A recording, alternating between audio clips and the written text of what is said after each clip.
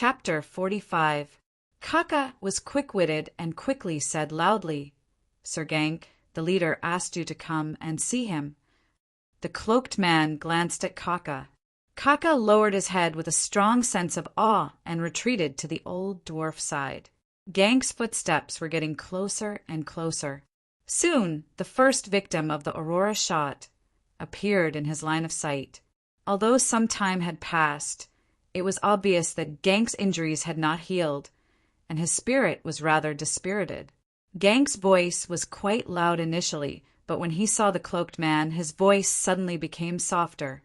The lich next to Gank stepped forward with a slightly arrogant look and asked, "Are you the leader of the cloak gang, Aguile?" The cloaked man didn't say much.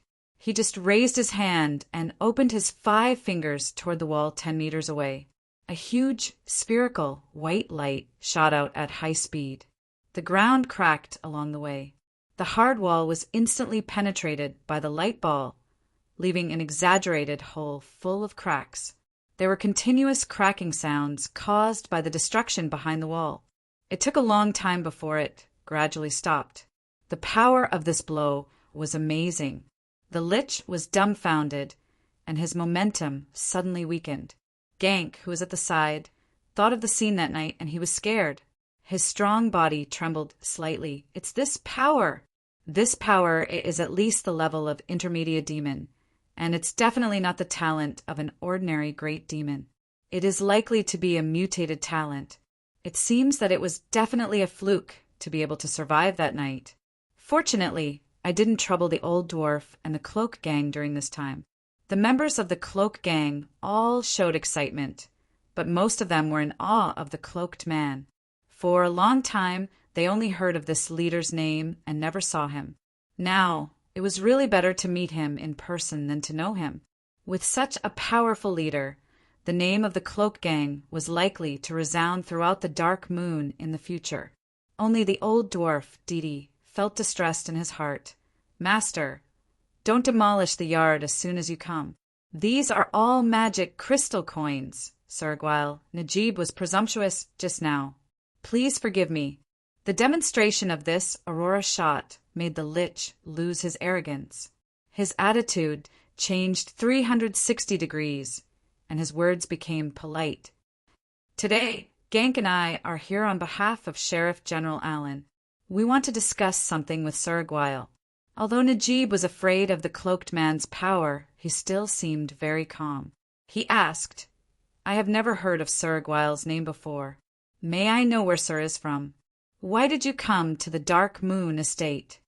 "My hometown was originally the Dark Moon Estate, but I haven't been back for hundreds of years. This time I was ordered by my teacher to come out to train, so I returned to the Dark Moon."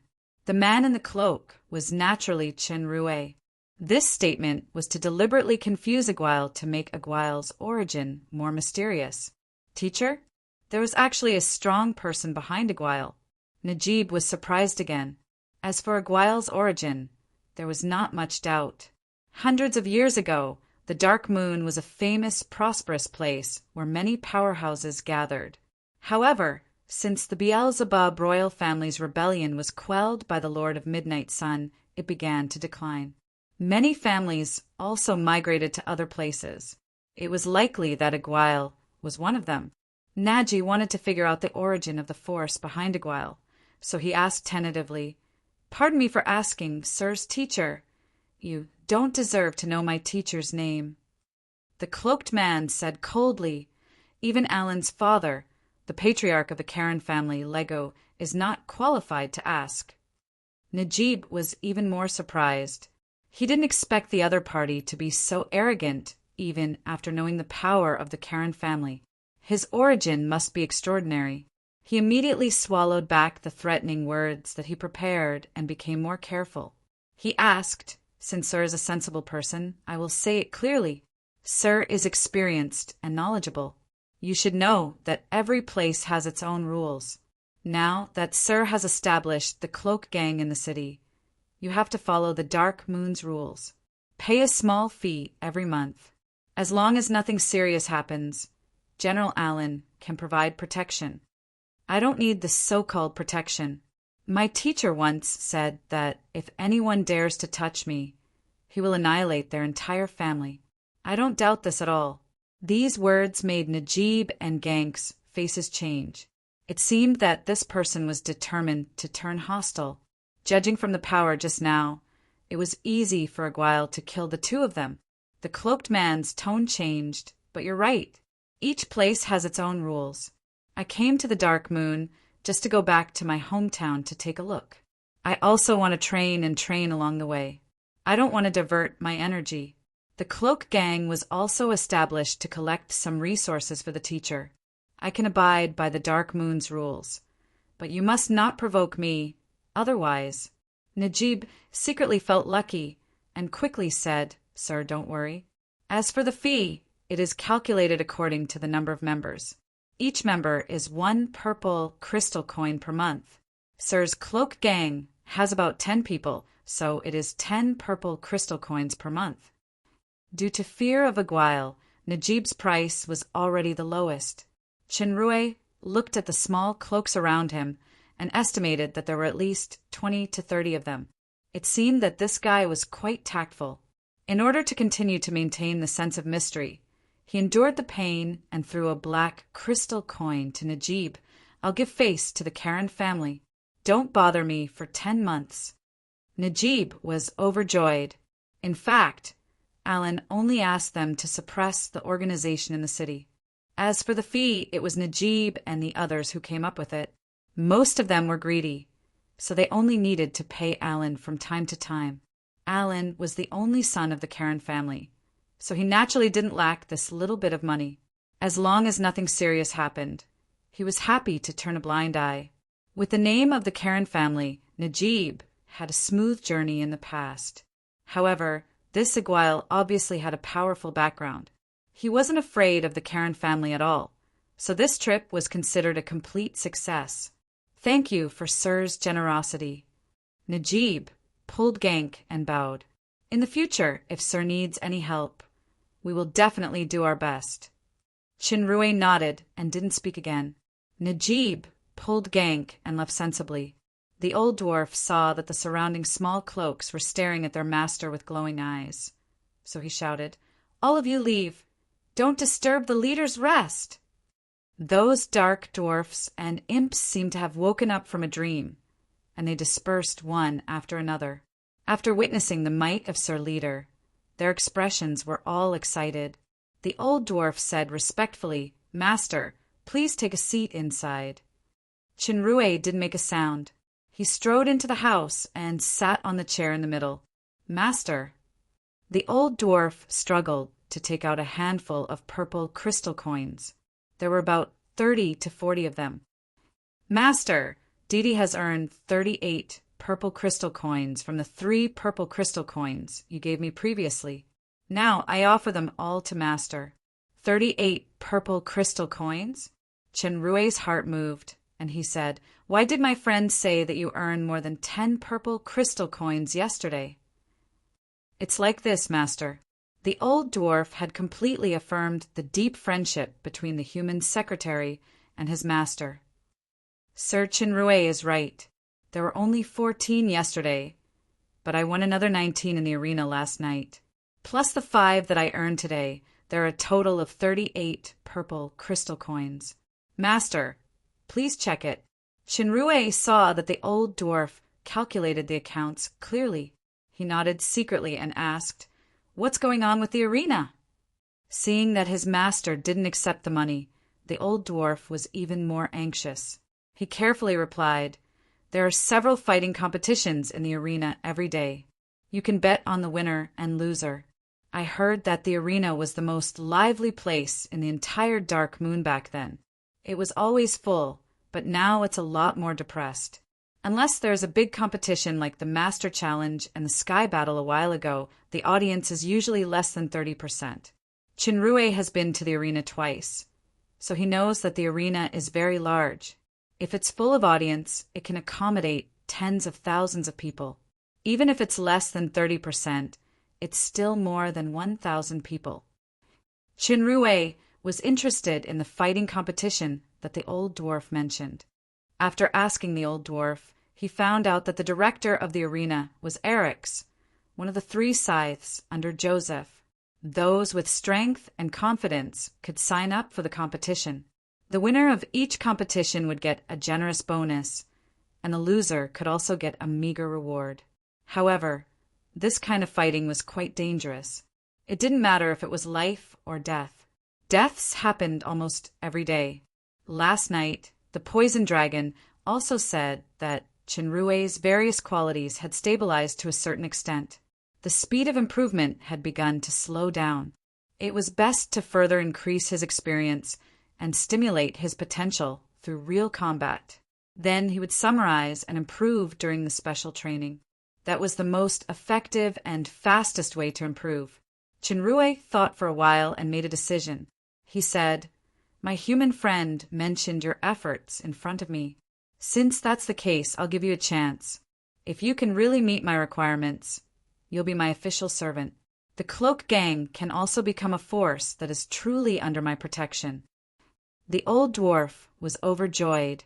He offered the purple crystal coins with both hands, but Chenrue didn't accept it.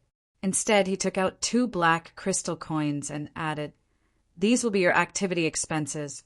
You're not allowed to participate in the arena's gambling in the future. I want you to complete 3 things. First, use the Cloak Gang to grasp the big and small information in the city. Report to me at any time when I need it. Second, learn more business methods instead of cheating and blackmailing. Be prepared to open a shop. Third, collect fluorescent stones as much as possible. The higher the quality, the better. There are also some materials. I'll ask my friend to give you the list." The old dwarf didn't expect his master to trust him so much. He gave him another 2 black crystal coins. This time was completely different from the previous test. He was completely entrusted with a heavy responsibility.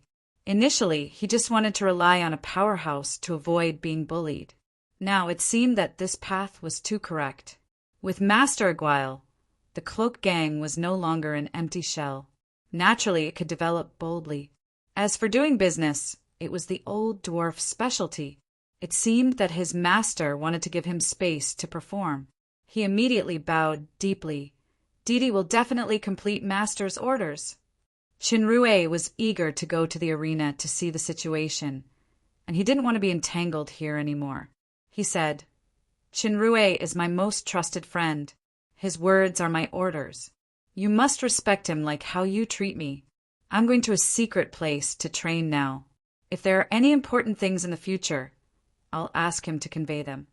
The old dwarf already knew about the friendship between his master and the human, so he quickly agreed. He saw his master suddenly turned around and said while gritting his teeth, "Also, I don't want to hear the rumor that your daughter is a concubine again. Otherwise, I'll be the first to destroy the Cloak Gang." Hearing that his master was so resolute, the series of strong recommendations that the old dwarf originally prepared about his daughter could only rot in his stomach. After leaving the Cloak Gang, Chenrue didn't take off his cloak. He didn't stop all the way to the arena. Chapter 46. The fighting in the arena had already begun. Bursts of noise were particularly clear at night. This was only less than 30% of the audience. One could imagine the scene during its heyday. Chenrue walked to the door and was stopped by 2 centaur guards. "Where's the gambling ticket?" It turned out that the gambling ticket was the ticket. Chenrue thought for a while and said, "Excuse me, how can I participate in the competition?" A centaur looked at Chenrue and felt that he was powerless. He sneered, "A coward like you still wants to come to the arena to die?" Chenrue didn't speak. He just walked forward and held the hammer in his hand. A few finger marks suddenly appeared on the hammer. This move stunned the 2 centaurs. Most of the participants in the competition were desperate people. If they provoked such people, it would definitely not end well. One of them immediately said, "If you want to sign up, go straight in and then turn left to the room upstairs." Chenrue nodded and walked straight in. He found the room mentioned by the centaur. This room was a large hall with relatively gorgeous furnishings. A table was placed at the door, blocking the entrance. A lich was sitting in front of the table. "Is the registration for the competition here?" The lich lazily pointed to the wooden sign at the door. Chinrue took a look. The sign was written very clearly. The arena fighting competition was divided into 3 stages according to the level: low-level competition, intermediate-level competition, and high-level competition. The higher the level, the higher the bonus. The bonus for consecutive wins, or challenging consecutive wins, would also increase. According to the rules, there was also the difference between empty-handed and weapon. At the bottom, there was a special note: "Life and death are your own responsibility." The lich waited for him to finish reading and said, "If you're sure to participate, report your name and strength level to me now. Generally, your competition will be arranged within 3 days. You can go to the bulletin board outside the arena to see your number of matches. If you dare to lie about your strength or run away timidly, you will be severely punished by Sir Eric's." "I'm sure I want to sign up." Chinrue nodded. The match would only be arranged in 3 days. Before that, he could take a look at the situation of the arena. Not to mention that he used an Aurora shot just now during the negotiation, plus the one in the Poison Dragon's special training last night. He had used up the 2 shots within 24 hours. It would take 3 hours to recover. Early intermediate demon. Chinrue thought for a moment and removed the breath control characteristic. Middle rank? The lich looked at this demons in a cloak who weren't that tall. He finally cheered up a little and nodded. The beginner's competition lacks excitement. There are too few higher demons. The intermediate's competition is the most, but today's schedule is already full. It's going to be the last match soon. Also, your name. Aguile. Aguile. I seem to have heard of it somewhere. The lich recalled, but he couldn't remember. He handed an iron plate to Chinrue. "It doesn't matter what your name is unless you can participate in more than 3 matches alive.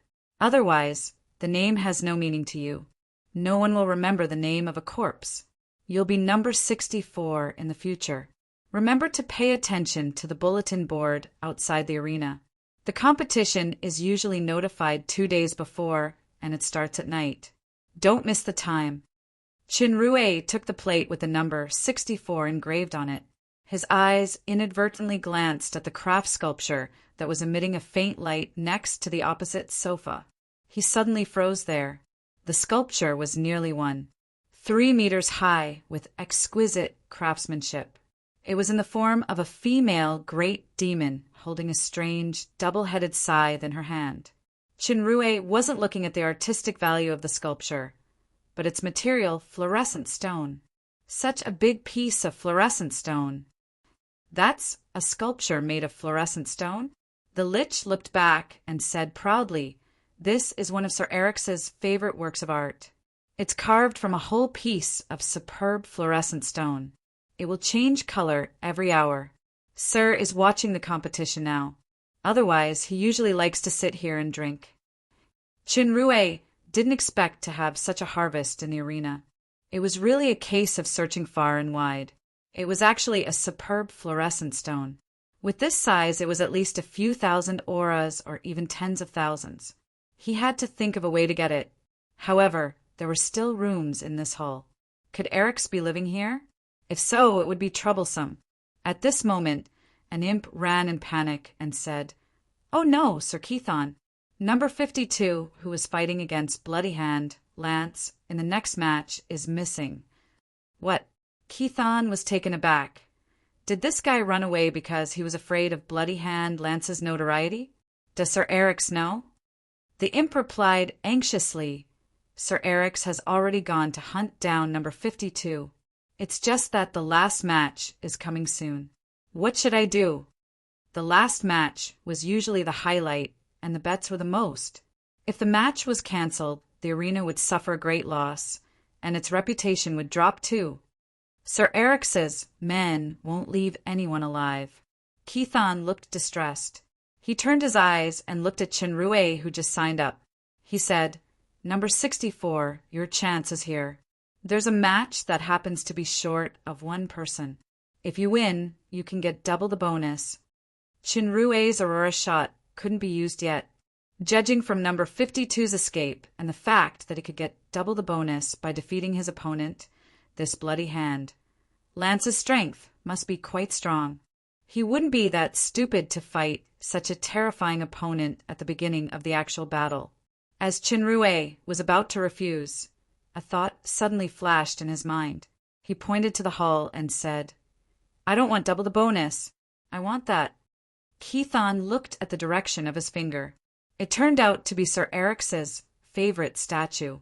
He quickly shook his head. As he was about to speak, he heard a strange voice from behind.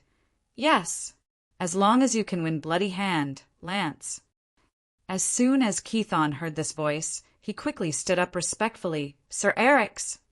Before Chinrue turned his head, a burly figure had appeared in the room in an instant. He was holding a bloody head in his hand and threw it at the imp. Hang this out to warn those who dare to escape next time. The head belonged to number 52, who escaped. Just as Keithon said, Eric's didn't leave anyone alive. The imp picked up the head in fear and retreated. Keithon immediately cleaned the blood on the ground nimbly. If you dare to sign up for the fighting competition, you must have the awareness of death. Eric's was a fierce-looking great demon. His whole body exuded an undisguised sharpness. His voice was also very strange, as if gold and iron collided. "I despise those weak guys the most." The description of Eric's that he got from Jia immediately appeared in Chinrue's mind. Eric's, one of Joseph's 3 assistants. His strength was estimated to be at the stable stage of higher demon. He was brave and aggressive, cruel and cold. You sneaky guy. If you want the statue, exchange it with Lance's head. If you don't dare, get out of the arena now. The great demon's sharp eyes fell on Chinrue's face. Fortunately, Chinrue had worn a metal mask to cover his true face during the negotiation today, just in case. Chinrue thought quickly and finally made up his mind. "When do we start?" Eric saw that the cloaked man wasn't timid and nodded with satisfaction. "Right away!" In the arena, the noise rose and fell one after another because Bloody Hand, Lance, was already on the stage, but his opponent, number 52, did not appear. At this time, a scantily dressed succubus twisted her waist and walked to the stage. With the power of the magic amplification, she said, "Everyone, I just received the news that number 52 has been killed by Sir Eric's because of his cowardice. However, the exciting game is not cancelled. A mysterious number 64 will replace number 52 to challenge number 17. Bloody Hand, Lance, who has 4 consecutive wins. The original bet is still valid." The audience previously saw the imp hanging a bloody head on the high pole, so they had already guessed number 52's ending. When they heard that the game would continue, their emotions rose again. Judging from the cheers of the audience, most of them were optimistic about Bloody Hand, Lance, who had won 3 consecutive wins in the previous games. When 64 appeared on the stage. His relatively small figure made more of the audience lean towards Lance's side. Only a small number of people who originally bet on number 52 had a fluke mentality for this mysterious masked man. Bloody Hand, Lance, was a strong centaur with a fierce look. Judging from the record of 3 consecutive wins, he was definitely an experienced veteran. When the two faced each other on the stage, Lance grinned, revealing his white fangs. "Kid, wearing a mask to act mysterious." "Don't worry, I don't care what you look like. What I care about is how to torture you. Generally, I like to break the enemy's limbs first, then dig out the heart and finally crush the head. Are you ready?" Cruelty and violence had always been the theme of the arena. For the demon realm that advocated power, the more intense and bloody the battle, the more it could arouse the audience's climax. These words made more people shout Lance's name. Chinrue ignored Lance. The scenes of the poison dragon's special training appeared in his mind. Although the poison dragon usually fought fiercely, he had a sense of propriety. However, it was different now. It was a real battle of life and death. But he didn't regret it. Sooner or later, it would come sooner or later. He had to face the actual combat eventually.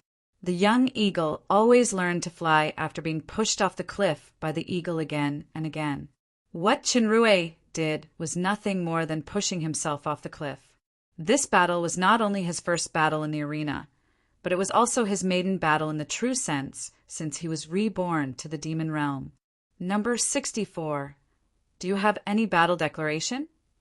The coquettish succubus put her hand that was casting the magic amplification closer to Chinrue. What are my odds? Chinrue's question stunned the succubus. Then she replied skillfully. Since you replaced number 52, almost no one bet on number 52 to win. So your odds are now 120. The odds are so high. So if I bet on myself, I can win back 120 times? Chinrue untied his cloak, threw it on the ground, and threw a black crystal coin to the succubus. I'll bet 1 black crystal coin on myself to win. The succubus didn't expect the mysterious number 64 to do this. She took the black crystal coin and was at a loss for a moment. At this time, a metallic voice sounded, "Bet accepted." It's Sir Eric's. The audience looked at the great demon who appeared at the VIP seat. Their eyes were full of awe.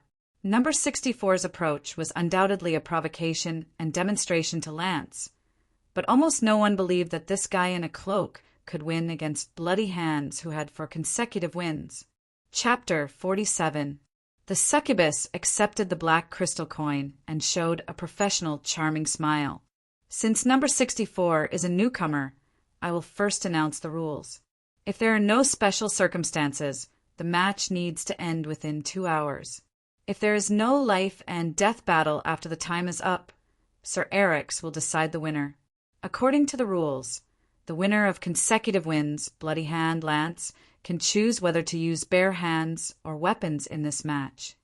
After Lance bet on Chinrue, the hostility on his face became stronger. He sneered and said, "I like the feeling of breaking the opponent's bones with my hands." "Okay, then let's fight barehanded. No weapons are allowed other than your body." The succubus cautiously stepped back for a few meters and shouted. Then I announced the start of the match. At the moment when the succubus said start, Lance had already launched a fierce blow. Chinrue was already accustomed to the poison dragon's sneak attack in the special training, so he was already prepared. He tilted his body and dodged. Lance's moves were more ruthless. He frequently attacked the vital parts. Chinrue blocked a few punches, but he felt that his opponent's hand was strong and heavy. He was slightly inferior in terms of strength. It was not a fluke that Lance could win 3 matches in a row in the arena. Although his previous words were arrogant, he showed his experience in the battle. After a round of probing attacks were ineffective, he didn't rush to attack fiercely. He began to control the rhythm of the battle. He always suppressed Chinrue in a disadvantageous position. There was almost no chance for him to fight back. Chinrue felt very uncomfortable fighting with a mask, especially in terms of sight. He couldn't turn around. Although he had been defending carefully, there were still times when he revealed his flaws. He was feinted by Lance, and Chinrue passed by him. Lance's claws swept on his waist. Blood suddenly flowed out and dyed a large part of his clothes red. When Chinrue saw Lance's claws that were as sharp as knives, he finally knew why this guy was called Bloody Hand. No wonder he didn't use weapons. His hands were the strongest weapons. Lance's first hit was successful, and his attacks began to become fiercer. The blood stains on Chinrue's body were also gradually increasing. Bang! He got a heavy punch on his back. It was extremely painful. Unlike Paglio, Lance would not wait for Chinrue to have a good rest before continuing to fight. Instead, he launched a violent attack while Chinrue was still on his feet. Under Lance's fierce attack, Chinrue was in a difficult situation and couldn't resist. Chinrue's heart finally loosened a little. Am I too impatient this time? In a situation where he couldn't use Aurora's shot, he encountered such a terrifying enemy in his first real battle. This wasn't training, where you could try again after failing. It wasn't a game where you could replenish your HP at the resurrection point. This was a true battle of life and death. If one lost, it was their fate. In his previous life, he was just an otaku, not a fighter or a special forces soldier. The time of special training might be too short, so he shouldn't be eager to participate in this kind of battle of life and death. His psychological hesitation was directly reflected in his actions. Lance immediately noticed his opponent's timidity, so he naturally wouldn't be polite. He added a deep wound on Chinrue's thigh with one claw. Taking advantage of the gap, he exerted his strength and kicked at Chinrue's ribs. Chinrue was kicked out more than 10 meters away by a strong force. There was a sharp pain at the place where he was hit, as if 2 bones were broken. Chinrue couldn't get up for a while. Lance strode over while continuing to disintegrate his opponent's fighting spirit with words. This was his usual trick. I said that I will break your hands and feet. Now I've changed my mind. Before you die, I will crush your bones one by one. Chinrue's heart trembled and tightened. Suddenly, the roar of Paglio during the special training appeared in his mind. The more you are afraid, the faster you will die. Show me your courage, or else you will never become a real powerhouse in your life. At the critical moment of life and death, Chinrue suddenly realized, why special training? Why do I have to do actual combat? Why don't I hide in the lab? Why don't I seek shelter under the protection of Jia or Aldos? Why didn't I retreat when I was powerless before, but now I dare not move forward? Even if he didn't come to the arena today, he would have to face this challenge sooner or later. If he avoided it, he could only rely on petty tricks and be an opportunist in the cracks for the rest of his life. What will I do when I can't hold on anymore? Chinrue suddenly said loudly to himself. The more I can't hold on anymore, the more I have to tell myself to hold on. Lance's figure paused because he didn't understand what his opponent was saying. Chinrue said it in Chinese. Is it some kind of spell? This guy also knows magic? Lance was experienced and knew that the opponent still had strength to spare. Often, a near-death counterattack was the most terrifying, so he cautiously slowed down. Remember the words on your bed. Chinrue suddenly clenched his fist. The reason why people can do it is because they believe they can. There is a road ahead for those who are not afraid. He gritted his teeth, endured the pain under his ribs, and supported his body with both hands. Chinrue, tell yourself, what is written on the biggest word? Chinrue yelled as if he was telling himself, but also as if he was announcing to the entire arena and the entire demon realm. Grab the throat of fate and let it sing a song of conquest for you. After he yelled this sentence, Chinrue, who fell to the ground just now, had already jumped up, just like how he stood up again and again after experiencing life setbacks. Regardless of the outcome of this life and death battle, from this moment onwards, he had already taken a crucial step and successfully surpassed himself. Although Lance was surprised, the opponent's strange spell seemed to have no effect. He was relieved and quickened his pace. When he looked at the pair of eyes exposed by the mask, he suddenly found that there was no longer any fear in those eyes. His whole body seemed to be exuding a kind of terrifying momentum. Lance didn't dare to underestimate him, so he punched out tentatively. Chinrue dodged sideways. Lance's fist shook. An extended claw scratched his chest. Blood splashed. Chinrue was fearless. He turned around and kicked Lance's knee, knocking him to the ground. When Lance turned over and jumped up, Chinrue didn't choose to defend anymore. Instead, he took the risk to get close. He twisted his body to dodge the claw, appeared at the side of Lance, hugged his waist, and pulled. Lance only felt that his body's center of gravity instantly became head down, and he knew that it was bad. Before he could protect his head, he was smashed to the ground by Chinrue's back throw that he learned from Athena. The slate on the ground actually cracked. Now, Chinrue's mental level had been completely reborn. All the fears and concerns were left behind. There was no fluke, no fear, no hesitation. Fighting is to fight wholeheartedly. His strength may not be called as a powerhouse, but this was already the heart of a powerhouse. Lance only felt a sharp pain in his head and neck. Fortunately, the centaur's physique was strong, so he stood up crookedly. Chinrue stuck close to him like a shadow and launched a swift counterattack. His hands, feet, and even head became deadly weapons. It was the fierce fighting style that he learned from Peglio. The audience saw that Lance was about to win, but they didn't expect such a sudden reversal. They were desperately cheering for Lance. The happiest ones were those who originally bet on number 52 to win. They began to shout the name of number 64. Lance was hit several times in a row, but his strength was not trivial after all. He roared and endured a heavy punch. He kicked the injury under Chinrue's ribs and distanced himself. Finally, he got out of the dangerous situation of being suppressed. Lance's previous winning streak was firstly due to his outstanding strength in the early stage of Intermediate Demon, and a talent that could increase his strength in a short period of time. Secondly, he used cruel means to deter his opponent. Now, number 64 was unmoved. That kind of intimidating vibe was suppressing him instead. Although Chanrue's wound was in severe pain, his mind was exceptionally calm. The remaining star power was slowly channeled to adjust his body to the most suitable state of attack and defense. His eyes were glowing faintly like a beast staring at its dying prey. This kind of gaze made the always cruel Bloody Hand feel an inexplicable chill in his heart.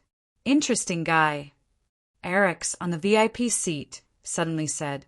The higher demon's eyes were so sharp that he could see that Lance's mind had been captured by his opponent's vibe. Even if his strength increased, it would be difficult to win. Eric's confidant, Keithon, observed his expression and asked in cooperation, "Sir, are you talking about number 64? The great demon's eyes fell on Chinrue and said faintly, "I made a mistake just now. Number 64 can get that sculpture." Keithon asked curiously, "But the current situation is evenly matched and Lance's fury talent hasn't been used yet. Will there be any changes?" Eric sneered and didn't answer. Keithon didn't ask much and continued to watch the game. The more Lance fought, the more shocked he was. This number 64 should be a greenhorn with little experience, so it was easy for him to expose his flaws. However, as the battle continued, his skills became more and more skillful and perfect, and his flaws were gradually disappearing. Occasionally he would reveal a trap. This ability to learn and adapt was simply terrifying. What was even scarier was that the opponent, who should have been seriously injured and had greatly reduced combat power, had surprisingly strong endurance. His physical strength and offensive and defensive abilities hadn't shown any obvious decline yet.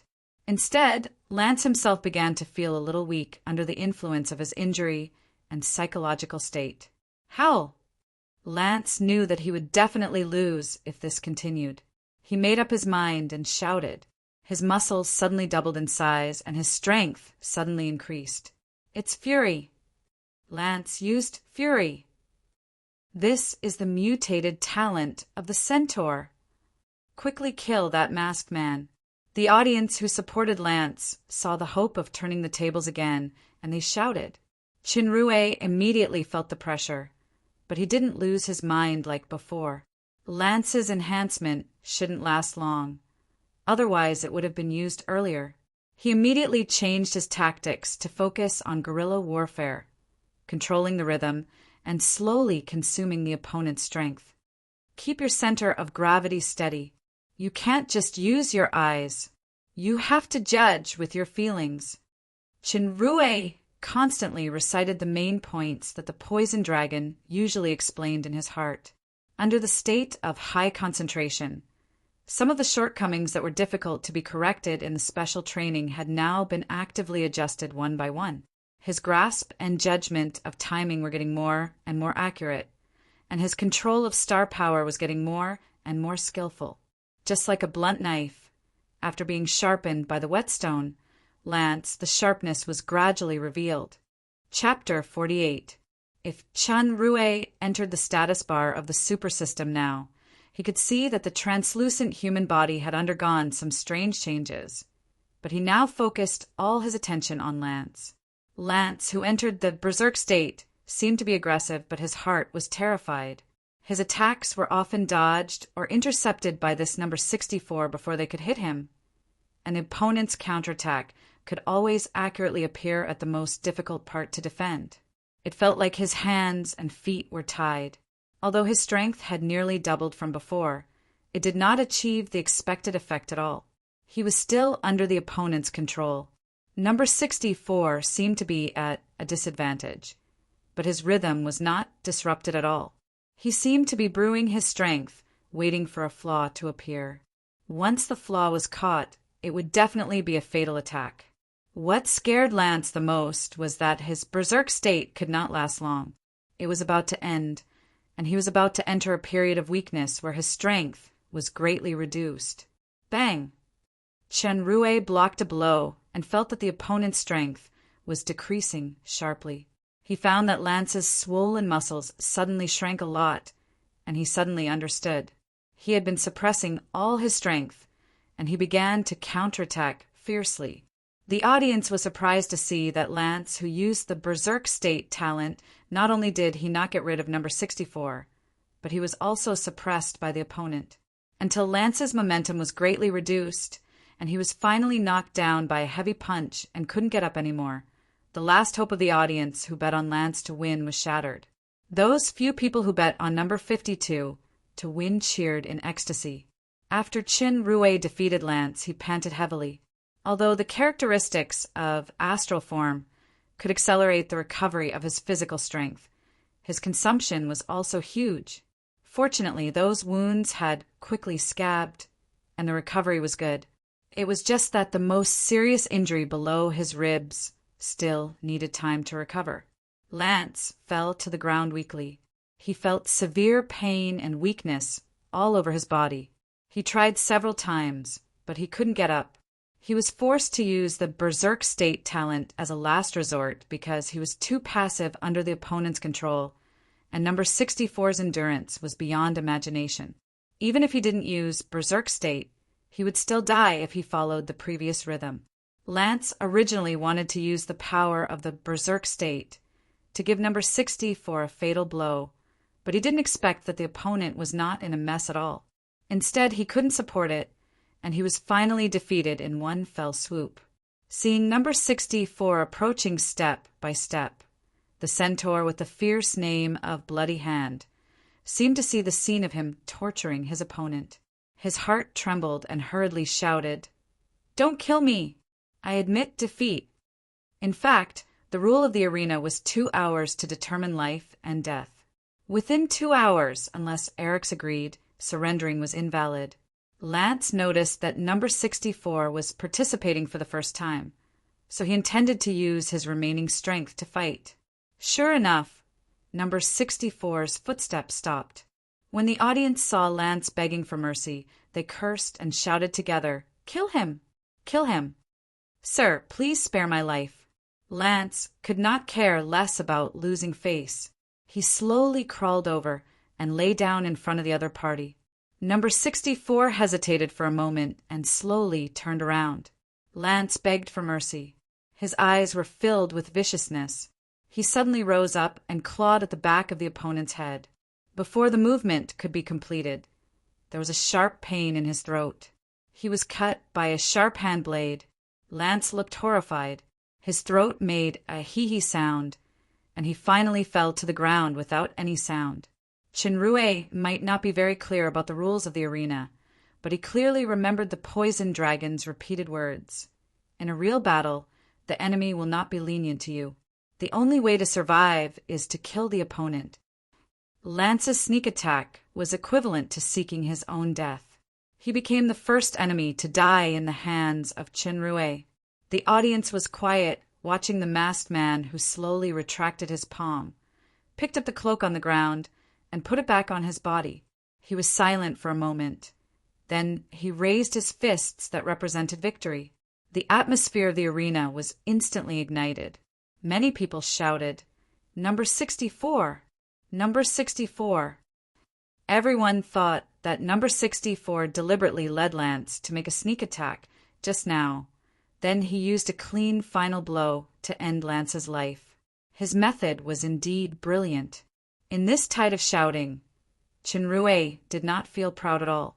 On the contrary, at the moment of silence just now, he was resisting the annoyance and discomfort of being stained with blood for the first time. He hardened his heart and kept reminding himself, "If I have any cowardice or carelessness in the battle in the future, then the corpse on the ground will be me." At the moment when he raised his hands, Chinrue had completely integrated into the character of Aguayo, and he had also fully integrated into the demon world where the strong were respected and power was paramount. In order to survive and to control his own destiny, in the future battle, the heart of the strong that would never retreat would be burning until his life was exhausted. This kind of spiritual change might not allow Chinrue to break through the Alcade state immediately, but it was definitely a necessary condition to enter the Mizar state in the future. The victorious Chinrue took the money bag handed over by the succubus. There was today's appearance fee and more than 100 black crystal coins that he won from betting on himself. He ignored the succubus' flirtatious eyes, put the money bag into the storage warehouse, and left the arena. 1 black crystal coin became more than 120. It was a huge profit. Thinking back to the beginning, after the Master Challenge, Ja only rewarded him 5 black crystal coins, and the purple crystal coins given by the generous Capital's master, Kemp, seemed to be worthless now. The most important thing now was to get the fluorescent stone statue. Then the harvest tonight would be perfect. Chinrue came to the registration room and saw Erix sitting on the sofa, holding a large wine glass calmly. The Lich, Keithon, stood beside him carefully. "Sir Erix, I have killed Lance according to the agreement. Please fulfill your promise." Erix stared at the statue for a while and snorted. "I don't like to deal with people who hide their faces. Take off your mask." "Are you going back on your word, sir?" "So what if I'm going back on my word? Besides, I'm not talking about the statue now, but your mask. Do you want me to do it myself?" Erix's tone seemed to be irrefutable. Chinrue was secretly vigilant. His thoughts turned quickly, and he had already made a choice. He said, "Sir Erix, I can give up the statue, but as for the mask, please forgive me, it's a vow. I can't take it off yet." Erix was not moved at all. His breath gradually became sharp. "The vow is your business. It has nothing to do with me. I order you to take off the mask now. Otherwise, I will uncover this annoying mask from your corpse." Erix didn't doubt Chinrue's identity. He just wanted him to take off the mask based on his own preference. Although the arena had the rules of the arena, this was the demon realm. The will of the powerhouse represented the rules. It was useless to reason with him. Chinrue's heart had sunk. Erix wasn't comparable to people like Lance. The difference in strength between both parties was too huge. Even if he risked his life, it would be useless. Even escaping would be a problem. What should I do? Is everything going to be exposed because of this? With the grudge between Joseph and him, taking off the mask would also be a dead end. The Lich, Keithon, next to Erix, was planning to follow up with a few threats, but he saw number 64 laughing unscrupulously. He hurriedly shouted, "Ignorant guy, how dare you look down on Sir Erix?" Chinrue just remembered something about Erix in the information. He was determined to take a gamble. His laughter stopped abruptly.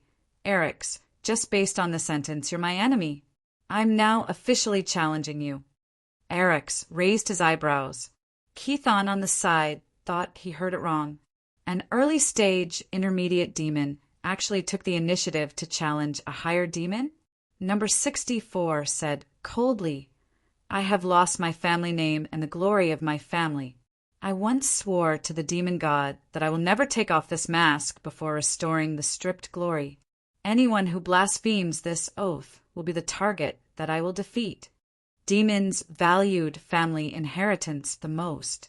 Demons who were stripped of their family name, in a sense, were crueler than execution. Chinrue's reason could be said to be very demons. Generally speaking, the other party wouldn't refuse. Lost my family name and glory. A strange look flashed in Eric's eyes. Then he sneered disdainfully. You want to challenge me? Unfortunately, your current strength is pitifully weak. I only need one finger to kill you, completely. You don't have this qualification. Chinrue's brain turned quickly. He thought of the poison dragon being sealed. Then he suddenly had an excuse. He shook his head and said, I have a seal on me. I can only awaken my strength and combat talent in a battle of life and death. This is the real reason why I came to the arena. Although I'm not your opponent now, as long as you give me 2 months, I can make that contemptuous smile disappear from your face forever. If you dare not accept the challenge, you can totally kill me now, then remove the mask from my corpse to satisfy your pitiful curiosity. This provocation made Eric's frown. He slowly stood up, and an oppressive pressure was instantly emitted. Keithon on the side was trembling in fear. Chinrue noticed that the provocation worked, so he calmed down instead. He had experienced Jia's murderous intention several times. The degree of terror was several times more than now. He also had the poison dragon's special training, so he wasn't afraid of Eric's murderous intention. He stared at him firmly. Very good. Very good eyes. I'll accept your challenge. Eric suddenly laughed, revealing his white teeth. His laughter was still as sonorous as metal clashing. He nodded and said, Interesting guy, I'll give you 2 months. As he said, Eric's pupils shone brightly and emitted a raging fire. A flaming leather scroll appeared in front of Chinrue. Golden text faintly appeared on it. I don't know where your confidence comes from. You should be a great demon with a mutated bloodline. But even if you use your combat form, it's not worth mentioning in my eyes. I don't have 2 forms, but I have a special talent. That's this, the war contract. Sign the contract now.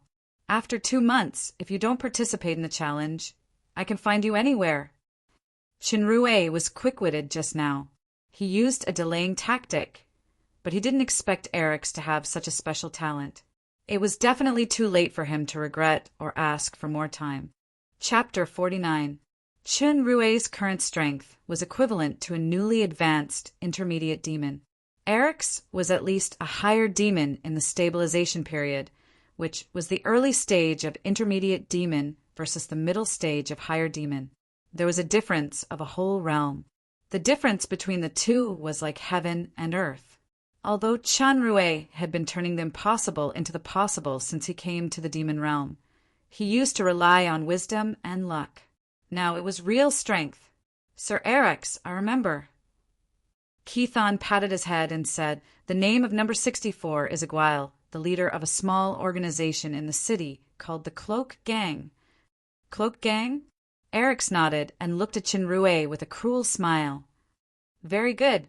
Then you have one more bargaining chip. All the members of the Cloak Gang. If you fail or escape, the heads of everyone in the Cloak Gang, including you, will be hung in the arena.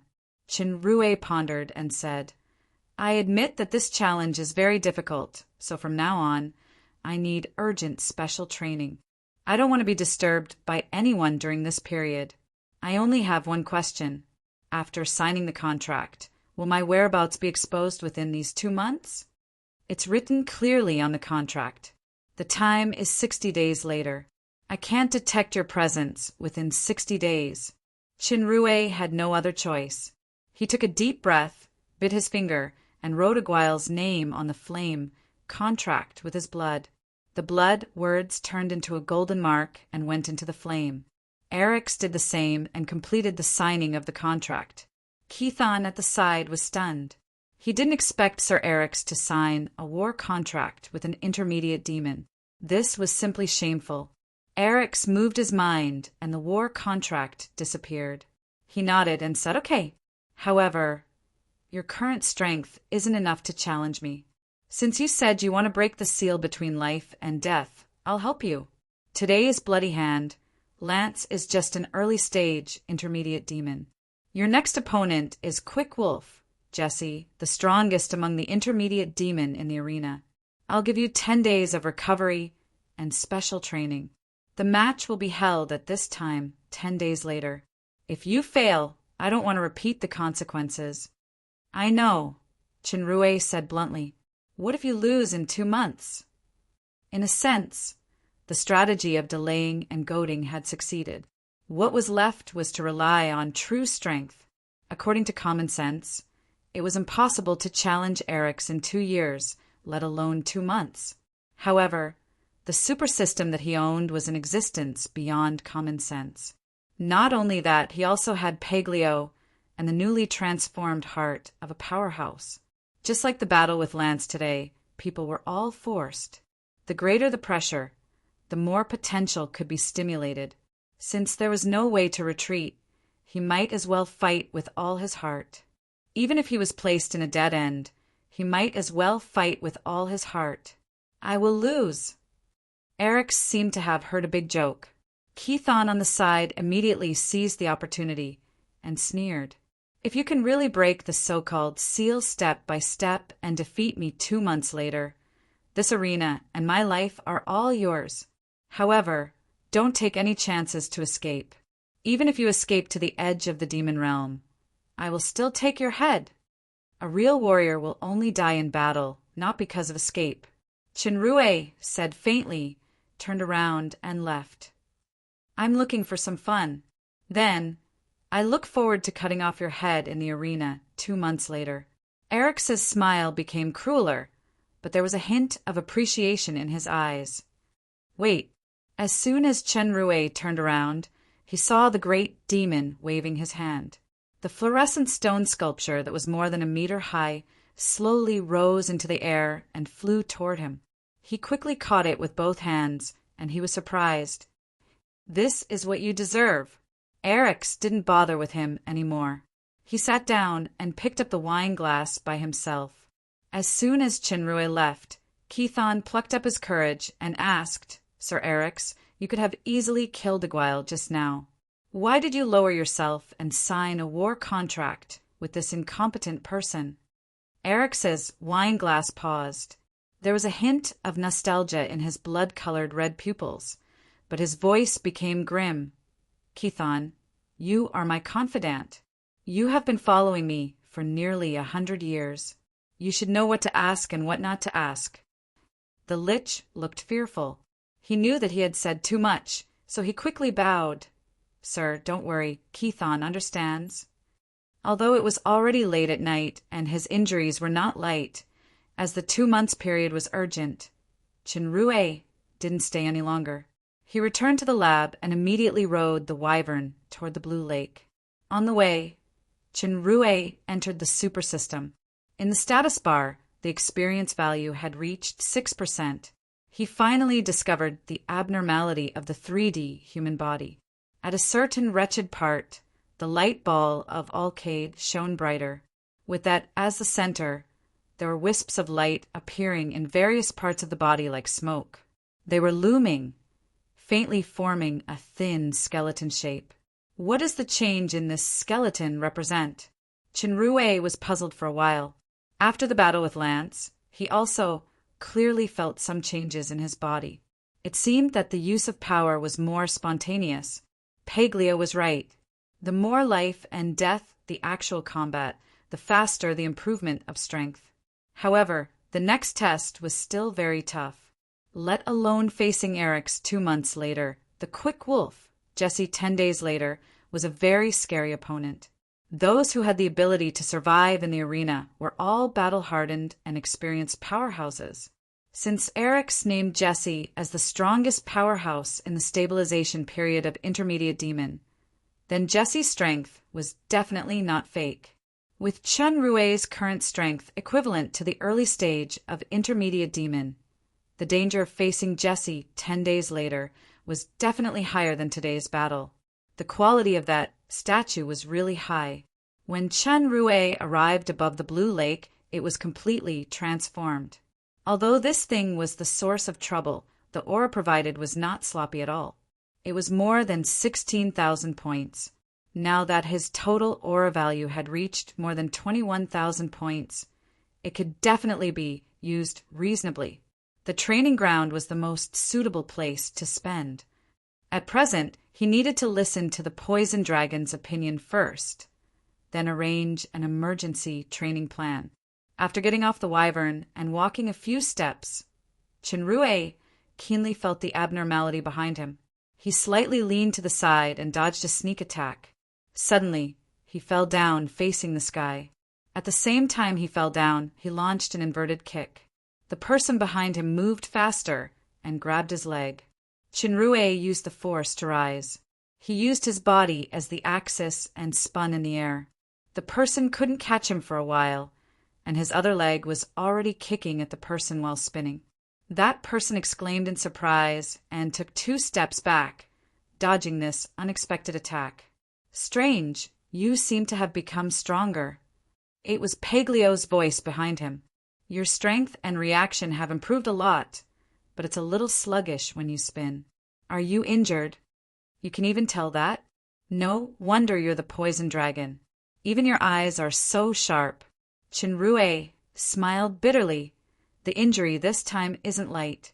I seem to have broken 2 bones, but you know my body. I can probably recover in 2 or 3 days. Paglio frowned and said, Who did you fight with? How did you get injured? When Chenrue finished talking about the arena, the poison dragon immediately scolded. You challenged higher demon with the strength of intermediate demon. And he even signed that damned were contract or something. Don't forget that our lives are connected now. Do you want to drag me to death with you?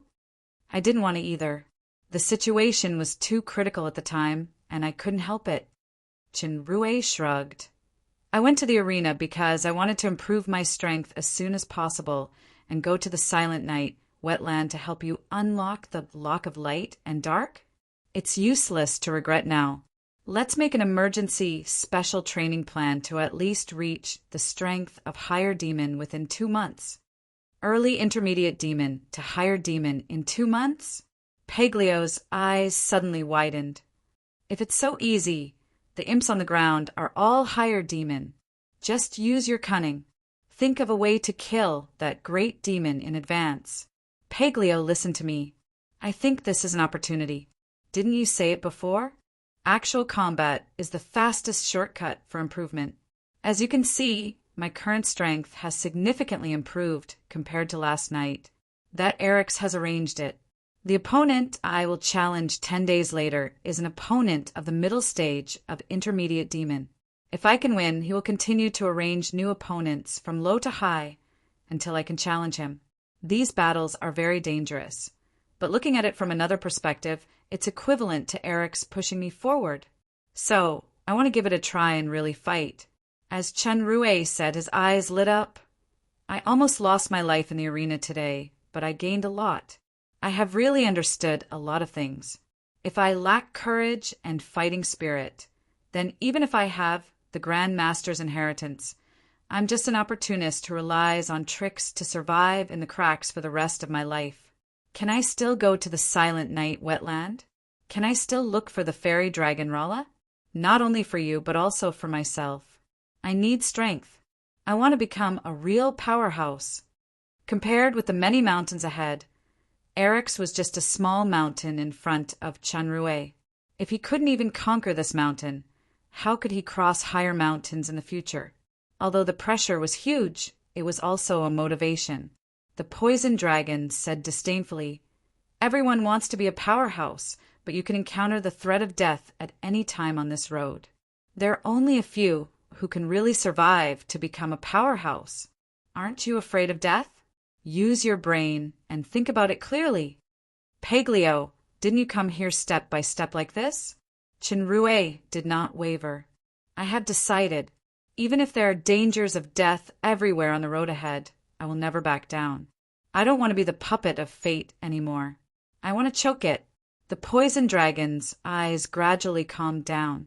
He carefully looked at the human who had never been so serious before. He asked coldly, Overconfident guy, Are you sure you want to do this? We humans have a saying. Cowards have died thousands of times before they really die, but the brave only die once. I know what you're worried about. Can the symbiotic contract be cancelled? Even without the contract, I will go to the Silent Night wetland to help you unlock the seal. If you don't believe me, unless you reach the demigod level, otherwise the power of the contract can't be cancelled. Besides, with your cunning and greed, I'm not at ease. I'd rather continue to maintain the contract. The poison dragon interrupted him impatiently. Since you have decided, Sir Paglio will take this risk with you. I want to see how you choke fate in the future. I just found out now that you're not only cunning and greedy, but you're also a complete lunatic.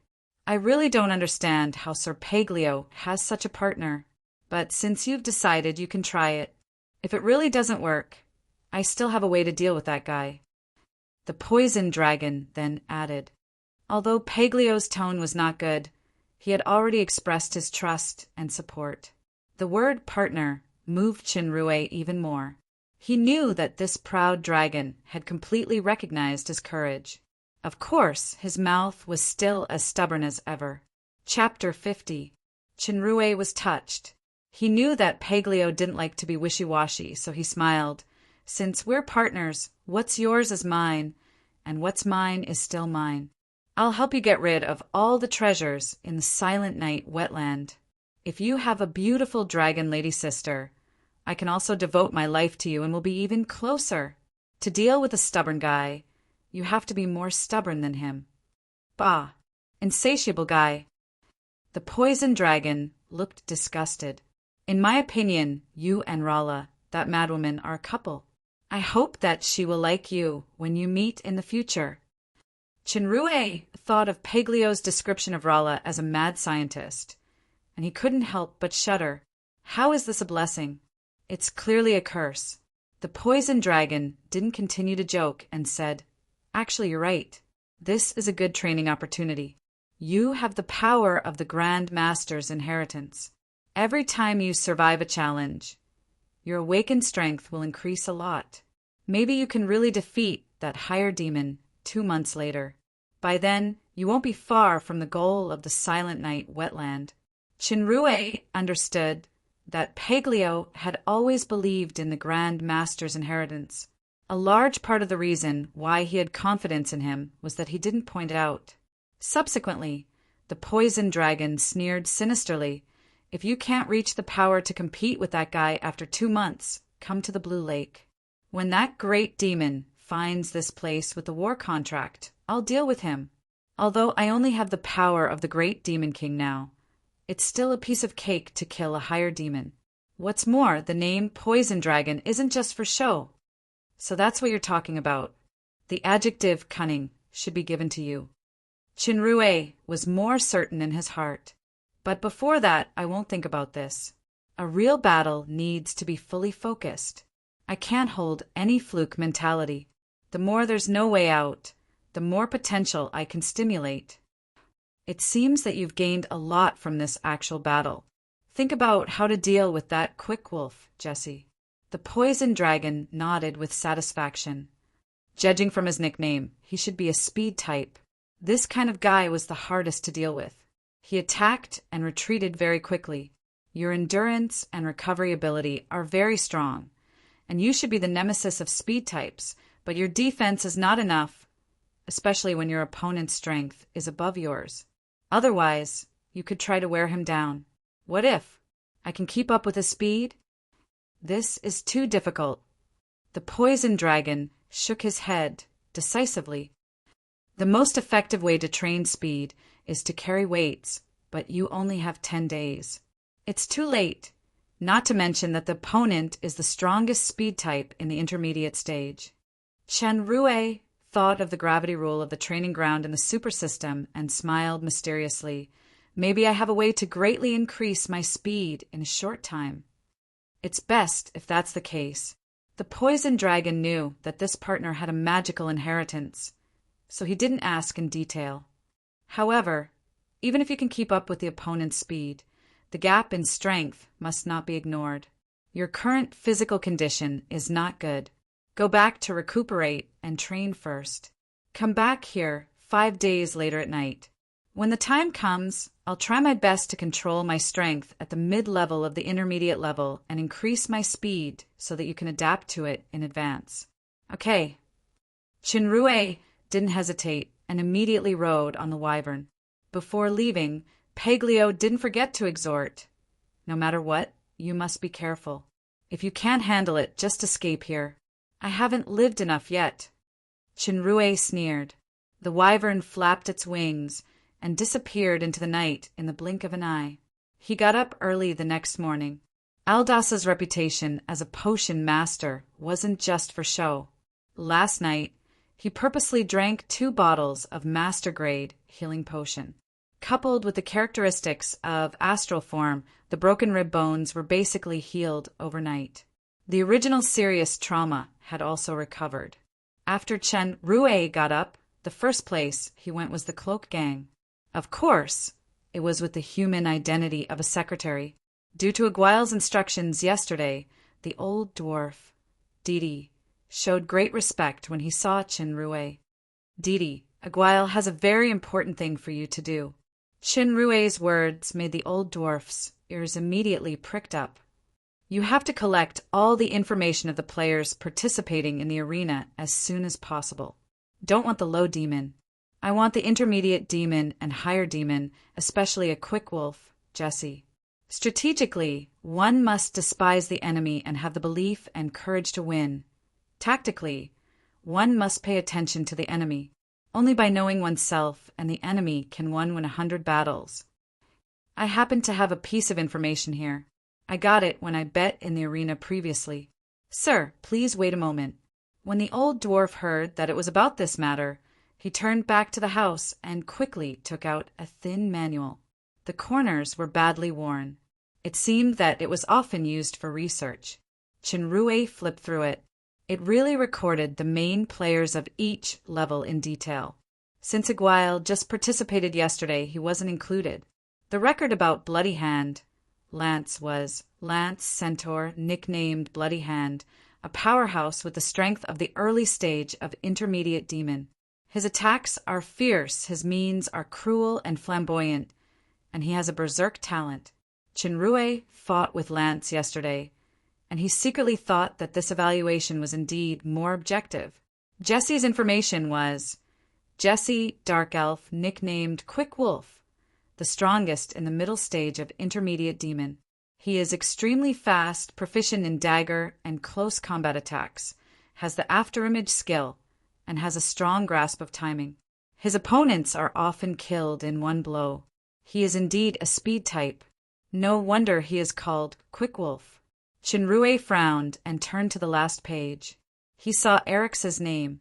Eric's, Great Demon, Higher Demon. His specific strength level was unknown. The most recent challenge was 4 months ago. Within 10 minutes, he cut a challenger with the strength of the middle stage of Higher Demon in half. Chinrue was shocked. Eric's can easily kill an opponent of the same level. His strength is probably not only at the middle stage. He is likely to have reached the peak of Higher Demon. At least he is the strongest in the middle stage of stabilization. This information was indeed very valuable. Chinrue kept it, took out a money bag, and gave it to the old dwarf. There are 50 black crystal coins here. Aguile asked me to pass it to you. He didn't bring enough money yesterday, so he only gave you 2. There is also a list in the bag which is the magic materials he needs. You can use these black crystal coins to earn money while trying to get these materials. Try to choose high-quality ones, especially fluorescent stones. 50 black crystal coins? The old dwarf took the leather bag with trembling hands. He opened it and confirmed that it was black crystal coins instead of purple crystal coins. He was stunned. He had never touched so much money in his life. The dwarf's combat power was weak. It was even lower than the imps. They didn't even have the qualification to go to the battlefield. They usually lived at the bottom of the demon realm and were bullied. Except for a few master-level geniuses who could reach the peak of the special field, It was generally impossible for them to have a chance to stand out. He didn't expect this temporary master didn't even let him sign the master-servant contract. Instead, he simply gave him a huge sum of money for free use. What a level of trust! The old dwarf's eyes were a little moist. He raised his head. "Sir, please tell master that Didi swears by the ancestors of the dark dwarf that I will never let him down." For the dark dwarf, this was already a very heavy oath. At this time, a thin figure rushed in and shouted excitedly, "Uncle Didi! I did it! I did it! Kaka, you bastard!" This rash black shadow was Kaka. The old dwarf was furious. "Can't you see Sir Chinrue is here? You don't know the rules at all. If you offend Sir like this again, I will kick you out of the cloak gang." Kaka was taken aback. He still had a heartfelt fear for this human secretary who once captured him. He immediately bowed and saluted. "I'm sorry, Sir Chinrue. I'm too rude." "It's okay." Chinrue saw what Kaka was holding in his hand and asked curiously, "Isn't that Lala potato in your hand?" "Yes, sir. This is my improved Lala potato." Kaka was proud when he mentioned this. The old dwarf snorted. "Instead of doing proper work all day and fiddling with these useless things, you might as well make more knockout drugs." Chinrue understood. The proper work that the old dwarf mentioned was to make knockout drugs to cheat and cheat. Kaka said a few words submissively. Then he enthusiastically showed off his results to Chinrue. "Sir, the normal Lala potato ripens once every 6 months. This one can ripen once every month. The yield has also doubled, but it is easier to fart when eating it." Not sure if it was out of excitement or the effect of the improved Lala potato, Kaka farted exaggeratedly as soon as he finished speaking. The stench was particularly strong, and Chinrue quickly covered his nose. He remembered that he once made a prank on Aldos during the Master Challenge. He even used 10 miles fragrance to kill Sandro. Now it was a small retribution. The old dwarf's eyes were green. "Get out! You rude guy!" Kaka stuck out his tongue, turned around, and ran. When he passed by the door, he farted even louder. The old dwarf felt that he had lost all his face in front of Chinrue. If it weren't for his old arms and legs that couldn't outrun his nephew, he really wanted to rush up and beat this guy up. The old dwarf smiled awkwardly. Kaka lost his parents when he was young, so he lacked discipline. He likes to fiddle with these plants the most. "Sir, please forgive me for my rudeness." Chinrue thought of the bewildering flower powder that Kaka used when he first met him and nodded. "It doesn't matter. You complete the 3 tasks that Aguail instructed. He and I both believe in your ability." This sentence moved the old dwarf again. Chinrue didn't stay at the cloak gang anymore and went straight to the palace. In the council hall, Jia was discussing with old Gauss. She was slightly surprised that Chinrue went to work early. She said, "Chinrue, you came at the right time. I just received the news that Joseph has returned to the Red Spirit Estate. Due to the failure of the sky battle this time, it caused the capital to be dissatisfied. His younger brother, Kaneda, seized the opportunity to make a fuss and proposed to deprive him of the qualification to come to the Dark Moon. Joseph and Kaneda are now fighting openly and covertly, so they shouldn't return to the Dark Moon in the short term." Old Gauss said, "I think this is a good opportunity for us. Chinrue, what do you think?" Through a period of contact, coupled with some plans learned from Princess Royal, old Gauss, who was proud of his intelligence, had shown considerable importance to this new human secretary. Chinrue looked contemplative. He had now found his position in the demon realm. When he was Chinrue, he was a strategist. When he was Aguail, he was a warrior who pursued power at all costs. Until one day, the power he possessed could truly control his destiny. Chapter 51. Chinrue had read the information and understood the battle between Joseph and Kaneda. After thinking for a while, he finally nodded and said, "This is indeed a good opportunity. Kaneda should be someone we can use. The enemy of the enemy is not necessarily a friend." Jia frowned. even if Kaneda comes to the Dark Moon. His purpose is to complete the capital's mission to control the Dark Moon. Accounts are not calculated like this, Princess Royal. Chenrue shook his head. Joseph's economic control of the Dark Moon has reached an almost extreme level. Unless the veteran forces that support Princess Royal like the Seifel family fall to the Red Spirit, our situation will not get worse. On the contrary, the strength in the Dark Moon is one of the important capitals for Joseph to compete with Kaneda. He will never let Kaneda take over the forces that he has painstakingly built. Even if Kaneda really comes to the Dark Moon, he will inevitably suffer huge resistance, or it will even trigger more counterattacks from Joseph.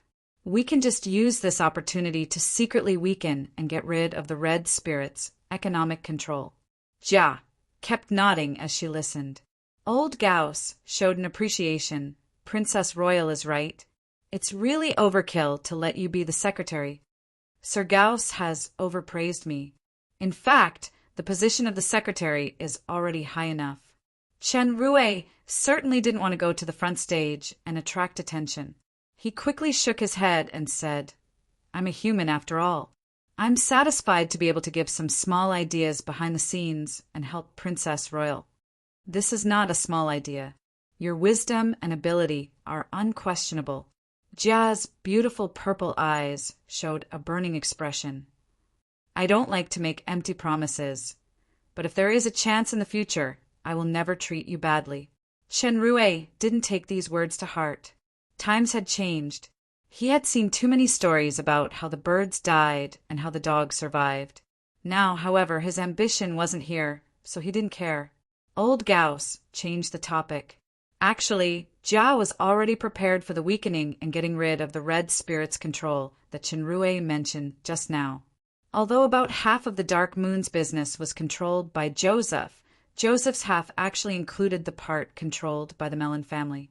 The other half was in the hands of the Seifel family and several veteran families. This part had a deep foundation, and most of them supported Princess Royal.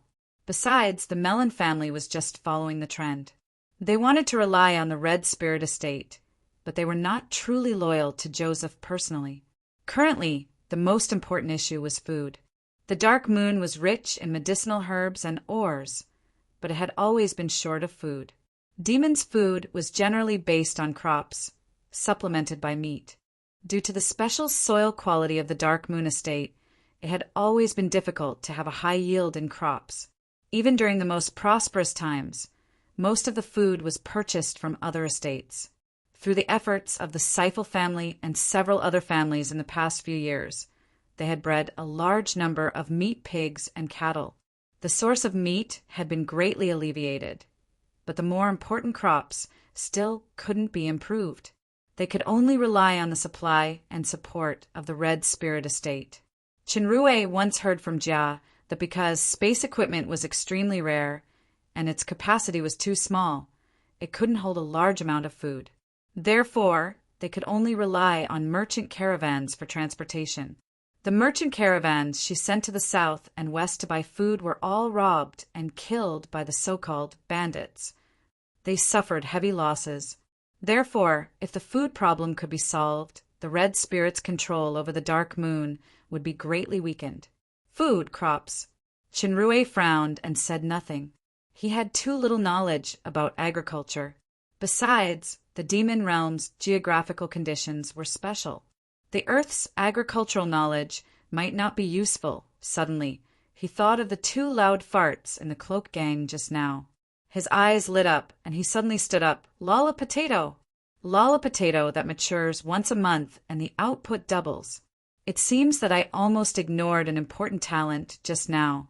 This action made the eyes of Jia and old Gauss fall on him at the same time. When Kaka was taken from the cloak gang to the palace council hall by the guards, the poor goblin thought that his attempted robbery with knockout powder was exposed. His green face turned pale in fear, especially in the face of a legendary big shot like Princess Jia. He was trembling all over and even forgot to salute. Kaka! The human secretary that the goblin was familiar with came over. Tell Princess Royal Highness about the Lala potato. Sir, help. Kaka seemed to have grasped a life-saving straw. He said incoherently, Lolla Potato, I won't dare to fart anymore. As soon as he finished speaking, a disappointing sound came from behind the dark goblin's buttocks. This time, Chinrue's face also turned pale. He had experienced the power of this gas before, so he quickly retreated. The dark goblin almost wanted to cry. His whole body slumped to the ground softly. What did I just do? In the famous palace council hall, facing the Dark Moon's lord, Princess Royal Jia, I actually fart. Jia's expression didn't change. Old Gauss gently waved his hand, and a breeze appeared. All the smells were blown out of the door, but the guards at the door suffered. Your name is Kaka? Jia's faint voice woke Kaka up. He quickly knelt on the ground and kowtowed. Your Royal Highness, please spare my life. Kaka didn't mean it. It's just because I ate those Lolla Potatoes. It's really, I forgive your rudeness. I heard from Chenrue that you can double the output of Lolla Potato, and it matures once a month? Kaka explained in fear, reporting to your Royal Highness. Kaka likes to play with plants since he was a child. I only planted some Lolla Potatoes to eat. I definitely didn't plant anything like rosemary flower or enchanted grass to rob and cheat. Not yet? I've already confessed. Isn't this showing that I'm hiding something? Chenrue shook his head. It seems that Jia is really prestigious in the Dark Moon. Kaka is usually smart, but now he's inarticulate. Jia frowned. Chenrue quickly pulled the goblin up and said, Kaka, don't be afraid. Princess Royal Highness is asking about Lolla Potatoes. If you can really increase the output and maturity of Lolla Potatoes, Princess Royal will never pursue other matters. Really? Under Chenrue's encouragement, Kaka finally recovered a little bit. He mustered up his courage and said, Your Royal Highness, this is the case. Kaka has always liked to eat Lolla Potatoes, but Lolla Potatoes matures once every half a year, and the output is not high. So, I've been experimenting to improve it in the past few years. Originally, Kaka could only shorten the maturity of Lolla Potatoes to 4 months. About 10 days ago, I accidentally got a magic powder in the blacksmith shop. I accidentally tried it and found that this powder can improve the soil quality. Not only did it make those Lolla Potatoes mature in advance, but it also doubled the output. It's just that it's easier to put that magic powder. Jia didn't care about the trivial details. She directly asked the key point. Do you still have this powder? I still have some, but not much. Kaka quickly untied a small bag from his waist and offered it respectfully with both hands. Chenrue handed the small bag directly to Jia. Jia opened it and saw that it was indeed some white powder that faintly emitted a dim light. She then handed it to Old Gauss. Old Gauss picked up a pinch and looked at it carefully. There were several colors of brilliance in his hands, as if he was experimenting. In the end, he shook his head. These powders don't have any special magic waves. I wonder how they are made. Kaka hurriedly explained. Kaka absolutely dare not lie to your Royal Highness. This powder can really increase the output of Lolla Potatoes. Moreover, other crops in the soil seem to have increased. It should be a kind of magic powder that has a special effect on soil and plants.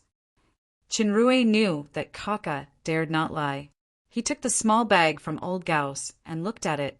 He felt that the powder seemed familiar, and he suddenly realized the so-called magic powder. Could it be? Kaka, take a look. Is this the magic powder you mentioned? Chenrue touched his pocket. In fact, he grabbed a handful of powder from the storage warehouse. Kaka was stunned. He took it and looked at it carefully. He looked excited. That's it. It turns out that Sir made it. Chenrue, who was confirmed, finally understood that the powder left after the aura conversion actually had such a wonderful effect. Fortunately, a large amount of converted powder was placed in the storage warehouse and not thrown away. In this way, the crop problem that had troubled the Dark Moon for many years could actually be solved. And the key was actually on him, a reincarnated person.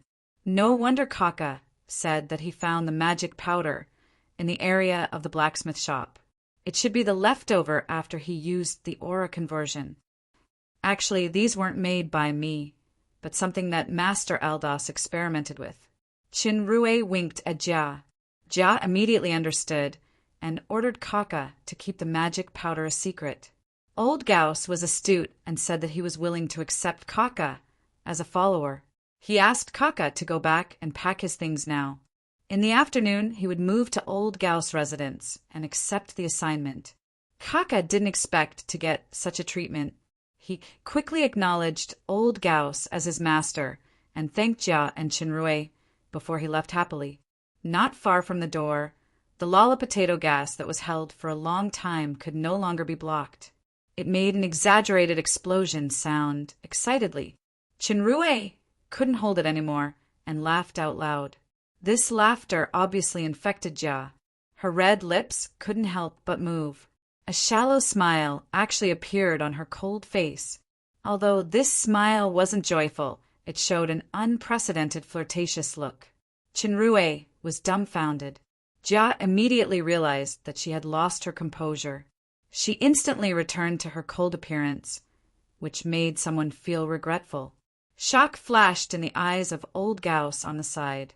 As an old minister of Crown Prince Grimm, he watched Jia grow up.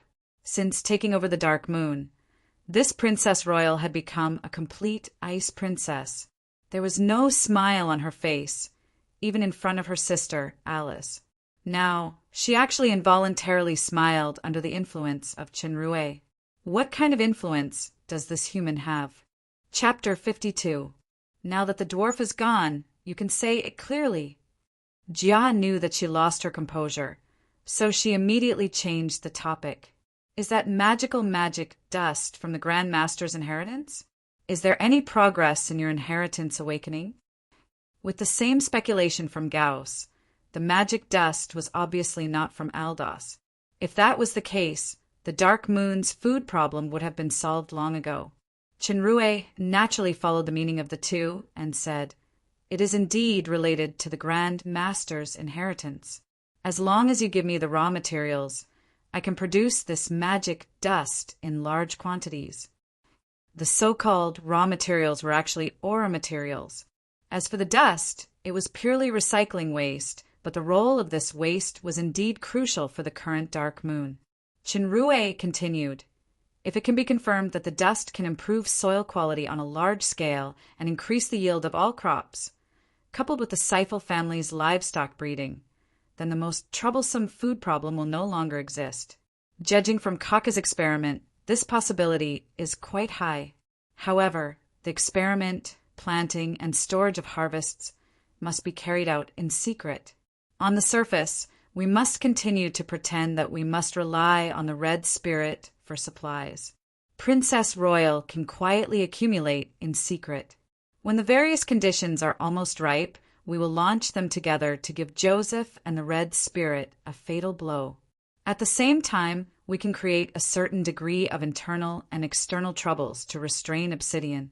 Then, the Dark Moon can truly become an independent estate. However, in this way, we must be ready to fight Obsidian head-on at any time. Therefore, one of the ripe conditions is the most important.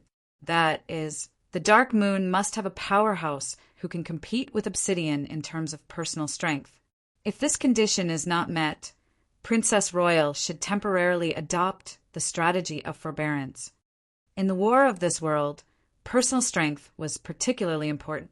It could even change the entire battle situation. In the last war between the demons and humans, the demons initially had the upper hand, but they were defeated in the end because of the death of the strongest, the Lord of Midnight Sunday. In fact, Peglio was in line with the candidate requirements mentioned by Qinrui. Of course, it had to wait until the double seal was lifted, and it depended on the poison dragon's own will. Very well said. Jia's purple eyes were full of brilliance. She said to Old Gauss, "I'll leave the planting and experiment to you. Be sure to keep it a secret." Old Gauss nodded and looked at Qinrui with appreciation. The human then said, "I still have a very important matter to report to Princess Royal alone. Sir Gauss, please forgive my rudeness." Old Gauss shook his head to indicate that it was fine. It just so happened that he needed to plan the specific arrangements for planting and experiments, so he immediately excused himself from Jia. Perhaps it was because of the fleeting smile just now. Although it was not the first time she was alone with Qinrui, Jia had a strange uneasiness in her heart. In order to change this uncomfortable feeling, she took the initiative to ask, "Qinrui, what's so important that you need to hide it from Gauss?" "Princess Royal, I want to take 2 months off." Qinrui sighed. The Grand Master's inheritance has reached a critical moment. It cannot be delayed. In these 2 months, my behavior may be a bit abnormal. I may go out frequently at night, and I can't participate in the discussions during the day. Your Highness, please don't ask. The inheritance this time is not the same as before. It is a great test. If I can't pass the test, only death awaits me. Inheritance test between life and death. Jia's heart shook. She said in a low voice, "Can I provide any help?" "From now on, give me 2 months off and keep it a secret for me." Qinrui raised his eyebrows and added, "By the way, the soil transformation is urgent. The magic dust also needs to consume magic materials to make. It will also be helpful for my test. I will make a list later. Princess Royal, try to provide me with the materials as much as possible. I will make the dust first before starting the test." Jia could see that although Qinrui said it casually, the pressure in his heart was definitely not small. She frowned and said, "I have something that may not be appropriate, even without the Grand Master's inheritance. With your wisdom and talent, it is enough for you to have a foothold in the demon realm." Qinrui looked slightly shocked, and he immediately shook his head. His eyes showed a strong firmness that surprised Jia. "I am a persistent person. I will never give up once I have decided on something.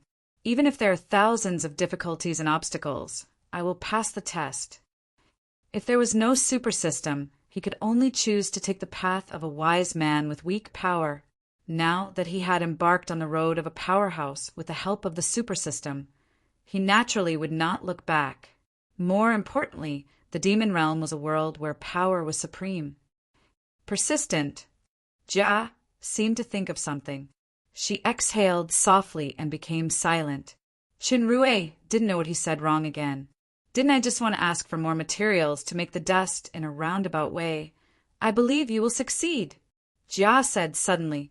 Her tone was full of unquestionable certainty, as if she was the one participating in the test.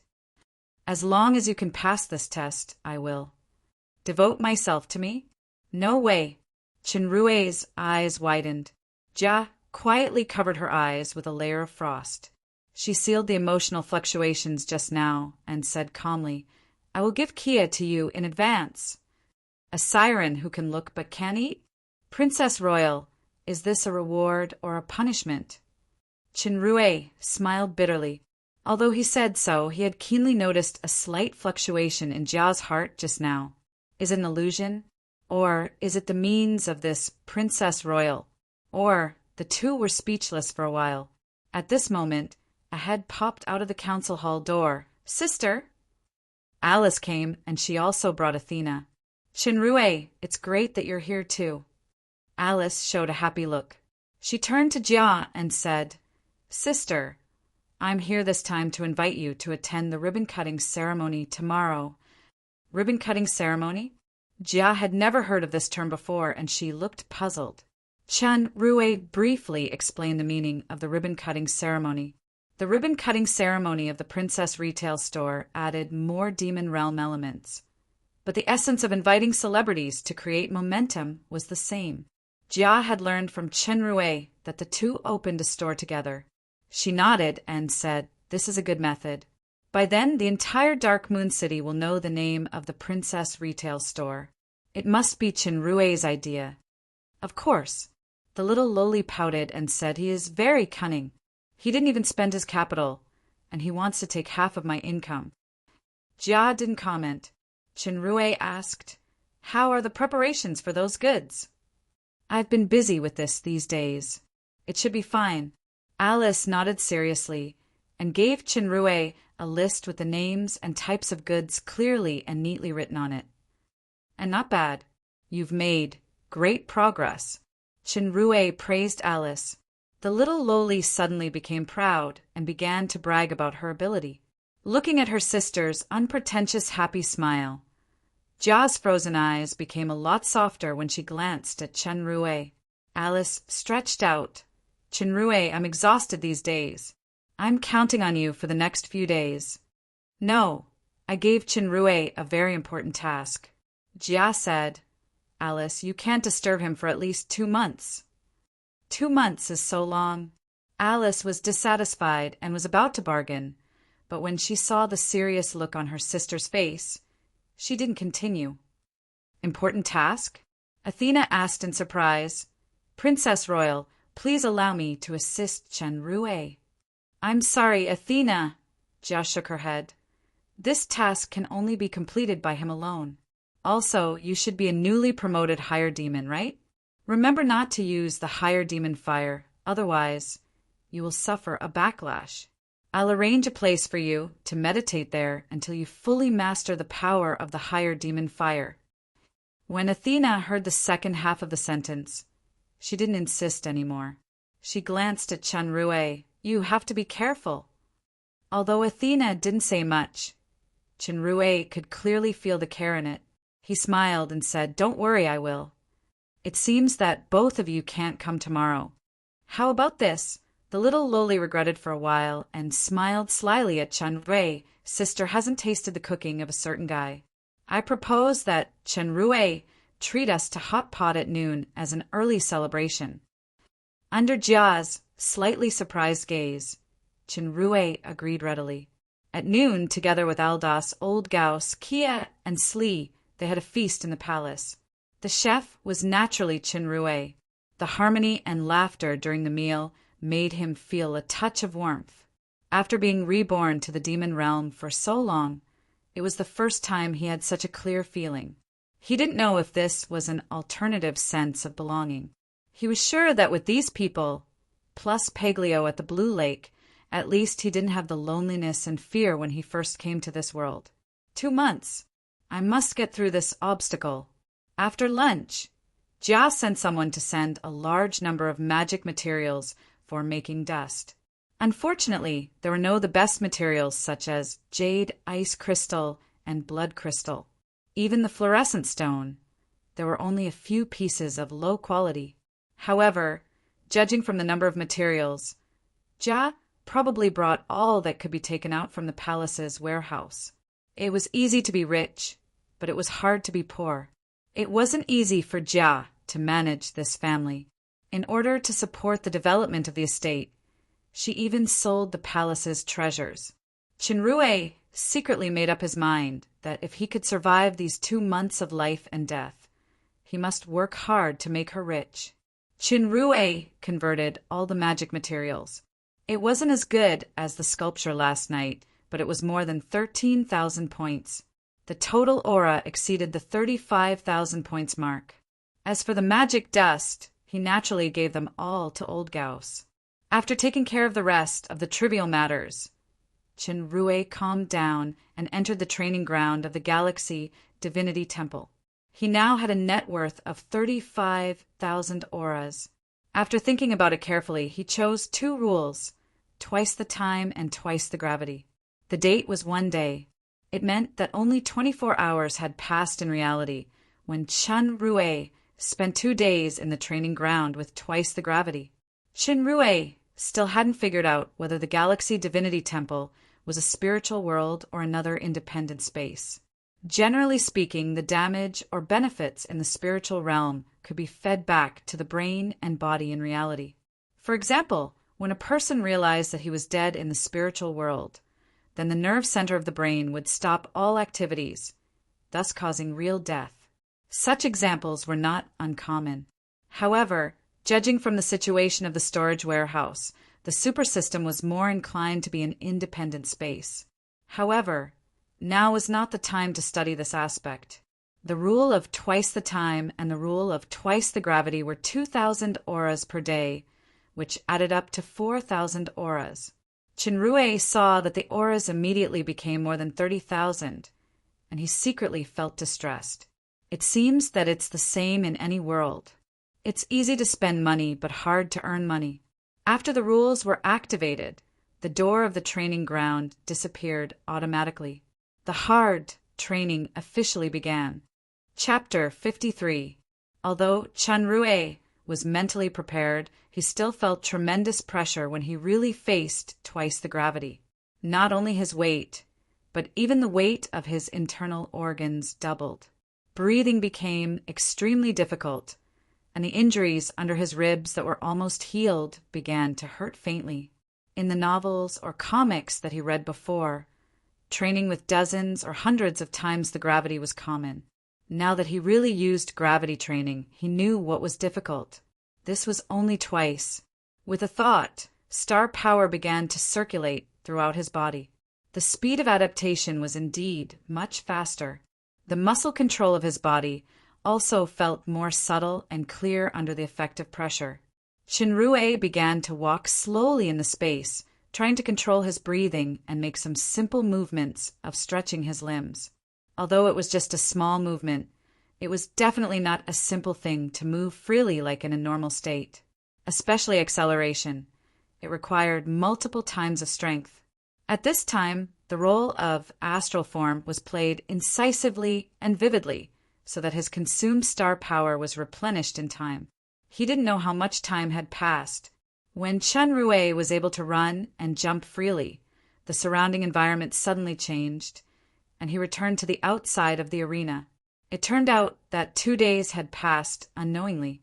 Chenrue returned to the status bar of the throne of the Galaxy Divinity Temple and saw that his experience value had increased to 8%.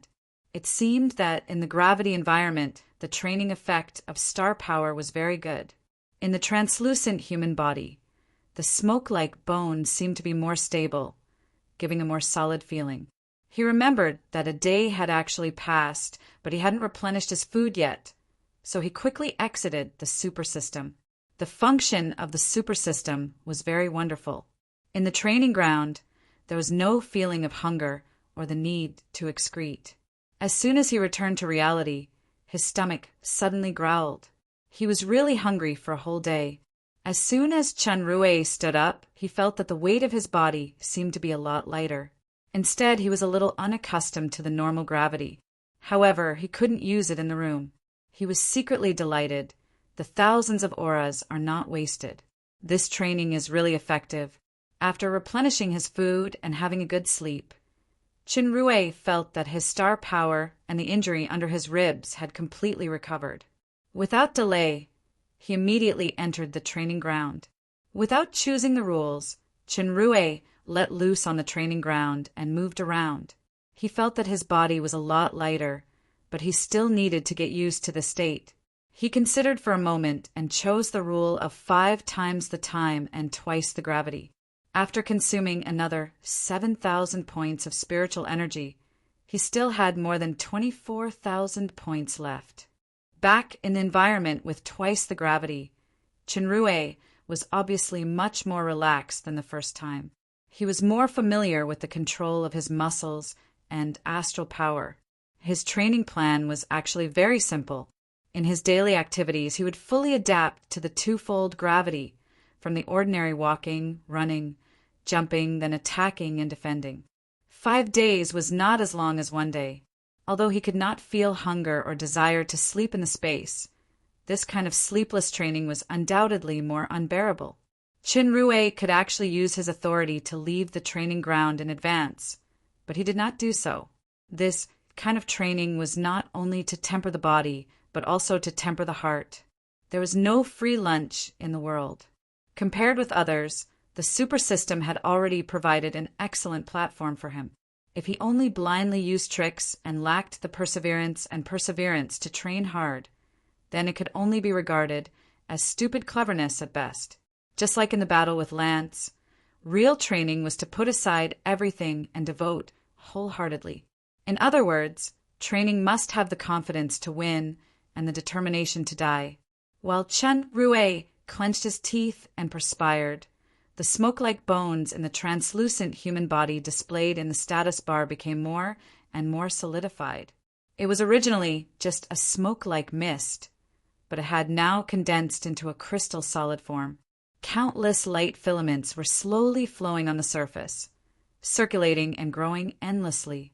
The magical luster of the demon realms, 2 moons alternated day and night. In a blink of an eye, 5 days had passed. At the Blue Lake, Paglio made an exception not to lie leisurely and sleep by the lake. Instead, he sat on the ground and stared at the night sky from time to time. He seemed a little anxious. Didn't Shinrue say that he will come for special training in 5 days? Why hasn't he appeared yet?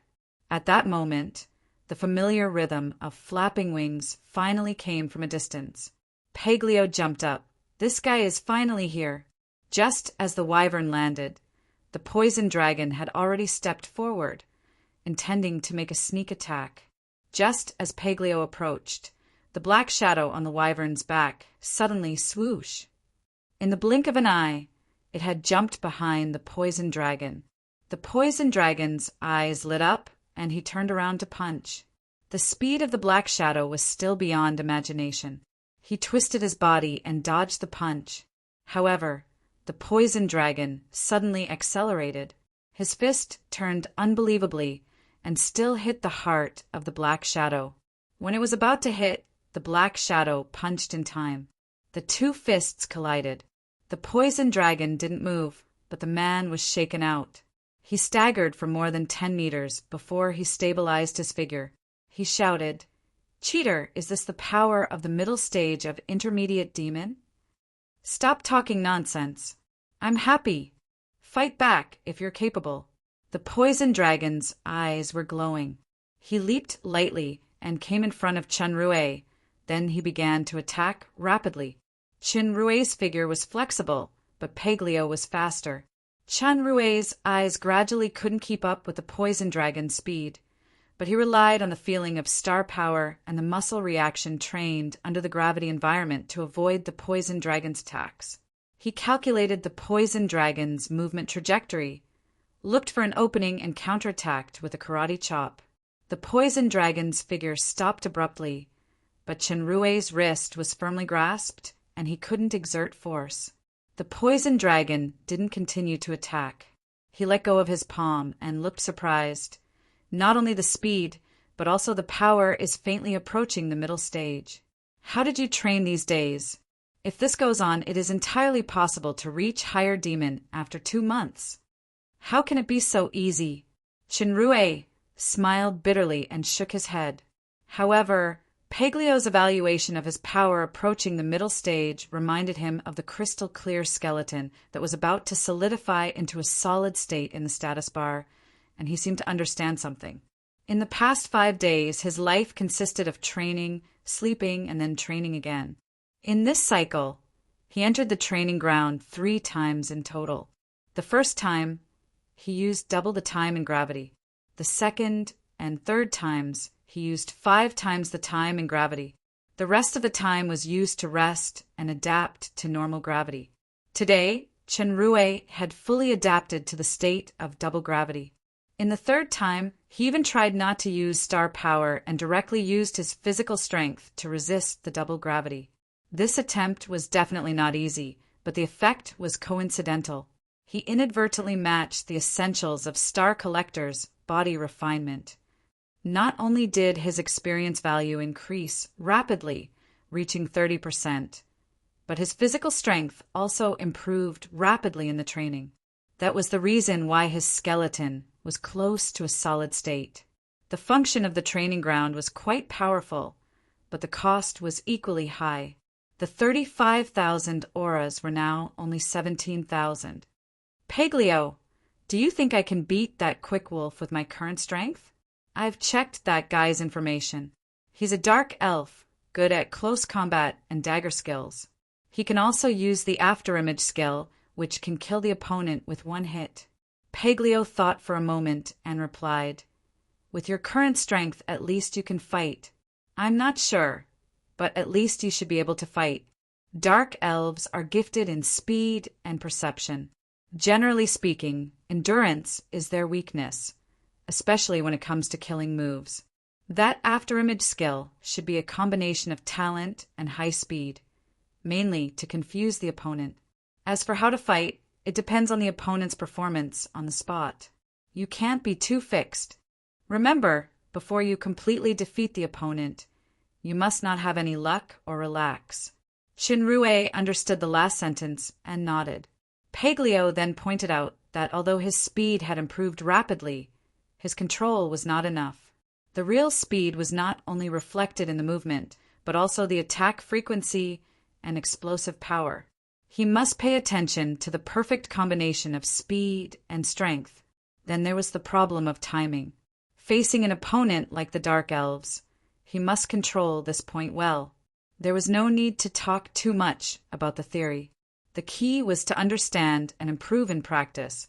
After Paglio said a few essentials, they began the combat training directly.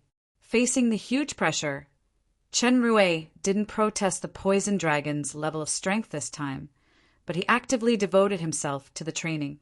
The poison dragon clearly felt the change in his human partner's mental state.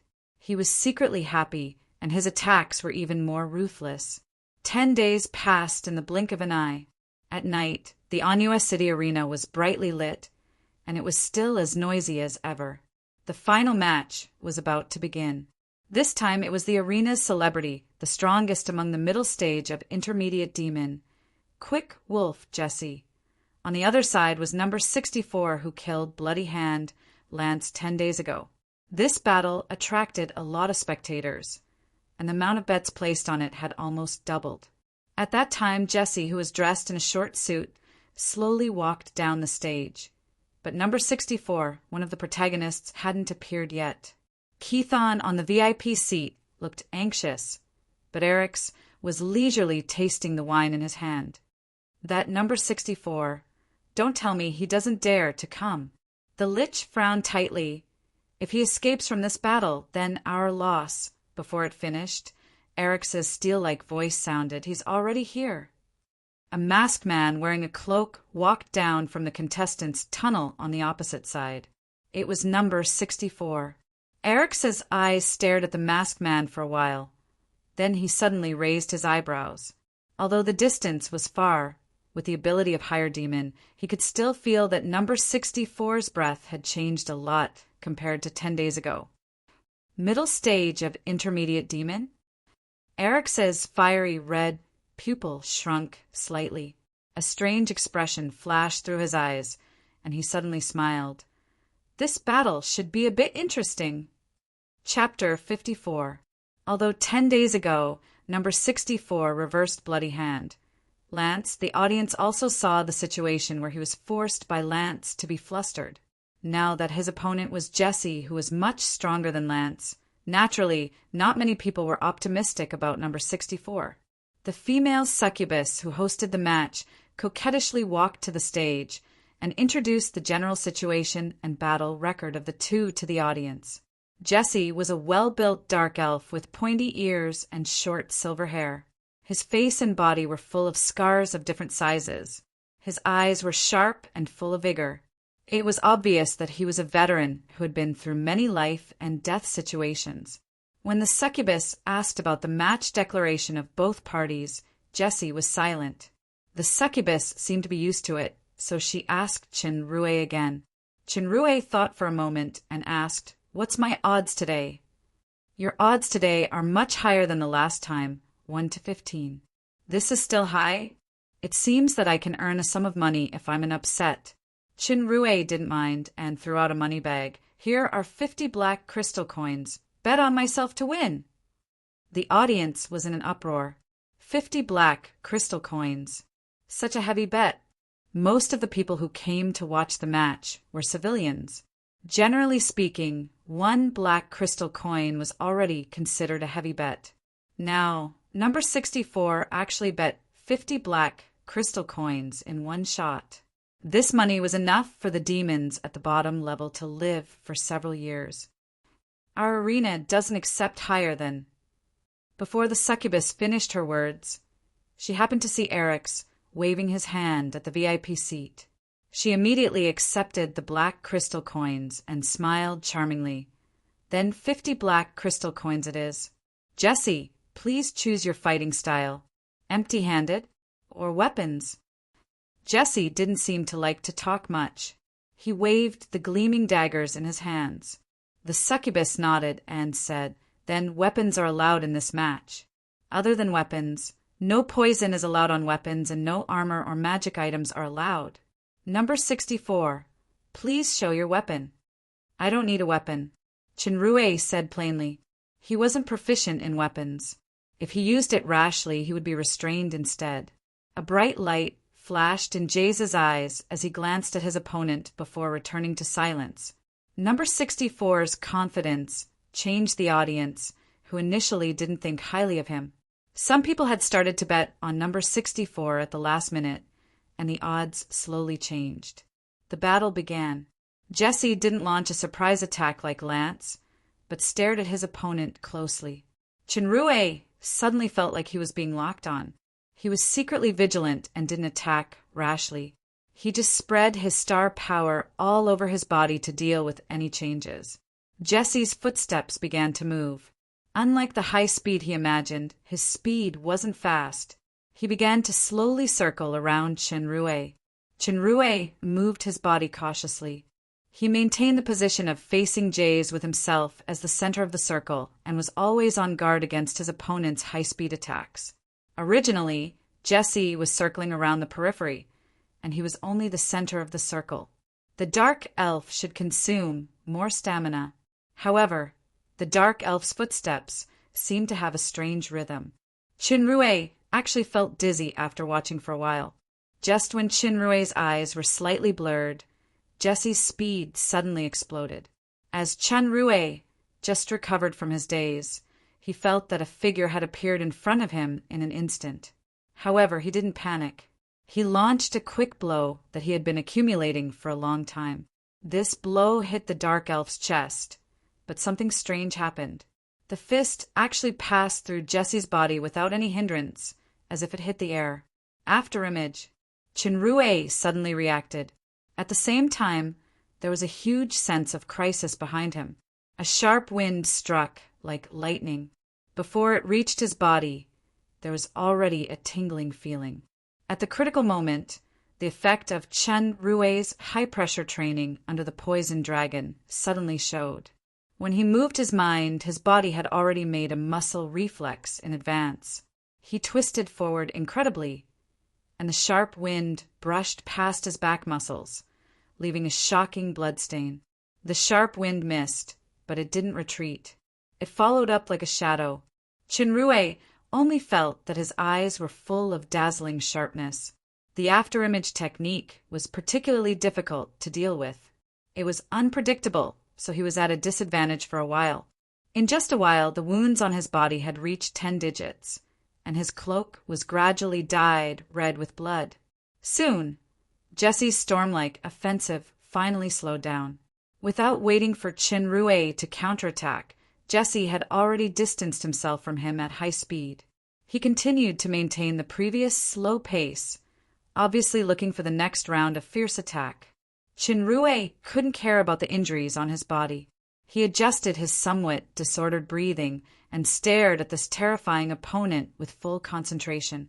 Compared with Jesse, the previous bloody hand, Lance wasn't on the same level at all. If it weren't for the desperate training in the training ground these days and Paglio's high-pressure training, the round of surprise attack just now was enough to kill him more than 10 times.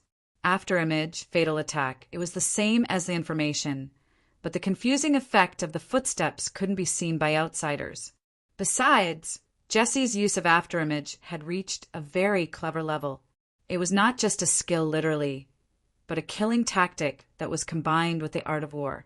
The strongest person in the middle stage of intermediate demon was indeed worthy of his reputation. Jesse still remained silent, but his eyes became sharper. This no. 64. I heard that he almost died in the hands of a small character like Lance a few days ago. I didn't expect him to have such strength. The fatal attack, just now, if it was a normal middle stage intermediate demons, they would have long been killed. However, this opponent actually didn't suffer a fatal injury when he lost the upper hand. Especially his reaction speed, it wasn't even inferior to the talented Dark Elves. Eric's, who had been drinking without changing his expression, suddenly put down his glass.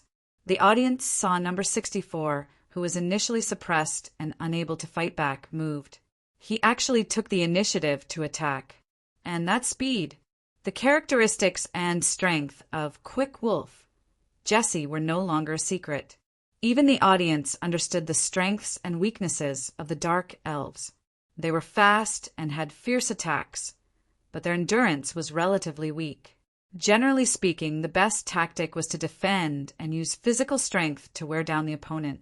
It was just that many of Jesse's previous opponents chose this tactic, but basically none of them succeeded. Because Jesse also understood his own characteristics, so he put in a lot of hard work in the attack. Not only strength and skills, but also tactics. Everyone knew to defend and delay, but very few people could withstand Jesse's attack. Even if they fought back, they couldn't keep up with the speed of the Dark Elves. Most of those who could defeat Jesse or survive under his hands were contestants with strong endurance and defense. After the stipulated time, the winner would be decided by Eric's. Now, this number 64 actually chose the most unwise initiative to attack. However, that speed was quite amazing. It turned out that number 64 was also a speed type. Number 64 definitely held back when he fought against Bloody Hand, Lance, in the previous match. Facing an opponent with the same amazing speed, Jesse was shocked at first, then it was replaced with a kind of fanaticism. The trajectory of the dual daggers in his hands was even stranger. The speed of both sides was getting faster and faster. The audience outside the arena could only see two high-speed figures colliding and spinning under the illumination of the magic crystal. After a long time, the weaker demons only felt dizzy. At the VIP seats, Eric's drank all the wine in his glass and handed the glass to Keithon, who was standing by the side. Seeing the Lich squinting his eyes and staring at the arena, he shook his head and said, "Don't waste your energy.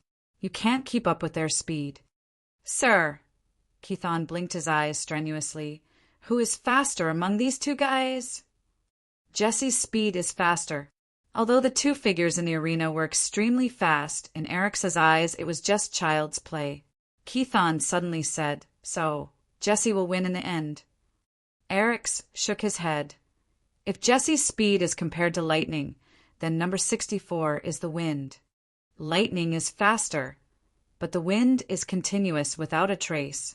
However, Jesse should still have a killer move that he hasn't used yet.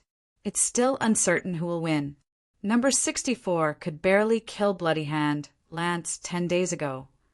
Keithon looked surprised. Now he can actually compete with Jesse. Is the seal true, or has he been hiding his strength? Eric's didn't answer anymore. He just glanced at the empty glass in the Lich's hand. Keithon immediately shut up sensibly, filled the glass, and handed it to the great demon respectfully. Jesse's speed was indeed slightly better than Chinrue, but the Dark Elf felt bad at the moment. Although the opponent's speed was inferior, he could basically keep up with his movements. Generally speaking, speed and endurance were two relatively extreme qualities. This number 64 actually didn't show any signs of exhaustion while maintaining high speed. On the other hand, Jesse himself began to feel a little exhausted. The two figures moving at high speed finally separated after an intense collision. They stopped moving and looked at each other with vigilance. The audience finally ended the strenuous stage of fatigue. The demon realm especially advocated power. Although only one of them would probably survive in the end, this kind of exciting duel that showcased powerful strength naturally attracted the audience's enthusiasm in the arena. There were no big wounds on Jesse's body, but he had begun to pant obviously. Obviously, the fierce high-speed battle just now consumed a lot of physical strength. Chinrue was slightly out of breath. His cloak was full of red tears. Jesse's speed was faster than his, so it took more strength to keep up with the opponent's movements. He also hit Jesse several times just now, but due to the Dark Elf's speed, His strength was dispersed by the opponent before he could fully unleash it. The characteristics of the astral form gave him a great advantage to a certain extent. He quickly replenished his fleeting physical strength, and the recovery speed of his injuries was also quite smooth. Jesse understood in his heart that although the opponent was injured, it was far from as serious as it looked. Unless he could cause a real fatal injury. Otherwise, if he continued to fight at this intensity, he was afraid that he wouldn't last more than 2 hours. The dark elf channeled the remaining power in his body, and there were suddenly flashes of lightning on his body. The familiar buzzing sound reminded Chunrui of Aldas, who was of the same race. He instinctively sensed that the lightning power was definitely not an illusion. This kind of electric spark not only accelerated Jesse's speed, but the dagger also had an enchantment effect. Chunrui's ribs were accidentally scratched by the dagger. Not only did he have goosebumps, but it also produced a temporary numbness. If he didn't react quickly, he would have been stabbed.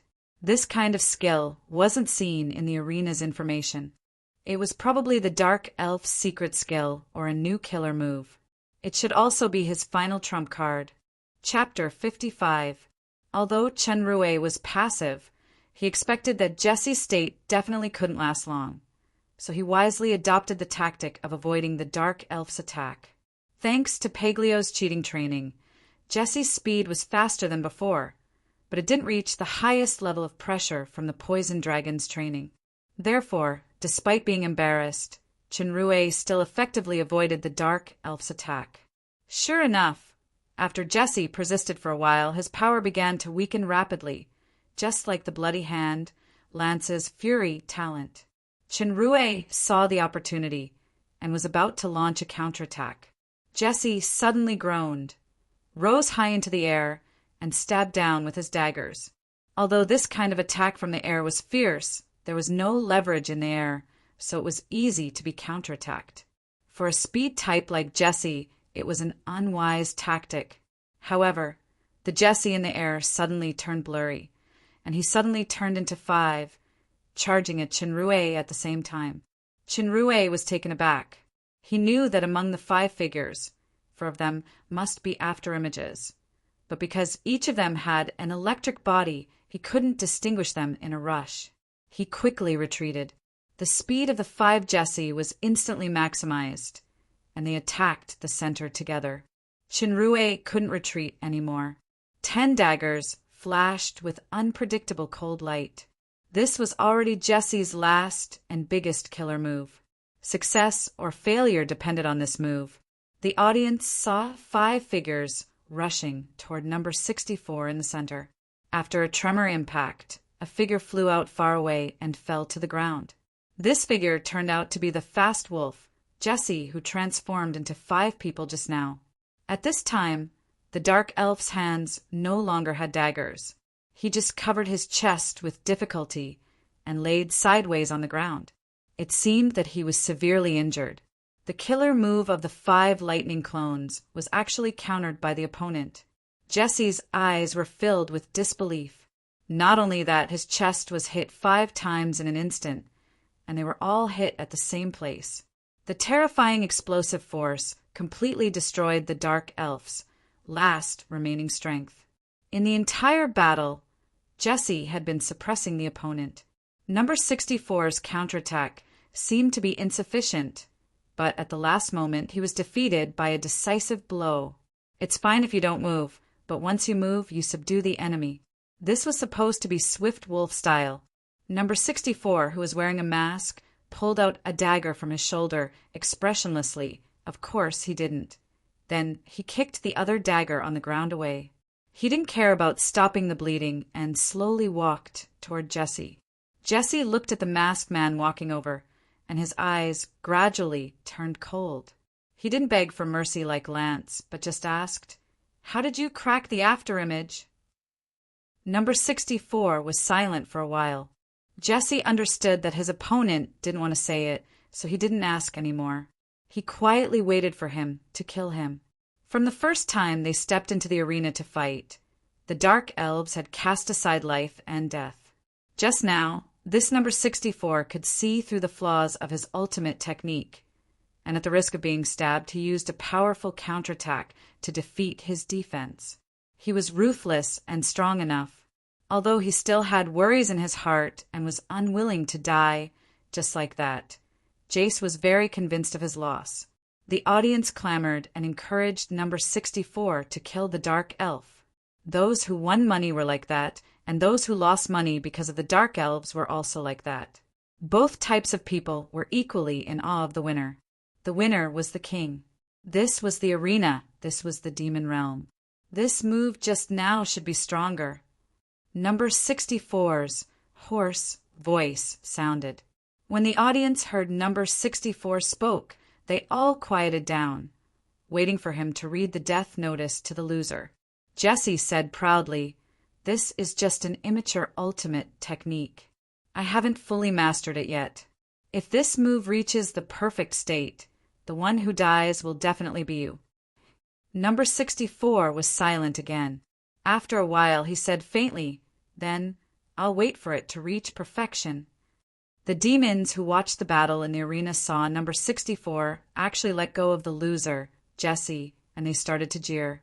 When Jesse saw that his opponent didn't kill him, he was taken aback and blurted out, "Why? I never sympathize with the enemy." Number 64's answer was, "Very great, demon. It's just that my scythe needs a whetstone." Eric's had been listening to the conversation between Chinrue and the dark elf. When he heard the word whetstone, his eyes flashed with a sharp light. The corner of his mouth was slightly raised, and his smile was even more intense. "Whetstone." Jesse covered his chest and slowly stood up. He said coldly, then he turned around and left. "You will regret it." Number 64 didn't look at Jesse again, and he ignored the dissatisfied shouts of the audience. He just looked at the VIP seats and happened to meet Eric's sharp eyes. Feeling the strong fighting spirit contained in his opponent's eyes, the great demon sneered and suddenly stood up. A strange metallic voice resounded through the audience. "This battle, number 64 wins. 20 days later, number 64 will challenge the strongest of the intermediate demons, Balrog Rika. Whetstone. If you want it, I'll continue to give it to you. And it's the strongest." This time, the audience was completely excited. It's too exciting. Although number 64 defeated Jesse today, who was Rika, the king of the intermediate demon in the arena. The strongest intermediate demon was only one step away from becoming a higher demon. It had been a long time since an intermediate demon dared to challenge Rika, just like no higher demon dared to challenge Eric's. Unexpectedly, no. 64's next opponent was actually the king of intermediate demon. This must be the most exciting duel among the intermediate demons. Jesse's body trembled, and he was finally moved. He looked back at number 64 with an unbelievable look in his eyes. Number 64, who was personally selected by Eric's as his opponent, still stood quietly after hearing the challenge notice. Perhaps the mask covered his true expression, but Jesse had an intuition. This cloaked man didn't have the slightest fear. Number 64 spoke, but it wasn't to reject or resent Eric's unreasonable arrangement. Instead, his hoarse voice showed a special calmness. "I think I can get back my winnings." The succubus's eyes were charming. She walked over while twisting her body. Her body exuded a certain seductive and scorching breath. "This is your reward for winning today and the winnings from the bet. I like powerhouses the most. Are you interested in playing the game of Journey in Bed tonight? It's free." Chinrue took the heavy money bag and glanced at the succubus, who cast the seduction strangely. "Journey? Why does it sound familiar?" However, he couldn't afford to play this kind of free game, so forget it. Today's victory made Chinrue more confident. Although he was selected as a more difficult opponent, he wasn't nervous. He casually teased, "Next time, dress more reservedly. It's best to wear a uniform. I might be a little interested." Wait, uniformed succubus, could it be Kia's image? By the way, Princess Royal Highness wouldn't really give me the succubus who sucked people dry without paying for it after 2 months, right? Sigh, what am I thinking? Damn, the charm talent. Chinrue shook his head hard, got rid of the distracting thoughts, and strode away. The succubus was stunned. Just as she wanted to pester him to ask what a uniform was, she saw this guy actually shook his head and strode away without any sense of romance. After Chinrue walked all the way out of the arena, he suddenly ran toward the street on the side. His speed at this time was already extraordinary. In a blink of an eye, he had passed through a few streets and came to a secluded place before he stopped. "Why are you following me?" Chinrue turned around and asked. The dark elf, Jesse's figure, appeared behind him and asked, "I've already lost. Why do you still want me to be a whetstone?" Chinrue shrugged and replied, "If I say that I did it for someone to see, would you believe me?" "Humph, do you think I'm a child? What is your purpose?" Jesse shook his head disdainfully. Chinrue sighed. "It's rare for me to tell the truth, but he doesn't believe me. It's better to get rid of this complicated guy as soon as possible. A whetstone is a whetstone. Stop talking nonsense. Can you become stronger?" "Of course I can," Jesse replied very firmly. "But I want to remind you that as long as you fail once, your scythe will be broken forever. Have you seen a scythe broken by a whetstone?" Chinrue replied bluntly, turned around and left. Who knew that the dark elf would not let him go? "This guy is really addicted to tailing me. Why are you still following me?" The dark elf's answer was equally blunt. "If the whetstone leaves the scythe, is it still a whetstone? Even if you leave me, you're still a dark elf, brother." Chinrue replied in his heart, speechlessly. With Jesse following him, he definitely couldn't return to the lab. This guy's speed was faster than him, so he couldn't get rid of him in a hurry. In desperation, he could only come to the Cloak Gang's headquarters. The old dwarf, Didi, was shocked when he saw Chinrue covered in blood. "Master, your injury!" As soon as he finished speaking, the old dwarf saw the dark elf with a cold face behind his master again. He immediately recognized that it was the famous Quick Wolf, Jesse, from the arena. The poor, dark dwarf's weak heart was hit again and again. He was so shocked that he couldn't speak for a while. "Didi, go get me a new cloak." The master's words woke Didi up, and he quickly ran into the house. "This is the Cloak Gang. I'm the leader, Aguile." Chinrue introduced to Jesse and took out 2 potions. He drank one himself and threw the other to the dark elf. Jesse caught it, uncorked the bottle, sniffed it, and recognized that it was a healing potion. He hesitated a little, then raised his head and drank it. The healing effect of this bottle of healing potion was amazing. It was far from those ordinary goods. The dark elf felt that the congestion in his chest due to the heavy injury suddenly improved a lot. A complicated expression flashed across his eyes. The old dwarf had already taken out a cloak in a hurry. Chinrue took off the blood-stained, tattered cloak and covered it with a new cloak. It seemed that he had to put more cloaks and masks in the storage warehouse as backup next time. Jesse noticed that the terrible wounds caused by the double daggers on Aguile had healed a lot. Some had even disappeared. Is the effect of the healing potion so fast? Or, if you want to be a whetstone, stay in the Cloak Gang. From today onwards, you can challenge me once a month. The old dwarf was shocked again. According to this tone, did Jesse lose to Master? This was a temporary idea that Chinrue came up with, since he had already planned to use the Cloak Gang as another beginning for Aguile. Then he needed a powerful person to oversee when he was not around. Jesse's combat power was unquestionable. Now that he came to him, of course, he wouldn't be courteous. Jesse frowned and looked thoughtful. Sure enough, he didn't object. Chapter 56. The old dwarf regained his consciousness and pulled out a bag like presenting a treasure. He said, "Master, these are the fluorescent stones and other materials that I got these days. I spent a total of 15 black crystal coins." There were about a dozen materials in the bag. There were 5 or 6 fluorescent stones with different quality. However, a medium-quality fluorescent stone in the magic store also cost 10 black crystal coins. It seemed that it was still more cost-effective. You did a very good job. Don't worry about other things at this stage. Focus on getting magic materials, mainly fluorescent stones. The more the better. As for money, don't worry about it. I'll find a way. The old dwarf was praised by his master in front of Jesse.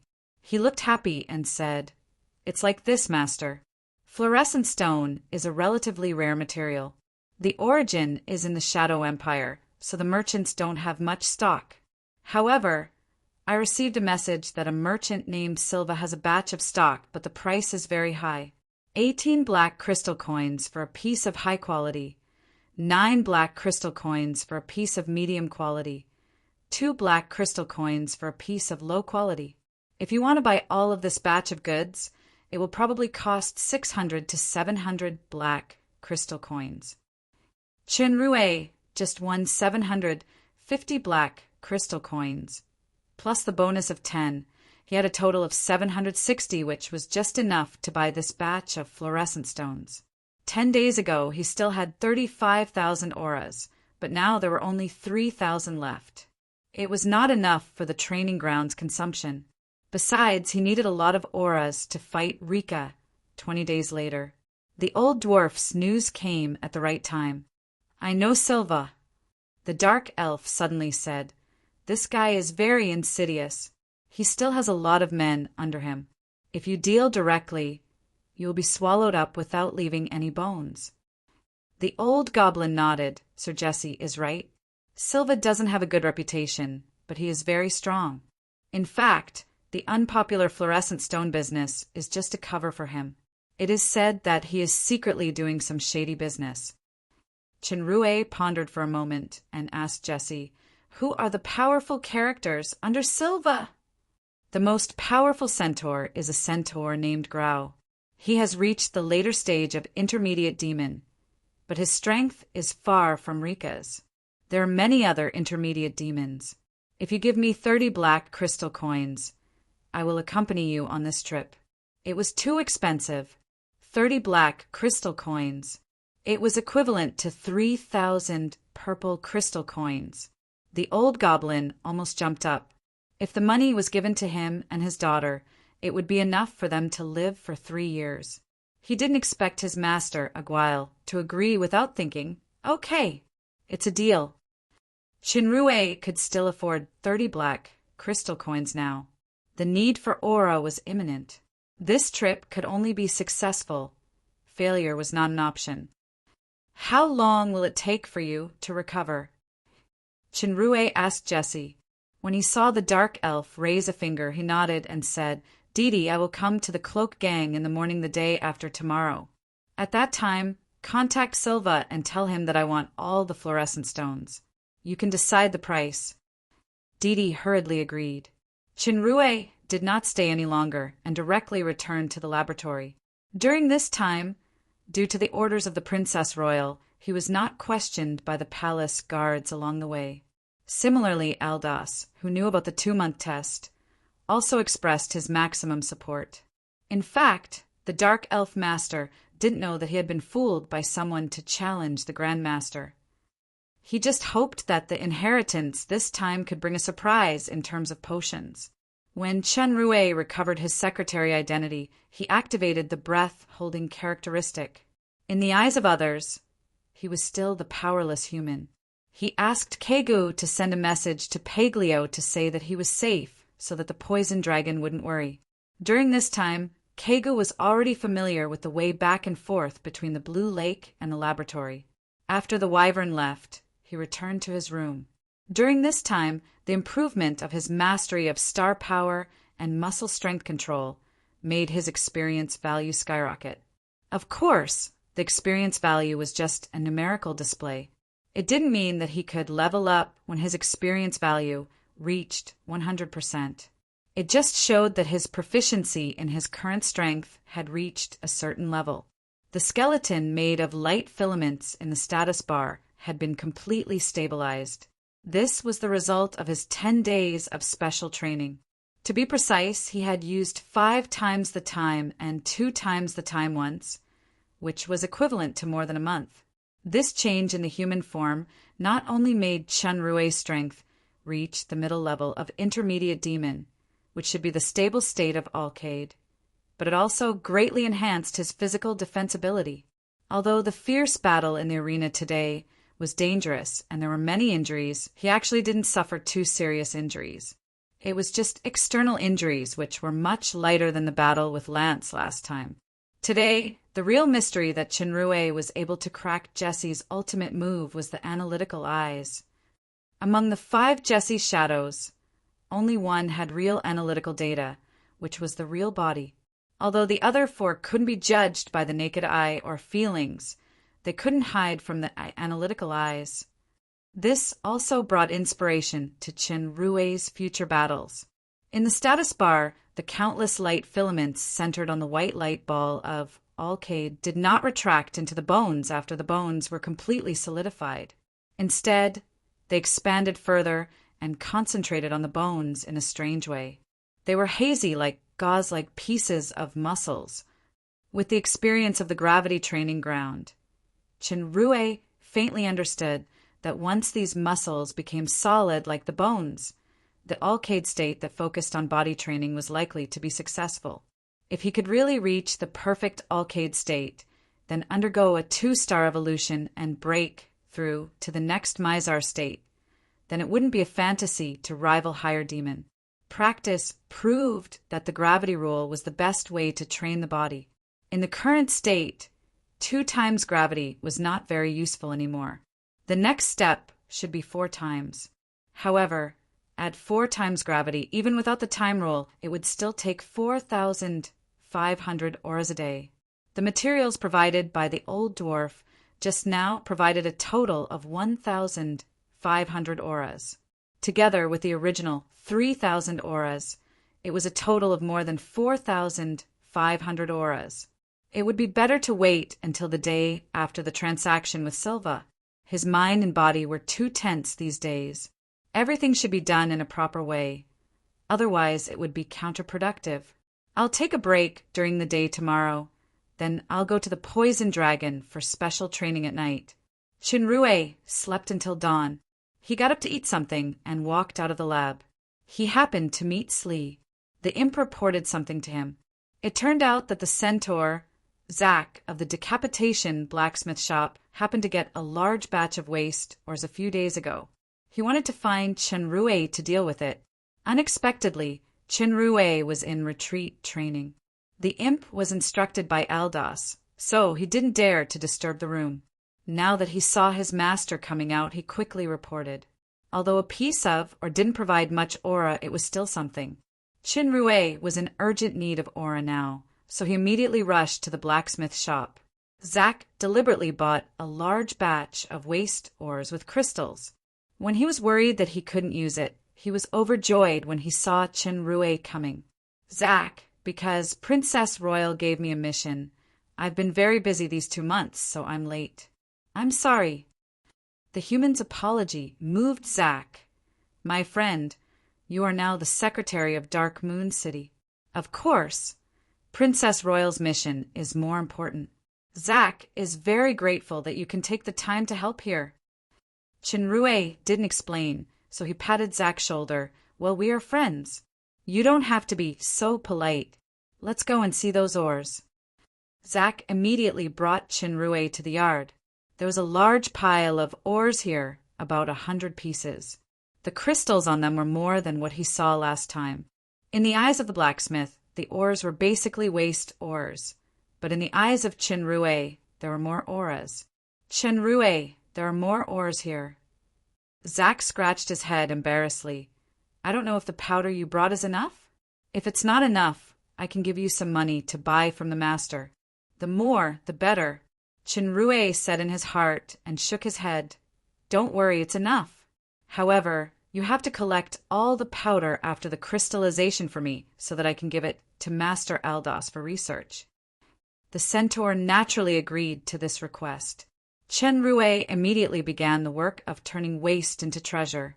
In Zack's joyful eyes, the annoying crystals on the waste ores magically turned into powder, and the ores were also resurrected.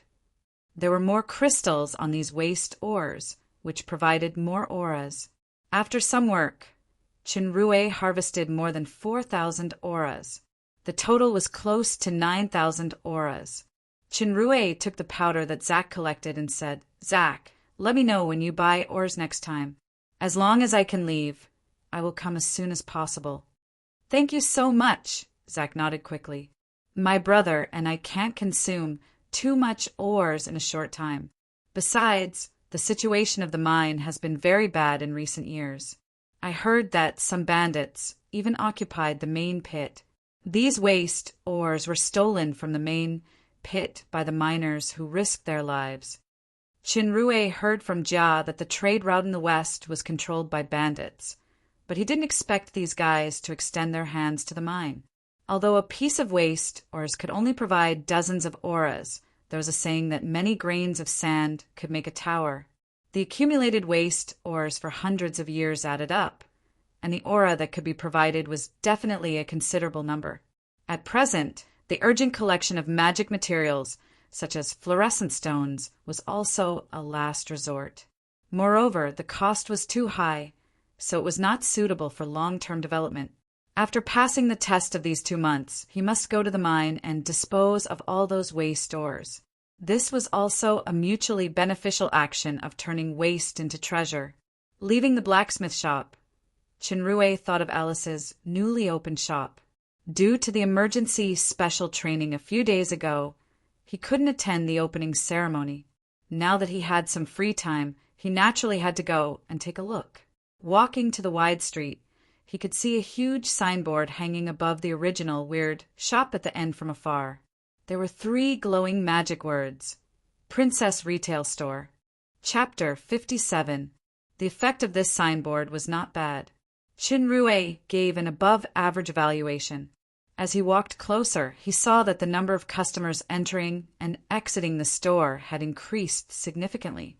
Walking into the Princess Retail Store, the messy furnishings last time had been improved into an orderly display. Kaguli, who used to intimidate people with a scythe, appeared in the security room at the back. The front desk staff were replaced by an imp and a succubus. With the imp's eloquence and the succubus's charm, they could naturally attract customers. It seemed that the little loli really listened to Chen Rui's opinion. Kaguli saw Chen Rui. Like her brother, the palace guard captain Kaguran, she was also loyal to Jia. When she saw the secretary trusted by Princess Royal, she naturally didn't have the initial hostility, and she nodded slightly. Chen Rui smiled at Kaguli and walked to the second floor. Out of consideration of Alice's identity, Chen Rui positioned the Princess Retail Store as high-end. The goods on the first floor were relatively low-level, while the second floor was the deluxe version of the VIP building. Not only was it expensive, but there were also layers of protection magic personally set by old Gauss to prevent some unscrupulous people, which made it more mysterious. The most attractive thing in the Princess Retail Store were 2 kinds of chess. One was Princess Chess. According to the needs of customers, it was divided into the perverted category and the ordinary category. What made Chen Rui ashamed was that there were obviously more customers in the perverted category. The second was not diamond chess, but another grandmaster, work provided by Chen Rui, demon fighting chess. The demon fighting chess was actually beast fighting chess, but the animals in it were changed to demons. There were a total of 8 types. The strongest was the king, and the weakest was the succubus. In turn, the succubus could charm the king.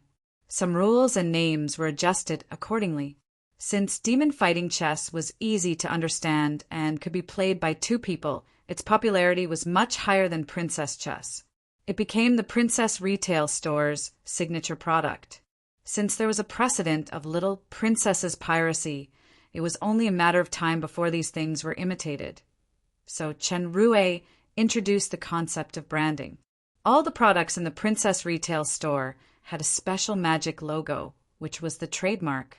Princess chess and demon fighting chess were divided into ordinary and deluxe versions according to quality and craftsmanship. The ordinary version was affordable and cheap with the Princess Retail Store's magic logo on the back. The deluxe edition was not only of high quality, but also had exquisite craftsmanship. Apart from the logo, there was also Alice's personal magic signature.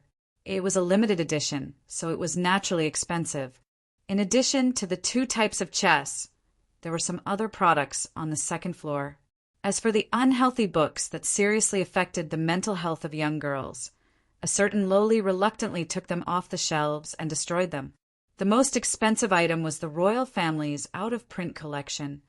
To put it bluntly, it was the dolls, hairpins, and other toys or odds and ends that were previously priced indiscriminately. However, they were all carefully handled.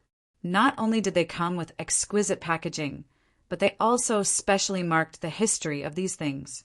For example, the cloth doll was personally given to Crown Prince Grimm by the Lord of Midnight Sun, and the Crown Prince gave it to Alice. In this way, a doll that Alice was tired of playing with became a reward from the Lord of Midnight Sunday. No one could doubt Alice's princess identity. The Burp puzzle was also among them, and its identity also changed. It became a fantasy collection that the ancient alchemy Grand Master gifted to the Lucifer royal family. There were only 2 pieces in total, and they were marked with a sky-high price. It was mainly for publicity. Of course, the more expensive the item, the more powerful the defense magic. The Dark Moon Estate was originally a famous, prosperous place. There was no lack of families with strong economic strength. However, in recent years it had gradually declined, which also caused many families to shift their focus to other places. However, the foundation accumulated over the years was still there, so there was no lack of spending power. The key was the lack of places and goods to spend. Alice and Kia were on the second floor, and there were 3 other female great demon waiters. Alice looked like the boss's wife. She sat there in high spirits. With her identity, she naturally didn't need to say too much. Occasionally speaking to the customers would have a good effect. Kia at the stairway was the first to see Chun Rue. Suddenly, a strange color flashed in her eyes. She seemed to be a little unfriendly. Although it was fleeting, Chun Rue still caught it. He felt strange in his heart. I don't seem to have provoked this succubus recently, right? Kia's eyes instantly became charming again. She leaned forward and whispered, "Sir Secretary, you're here." This ecstatic voice fell into Chun Rue's ears. Coupled with the strange fragrance that came to his nose, he instantly felt that the secretion of male hormones increased rapidly. His desire was rippling, and he almost made a fool of himself on the spot. Thinking of the succubus's charm talent in the arena, he suddenly understood that this succubus was deliberately seducing him. However, this level was several times more powerful than the succubus in the arena. With his current strength, he actually had a feeling that it was difficult to resist. He quickly calmed his mind. Before he spoke, he heard the little lowly's surprised voice. "Chun Rue, are you done with your work?" Alice jumped over. "Are you here to help in the store today?" This little lowly wanted to grab a strong man as soon as she met him. Chun Rue quickly shook his head. "Not yet. I was so busy a few days ago. I finally came out to take a breather today. I will probably continue to be busy again at night. I won't be able to leave for at least half a month." "I see." The little lowly looked disappointed. She seemed to have a lot to say. Looking at the customers who were looking at her, she rolled her eyes. "The jade dragon fruit in the store is almost sold out. I order you to immediately accompany me to the Blue Lake to pick fruits." Chun Rue thought of the dangerous succubus who might seduce him at any time. He knew that staying here would be even worse, so he had to agree. Alice said happily, "Then let's go now." "Just the 2 of us?" Chun Rue was stunned. "Of course. Athena is cultivating the high-grade demonic fire, and the store can't do without Kia." Alice showed a weird smile. "Are you afraid that I will eat you?" "Then let's go." Chinrue was afraid that the little loli would say something shocking in front of so many customers, so he quickly left. The two sat on the tri-horned rhino and went out of the city gate. Alice could no longer suppress the excitement in her heart. Her words poured out like popcorn. It turned out that after the grand ribbon-cutting ceremony attended by Jia a few days ago, the business of the princess retail store suddenly became better. At first, the people who came were basically nobles. The original intention of buying goods was to support the store, but gradually many people were really attracted by the two kinds of chess, especially the demon-fighting chess. The number of real customers gradually increased, and ordinary people also began to follow suit and buy. The brand of the princess retail store had been successfully established, especially the two limited edition chess, which were in short supply. Looking at the daily income of magic crystal coins, the little loli smiled from ear to ear. I have good news for you. One of the two burr puzzle locks has been sold. It was bought by the patriarch of the Melon family. Chinrue was taken aback. The burr puzzle lock was sold at a sky-high price, and one was actually bought by the Melon family. Isn't the Melon family supporting Joseph's side? Why are they working so hard to support? After listening to Alice's explanation, he realized that the Melon family was a mechanic family. The patriarch himself was also a mechanic, but many members of the family were developing outside the Dark Moon estate. The most famous one was Carl Mellon, who had obtained the title of Mechanic Master. He was currently working for the Red Spirit Lord, Josh Alvin. This was also one of the main reasons why the Mellon family supported Joseph. That burr puzzle was sold for 50,000 black crystal coins. As soon as she mentioned this, the little loli's eyes were glowing. Her pupils seemed to become symbols of money. Let's just make a few more, and those limited edition demon fighting chess and princess chess. These can be sold for a lot of money. No, Chinrue's words interrupted the little miser's delusion. Why can the burr puzzle be sold at a sky-high price? Why is the supply of the limited edition demon fighting chess and princess chess in short supply? This is called the rarer something is, the greater its value. Let's not talk about the burr puzzle for the time being. The deluxe version and the ordinary version of the two games are actually the same. It's just that the craftsmanship and materials are different, plus your magic signature. However, the price is many times different. If you only look at the cost, the real difference between the two is actually not much. Once the quantity is raised too high, it will lose its most important value of rarity. Then the price will inevitably drop. Do you understand? Alice was very smart and understood immediately. She seemed to be enlightened, and the coin signs in her big eyes turned into little stars of worship. So that's how it is. Human brother is so cunning. I will listen to you. When are you going to share the money with me? Chinrue had a certain immunity to the little loli's killer move now, so he directly ignored the lethality of the word brother. Talking about money hurts feelings. The little loli's beautiful big eyes continued to flash. The brother in Alice's heart is not such a flashy guy. The problem is that talking about feelings with you like this is too hurtful. After all, Chinrue doesn't have Jia's cultivation. Under that kind of gaze, he was already a little overwhelmed. The little loli didn't tease him anymore and changed the topic. The money has been taken by my sister. If you want, you can go to my sister yourself. Also, my sister said that she will give Kia to you after 2 months. Jia's promise last time was actually true, and she even said it to Alice. I have already said it to Kia, but Kia doesn't seem to be willing. Chinrue thought of the siren's unkind eyes and the charm talent that she deliberately released when he met Kia just now. He finally understood. Kia is so silly. What's wrong with being your maid? The little loli looked disapproving. She counted her fingers while calculating. I can eat the dishes you cook every day. When I'm bored, I can let you tell me stories. When I feel bored, I can let you make fun things. When I have no money, I can let you pay the bill. Chinrue was speechless. How is this a maid? She's more like a master than the master. As the little lowly spoke, she once again made a cute and obedient gesture. Brother, why don't I be your maid? Little princess, don't joke. I'm afraid of you, okay? Let's hurry up.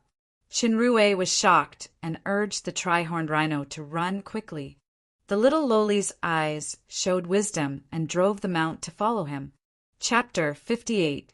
During this period of time, Chinrue was used to riding the helicopter of the wyvern. Now he felt uncomfortable riding the bus of the tri-horned rhino. About an hour later, the tri-horned rhino finally arrived at its destination. The place where the jade dragon fruit grew was not far from the place where Peglio liked to stay. Chinrue was afraid that the poison dragon would come up to greet them or Alice would discover some clues. He deliberately said loudly, "Little princess, we are here. I remember the jade dragon fruit should be on that mountain, right? Why are you so loud?" Alice jumped off the tri-horned rhino with dissatisfaction. "Is there someone hiding here who is afraid of being discovered by me? I'm really right." Chinrue had a cold sweat. "It's inference again, and it's so powerful." Fortunately, Alice didn't continue to deduce. She suggested with interest, "Why don't we have another picnic, just like the last time we came to the Blue Lake?" Chinrue didn't have the mood to have a picnic. He shook his head and said, "Next time we will go back after picking the jade dragon fruit. I'm exhausted during this period of time. It's rare for me to come out." Alice pouted her lips. "Do you hate being alone with me so much? Didn't you come out to pick herbs with Athena several times before?" As she said, little Lowly seemed to think of something. She looked suspicious. "Are you and Athena hiding something from me? Why does she seem a little weird every time she talks about you?" "Of course not." Chinrue knew that Athena was most worried about being poisoned. The sharp little Lowly might have noticed something. "No." Alice looked at Chinrue with a puzzled look. "I always feel that there's something wrong with both of you. The number of times she blushes now is more than the few years I've known her. Are you cheating on Athena? Something?" "What and what?" This was related to the innocence of a virgin. Chinrue quickly shook his head. "How would I have the guts?" "You're too sensitive. By the way, don't you know how to read minds?" "You can try, I definitely don't." "That mind-reading skill, you already knew it was fake, right?" The little Lowly smiled like a little fox. "Let me guess, did you know it from Athena?" Seeing Alice's expression, Chinrue inexplicably tensed up. "I remember that last time when I said that I could read minds. You seemed to be very nervous." Alice frowned, revealing a look of reminiscence. "I think it was about the Grand Master's inheritance. Could it be that there is a problem with this inheritance? You're very good at telling stories. Could it be that, be it the primordial world or the inheritance, they're all wonderful stories made up by you?" Someone felt a chill run down his spine. Too sharp. His insight was too strong.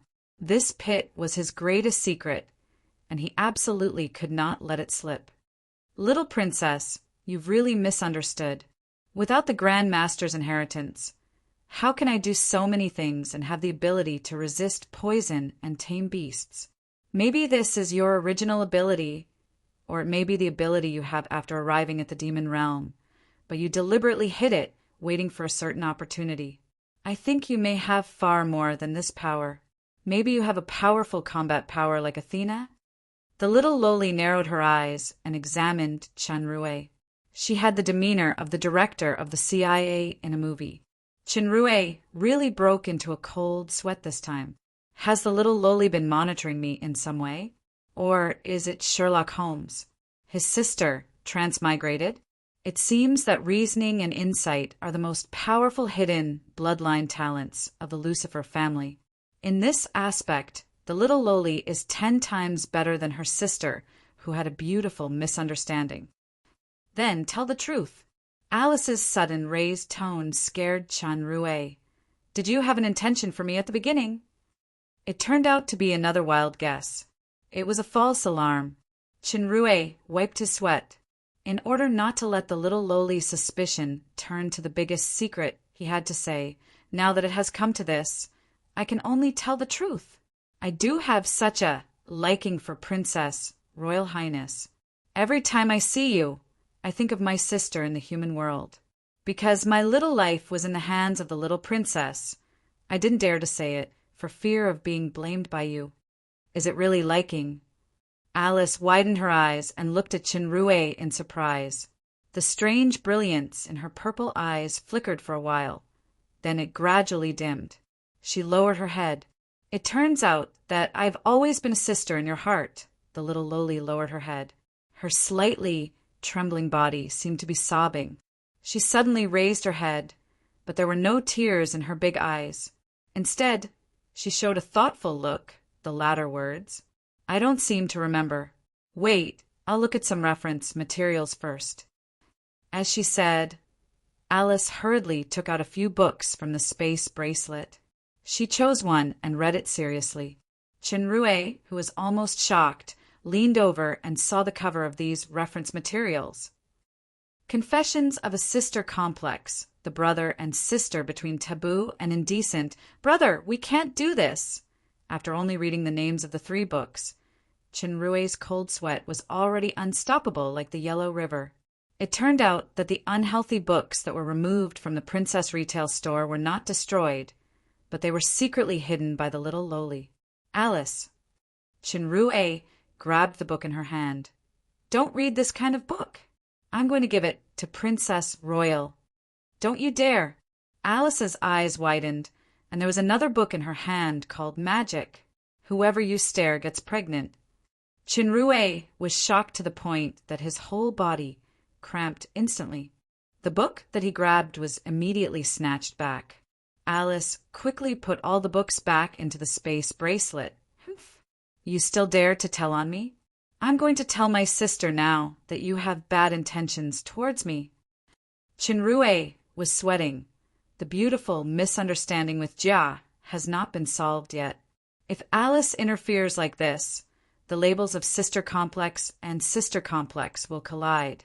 I'm afraid it will be equivalent to the collision of matter and antimatter. The power of the explosion will be enough to crush an innocent male into pieces. Royal Highness Alice, you can't wrongly accuse me like this. Chenrue had to raise the white flag. I'm afraid of you. I promise you that I won't tell Princess Royal. Let's start the picnic now, okay? Wouldn't it be fine if you said it earlier? The little loli showed a sweet smile, and her cute face suddenly blushed. Also, don't call me Little Princess or Royal Highness in the future. I like you to call me directly by my name. Could it be that she saw some lines from those unhealthy books just now? Chenrue knew that he couldn't defeat the little loli today, so he had to nod. Seeing that he agreed, Alice jumped up happily. Brother, you go to pick jade dragon fruit. Alice will prepare the picnic equipment here. The word brother in the little loli's mouth was getting smoother and smoother. It sounded extremely natural and didn't seem to be artificial at all. It seemed that her acting skills were getting better. Chenrue had to write a word of admiration. The jade dragon fruit grew on the opposite mountain. Chenrue was walking with the basket when he suddenly found that someone was following behind him. Judging from the footsteps, it shouldn't be Paglio. He deliberately pretended to drop something and bent down to pick it up. From the corner of his eyes, he caught a glimpse of the petite figure that quickly disappeared behind the stone. It was actually Alice. Why is the little loli following me? Did she discover something? Or is she trying to play a prank? His mind turned quickly. He pretended to be unaware and continued to walk forward. Alice's tracking skills were very amateurish. Sometimes she even accidentally made a sound. However, the guy being followed just looked back.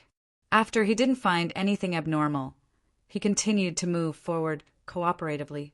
The jade dragon fruit grew on a shrub. It had a thick skin like an orange. If it was peeled, it would be a fresh and tender fruit. Chenrue squatted down and began to pick the jade dragon fruit one by one. Under the effect of analytical eyes, he clearly felt that the little loli was hiding all the way and was slowly approaching. Soon, Alice had already tiptoed behind a tree behind him. Chenrue guessed that the little loli was probably playing a prank, but he didn't expose it to avoid more trouble later. Then, when Alice came behind him, he keenly felt a gust of wind quickly attacking the back of his head. Chinrue's fighting nerves suddenly tightened. Sneak attack? Now that his strength had reached the middle level of intermediate demon, he had rich combat experience. Even if Alice used Dark Flame, she wouldn't be his opponent. At that moment, Chinrue made a choice between dodging, counterattacking, and not moving. Bang! The human who was concentrating on picking the fruit was hit hard on the back of his head. He suddenly fell to the ground and lost consciousness. As the culprit, Alice was shocked instead. She dropped the wooden stick in her hand and flipped Chinrue's body over in a flurry. Chinrue, you won't die, right? I didn't mean it. You didn't mean it, and you still hit me with a stick? Chinrue, who pretended to faint, had a strong criticism in his heart. With his current Alcade state physique and the defense of star power, although the stick was not light, he didn't suffer any damage. It was just that the wooden stick did have a special dizzying effect. His head was still a little dizzy now. Chinrue, who closed his eyes, felt Alice's warm little hand touching his forehead, checking his breath, and even lying on his chest to listen to his heartbeat. After confirming that his life was not in danger, he finally breathed a sigh of relief. This enchanted, dizzying wooden stick is quite useful. Unfortunately, it can only be used a few times. I'll ask old Gauss to make another one next time. The little loli said to herself. She squatted down, moved closer, turned around, changed a few directions, and searched for a while on his body. Is she trying to find something? Chinrue felt more and more strange. He didn't have any treasures on him. Even if he had something, he kept it in the storage warehouse. While he was doubting, his waist and abdomen suddenly sank. Alice actually sat on him. Even if he didn't open his eyes, Chinrue could feel that this sitting posture with her legs apart seemed to be too ambiguous. Then Alice slowly leaned down, and her body was also close. Her warm breath was close to his face. It seemed that she was a little nervous herself. Chinrue's nose smelled the light fragrance from her body and the warm body pressing on his body. He only felt his heart beating fast. What is this little loli trying to do? Chapter 59. Alice's rapid breathing was getting closer and closer. She seemed to hesitate for a while. Then two soft and warm lips had been printed on Chinrue's lips. Chinrue's brain exploded, and a strange feeling spread from the joint between his lips to his whole body instantly. After his brain went blank for a while, he woke up. The first kiss after rebirth was actually lost like this. Alice seemed to be even more unbearable. Her body trembled, and her hands on the ground loosened. Her soft body pressed on him. Chinrue once fantasized about his first kiss after rebirth. There was the passionate Athena, the seductive Kia, and even the iceberg royal sister Jia. But in all honesty, Alice was definitely not one of them. He never thought that his first kiss, at least the first kiss in this life, would be taken away by Alice in such a way. Those beautiful visions and fantasies were all smashed by this ruthless stick. The little loli began her grand experiment and exploration again. This time, she was obviously more skilled. Her warm lips made a certain someone feel even more strange. It seemed like this feeling was pretty good. However, a certain part of him seemed to be getting restless. No, I must hold it. Otherwise, something bad will happen.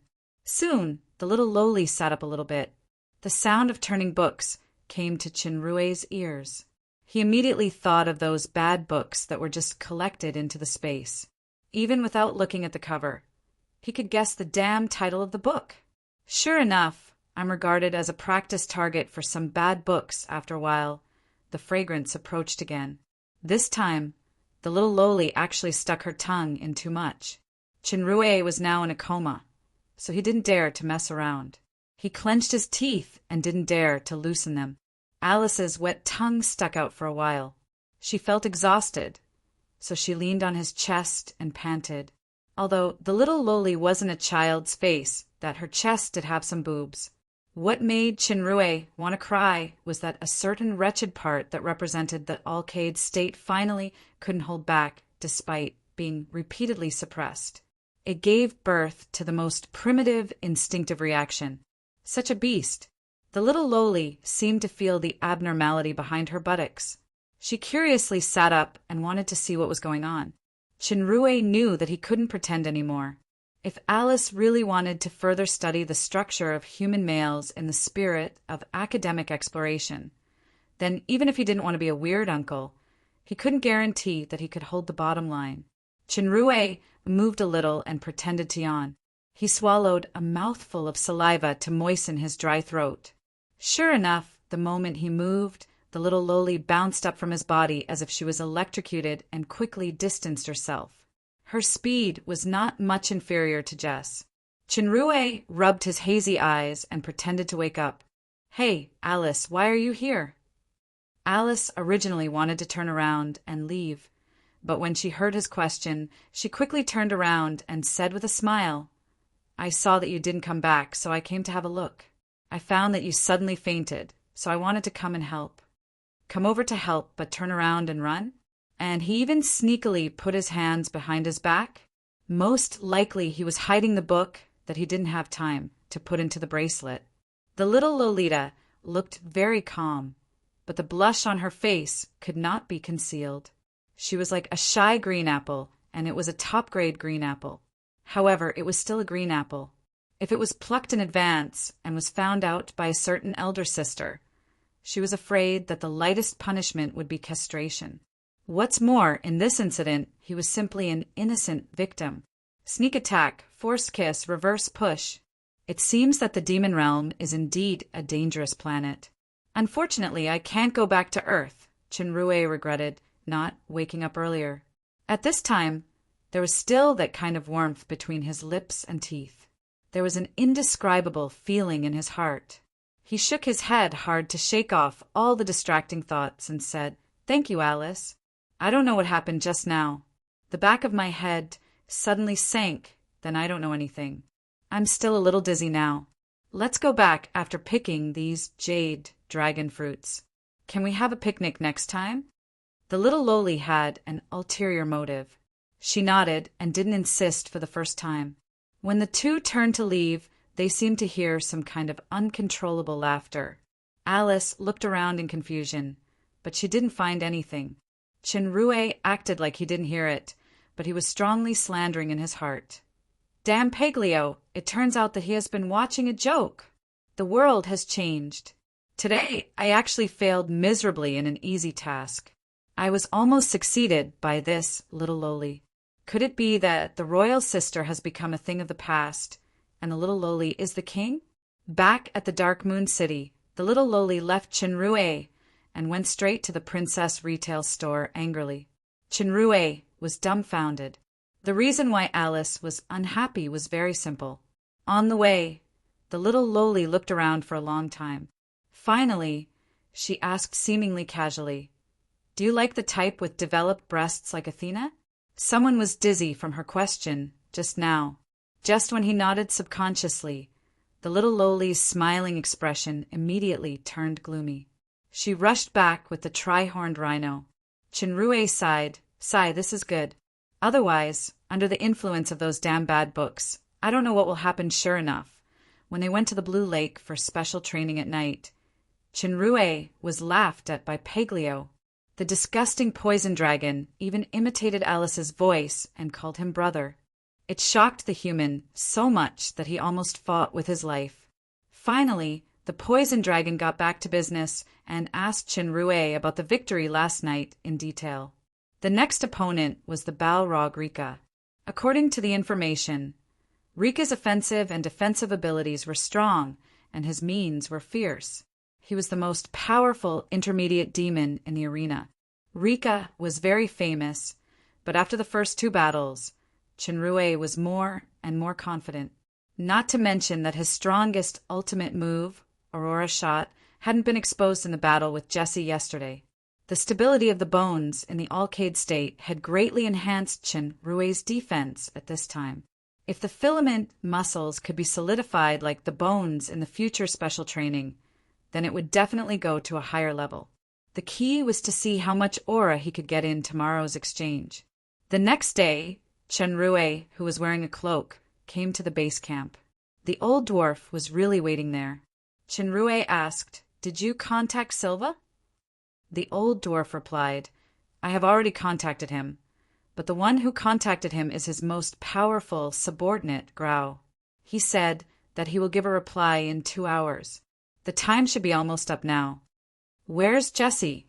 The old dwarf frowned. "He went out early in the morning. He said that we don't have to wait for him. He will appear when it's time. I'm worried that this guy will run away with the money." Chen Rui pondered and said, "He shouldn't be this kind of person. Then let's believe that he will appear at the right time." Before the old dwarf was about to say anything, an imp ran in. Silva sent a message. He asked the leader and Sir Didi to go to the ancient terrace house on the 4th Street in the southeast block to trade. He said that he is afraid that we will play tricks, so only 2 people are allowed to go. Ancient terrace house? That is Silva's lair. That guy has always had a bad reputation. "Master, why don't we forget about this deal?" The old dwarf looked anxious. "It's all Jesse's fault. He disappeared at the critical time." Chen Rui said, "Let's go. You lead the way." "Master." The old dwarf shuddered and wanted to persuade again. "I must get the fluorescent stone." Chen Rui looked back at the old dwarf. "This is your final test. If you don't dare to go, I won't force you, but don't call me master in the future." The old dwarf was shocked. The difficult life with his daughter in the past appeared in his mind. Then he thought of the huge change after meeting Aguile and the trust of this master. He struggled in his heart for a while, but he finally clenched his teeth and walked forward. Whether it was out of gratitude or the mentality of seeking wealth in danger, the old dwarf had taken the most important step in his life. As the old dwarf described, Silva's lair and the ancient terrace house were really not simple. The 4th Street alone was full of people. Most of them were muscular and fierce-looking. The old dwarf became more and more frightened as he walked, but since things had come to this point, he could only continue to move forward. The courtyard where the ancient terrace house was located was quite large. It was almost the size of a villa. After passing through layers of protection, he finally saw Silva in a hall. Silva was a middle-aged lich. Although his body was thin, there was a faint fluctuation of magic around him. He was hugging a seductive succubus who was not fully clothed. Beside Silva was a robust centaur. It was Silva's most powerful fighter, Grau. His strength had reached the peak of an ordinary centaur. Chen Rui activated analytical eyes early in the morning. It showed that Silva and Grau's strength were both E, which meant that they were both intermediate demons. There were several others with the same E-level strength around. 2 of them were hiding behind the pillars on both sides. In the battle with Jesse, Chen Rui further understood the mystery of analytical eyes. Not only could it assess strength and communicate with demonic beasts, but it could also be used as a detector to find hidden enemies. However, there was a certain limit in the effective distance. Silva sat on the sofa and took a sip of the wine that the succubus fed to his mouth. His bird-like palm rubbed the succubus' plump chest and asked casually, "You're the leader of the cloak gang, Aguile." "That's right." Chen Rui went straight to the point and asked, "I heard that you have a batch of fluorescent stones to sell. Are you sure you can afford it?" Silva didn't hide his contemptuous expression. "Did you bring the money?" Chen Rui turned his hand and a big bag appeared. It was bulging inside. As he weighed it, there was a crisp collision sound. An experienced person would know that it was black crystal coins. Seeing that his master took out the money so quickly, the old dwarf was anxious and scared, but he didn't dare to make a sound. "There's even space storage equipment." Silva's eyes were filled with greed. 15 high-grade black crystal coins, 30 mid-grade black crystal coins, and 50 low-grade black crystal coins. That's a total of 2,000 black crystal coins. Hand over the money if you want it. When the old dwarf, Didi, heard that the price was 3 times higher than the original price, which was much higher than the retail price in the magic store, he finally couldn't help but pull Chen Rui's cloak. Master, Chen Rui calmly returned price. This kind of rare goods can't be sold at a high price at all. 600 black crystal coins. I'll take all of them. You dare to bargain in my territory? Silva seemed to have heard a big joke. The succubus in his arms also laughed along. The surrounding minions burst into laughter. Only Grau didn't laugh as he looked around vigilantly. Silva laughed coldly. I've changed my mind now. 5,000 black crystal coins, plus your space storage equipment. Chen Rui shook his head. It's so expensive I can't afford it. Who said this is the price of the fluorescent stones? I don't intend to sell the fluorescent stones at all. Silva sneered. This is the money to buy your lives. Since you're unwilling, then give me your life. Do it. Chapter 60. As soon as Silva finished speaking, the ambushing figures behind the pillars on both sides suddenly made their move. Chen Rui was already prepared. He swung his leg, and the first target of attack turned out to be the old goblin. The strength of this kick was well controlled, and the old goblin was kicked to the wooden cabinet on the side. At this moment, the 2 figures on both sides had already rushed over. With a twist of the cloak, the 2 of them were sent flying back before they could form a pincer attack. One of them heavily crashed into a pillar and fell to the ground, unable to get up. Unexpectedly, cracks had appeared on the hard stone pillar. These 2 were only at the early stage of intermediate demon. They were far inferior to Bloody Hand, Lance. Naturally, they couldn't block the heavy blow that Chen Rui had been charging for a long time. Chen Rui mostly fought with opponents who were stronger than him. Now that he was dealing with these people, the feeling of improvement was clearly reflected. The centaur Grau was about to make a move. Suddenly, a figure swept down from the magic chandelier on the ceiling. It was as fast as lightning, and it pounced towards Silva's head.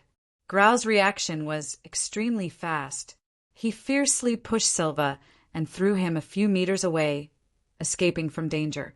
However, the figure that swept down was actually an afterimage. The real killing move appeared behind Grau. The centaur felt a chill on his back, and he had already been hit by a sharp weapon. After all, Grau's strength had already reached the advanced stage. When he condensed all his strength, the sharp weapon could only penetrate 3 points. When Grau turned around to attack, the ambusher had already escaped far away. There were screams along the way, and 2 more people fell. Although the ambusher injured Grau, he also exposed himself. Grau wiped the blood on his back and stared at the dark elf, who almost killed him with furious eyes.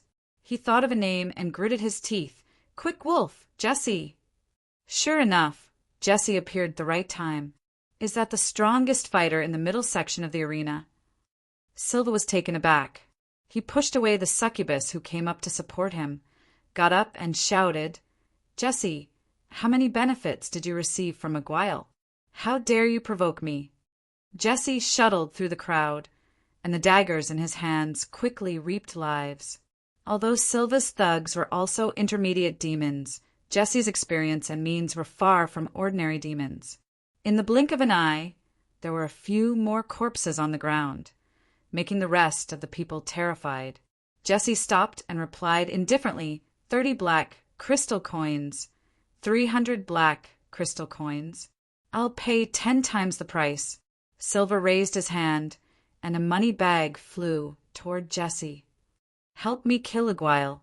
Jesse's terrifying blow just now left a big shadow on Silva. He intended to use money to lure Jesse and Aguile to kill each other, or he could reap the benefits. Jesse took the money bag and glanced at Chen Rui. He felt that the eyes behind the mask didn't waver at all.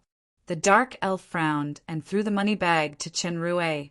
I don't have space equipment. Help me take it. Chen Rui responded, and the money bag disappeared in his hand instantly. A smile appeared behind the mask. "This Jesse is a bit interesting."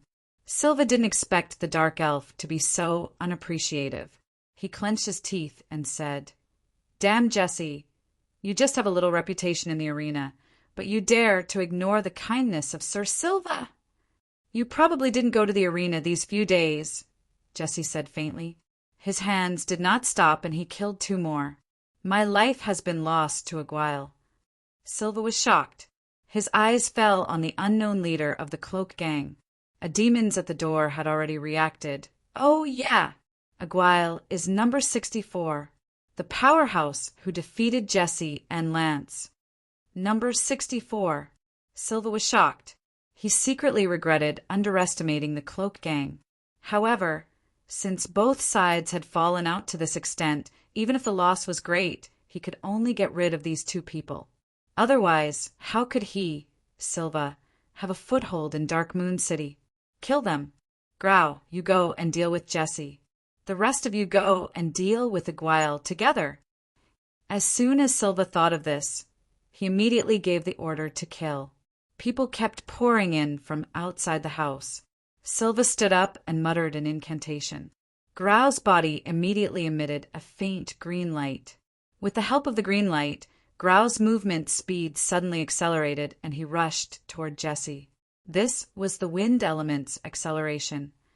It could greatly increase the speed, but as a price, the defense was reduced. However, it was the most suitable tactic for Jesse, who was weaker than Grau. Jesse knew that Grau was at the peak of intermediate demon. His strength was better than himself, and he was also cast with acceleration. He immediately waited with rapt attention. Chinrue used his speed to attack in the crowd and gradually close the distance with Silva. He was using magic to interfere with Jesse's speed, causing Jesse to be in danger for a while. When he realized Chinrue's intention, he was shocked. He initially wanted to use the strongest Grau to kill the relatively weaker Jesse first, then concentrate on dealing with Aguile. He didn't expect that so many people couldn't trap Aguile, and they came here instead. As Aguile was very fast and was mixed in the crowd, Silva couldn't use his spirit power to lock on him to cast magic. He made up his mind and chanted. After a while, he waved his hands. A huge lightning appeared out of thin air and struck directly into the crowd. This lightning first hit a demons near Chinrue. The demons suddenly trembled from the electricity, and they fell to the ground with a scorched body. However, this lightning was a chain, and it immediately hit another demons. The 3rd lightning finally fell on Chinrue. Chinrue's body trembled, and his muscles involuntarily spasmed. A demon next to him was also knocked to the ground at the same time. This was a chain of lightning that could attack the nearest 4 people regardless of friend or foe. As soon as the rest of the demons saw Aguile being hit by the chain of lightning, they rushed forward with the thought of taking advantage of the situation. For a while it was unknown how many punches and sticks hit Chinrue. Chinrue roared and his power exploded. The few guys at the front suddenly flew out. Then the sound of hits continued, and people fell one after another. Silva was secretly shocked. He was a lich at the middle stage of intermediate demon, and he was proficient in wind magic. He had already launched this chain of lightning with all his strength. Although the first chain of lightning was the strongest among the 4 chain attacks, it would gradually weaken after that, but the power was still powerful. Coupled with the attacks of his subordinates, even Grau couldn't resist it. He didn't expect this Aguile to be so terrifying. He didn't seem to be affected at all. In fact, Chinrue's situation wasn't as easy as Silva imagined, but the defense of the Alcade state and the recovery characteristics of astral form were very powerful. He resisted these attacks and rushed toward Silva at full speed. To catch the followers, first catch the leader.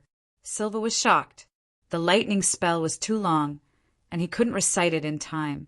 He drew a circle with his hand, and his lips moved quickly.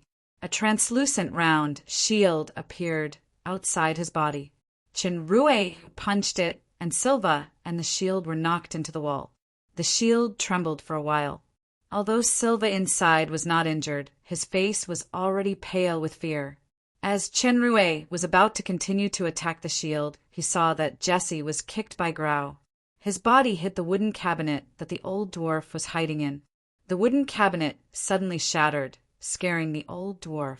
Grau! Die! Chenrue couldn't care less about Silva, and he flew toward Grau. Grau was about to take advantage of the situation to chase after Jesse, but he heard Aguile's shout. As soon as he turned around, he saw a huge white ball of light with a terrifying aura rushing toward him. Because the distance was too close, he couldn't react at all, and he was hit. Grau instinctively felt a huge sense of fear. He resisted with all his might, but he still couldn't resist the powerful force of the ball of light. His feet dragged out an exaggerated tunnel on the ground, and there were cracks along the way. As the distance of the ball of light increased, Grau's defense, which was weakened by wind walking, became weaker and weaker.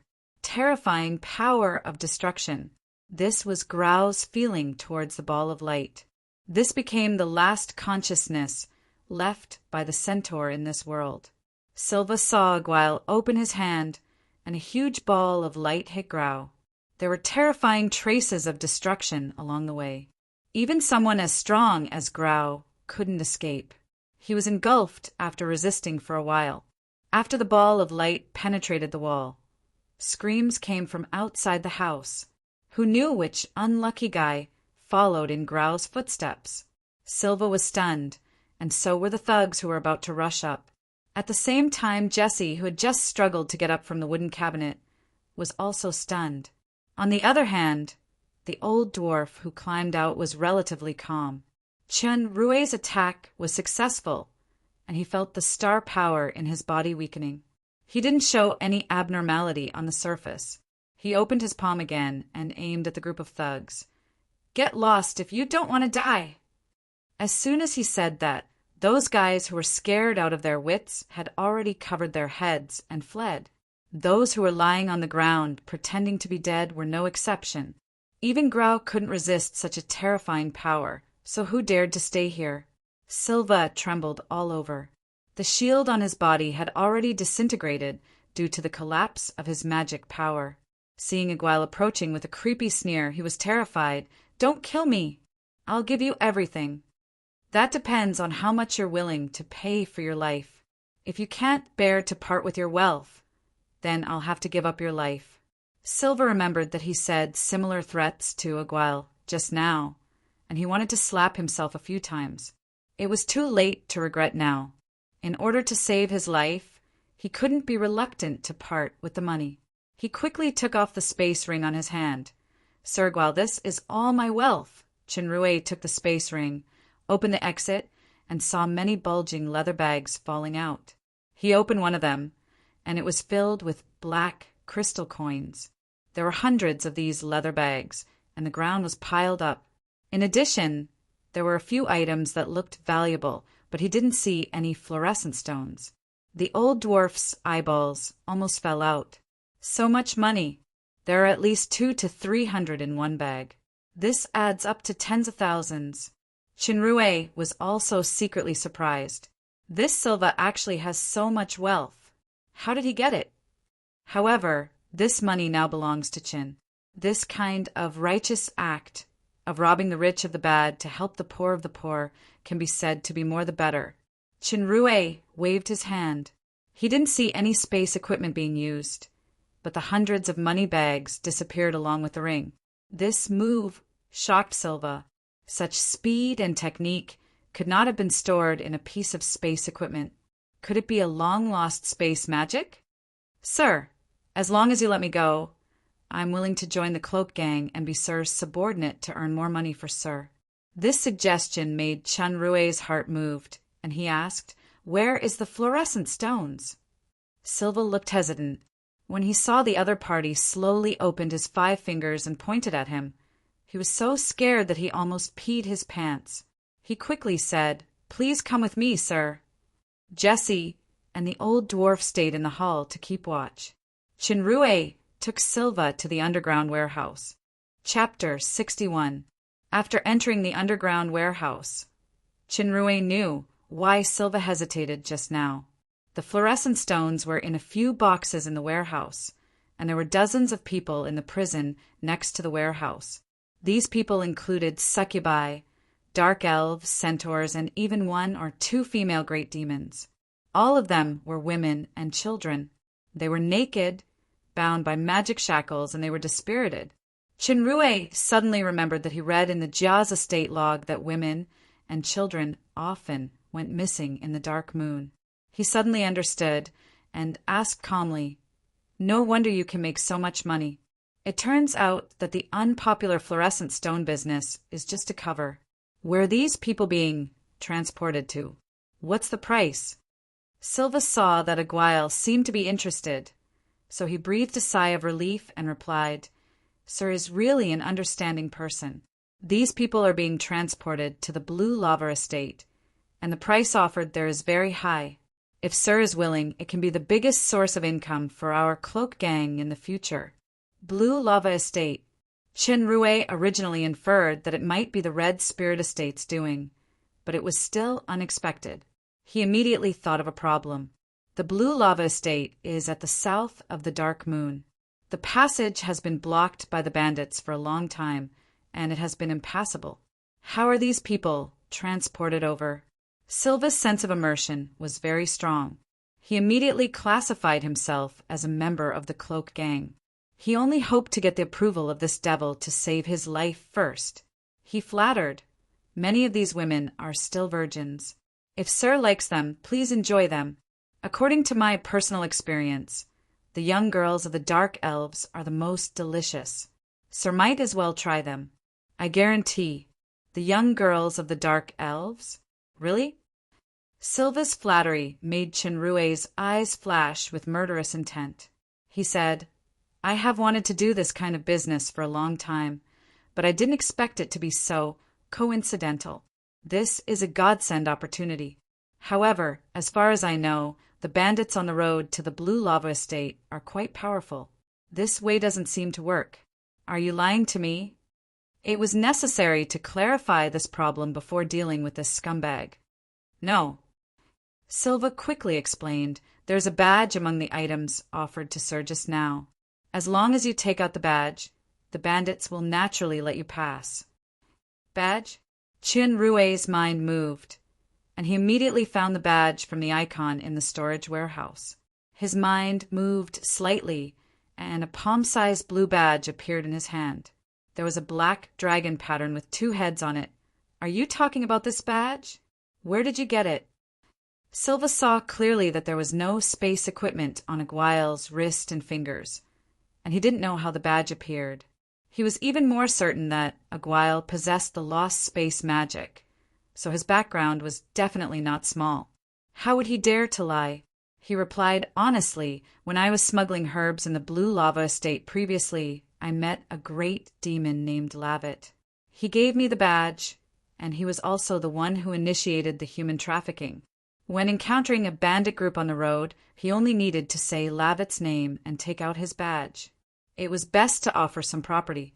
Whether it was smuggling medicinal materials or people, he could go back and forth unimpeded. Human trafficking is generally transacted once every 6 months. Now, it is less than 2 months since the last transaction, so Sir can enjoy these women with peace of mind. It doesn't matter even if they are played to death." Chinrue asked for some more details and finally confirmed that the bandits in the south came from the Blue Lava Estate. Judging from various factors, they might be sent by the official. In Jia's information, the Blue Lava Estate Lord once received a great favor from Crown Prince Grimm in his early years. He was one of the forces that secretly supported the Dark Moon. I didn't expect him to be an ingrate that calls you from the same hometown, but no discussion. The development of an estate couldn't be separated from resources, such as funds, construction, population, etc. Over the years, the Blue Lava Estate supported Jia on the surface, but they secretly took away a large number of medicinal materials and population resources from the Dark Moon through such means. At the same time, they sent the bandits to blatantly block the trade route to achieve the purpose of fawning on the capital. It was likely that Silva was not the only one who did the same business in the Dark Moon. To some extent, the Blue Lava Estate that benefited from both sides was more ruthless than the Red Spirit Estate. This was definitely an unexpected discovery, and it was quite important. After Chen Rue got a lot of information from Silva, he asked patiently, "Recall carefully. Is there anything else that you didn't say clearly just now?" Silva thought seriously for a while. Then he shook his head and said, "There's really nothing else. I have said all that I know. I dare not hide anything. I will definitely do my best under Sir's command to play my value and bring the Cloak Gang to a new level." "Very good." Chen Rue nodded with satisfaction. The next sentence made Silva's flattering smile freeze on his face. "Unfortunately, you have no value now." This was the last sentence that Silva heard in his life. Number 4 Street in the southeast block had always been Silva's territory. It could be said to be one of the largest forces in the southeast block. However, after a change, Silva's old nest, the ancient house, had changed owners. It was replaced by the original small organization called the Cloak Gang. Initially, many of Silva's men had joined the Cloak Gang. Strangely, Najib, the leader in charge of the security in this area, was indifferent to this. He expressed his support for the Cloak Gang in a tacit manner. In fact, Najib even received a lot of benefits in private. After witnessing Chen Rue kill Grau with Aurora shot, Jesse had been silent until Chen Rue gave him the 300 black crystal coins. He then asked, "Did you really want a whetstone that day, or was it a whim of boredom and pity?" Chen Rue was too lazy to explain too much. He asked, "Have you lost the courage to be a whetstone now?" This sentence aroused the fighting spirit of the Dark Elf, and his eyes became much sharper. "At this time next month, I will challenge you." "Good. Before that, you will stay in the Cloak Gang." Chen Rue nodded. To deal with this kind of person, it was necessary to use incentives. He could also recruit a second leader for the Cloak Gang along the way. "Don't be complacent because you killed Grau with a sneak attack. Balrog Rika is known as the king of intermediate demons.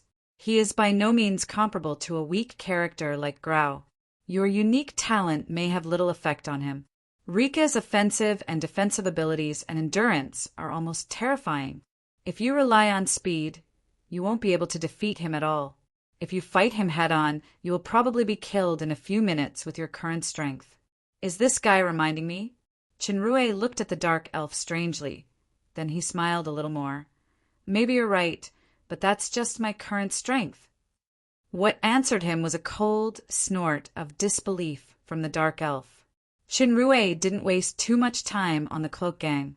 He handed over the specific affairs to Jesse and the old dwarf. Then he returned to the palace's laboratory. Although the Cloak Gang replaced Silva, it was impossible for them to really engage in human trafficking.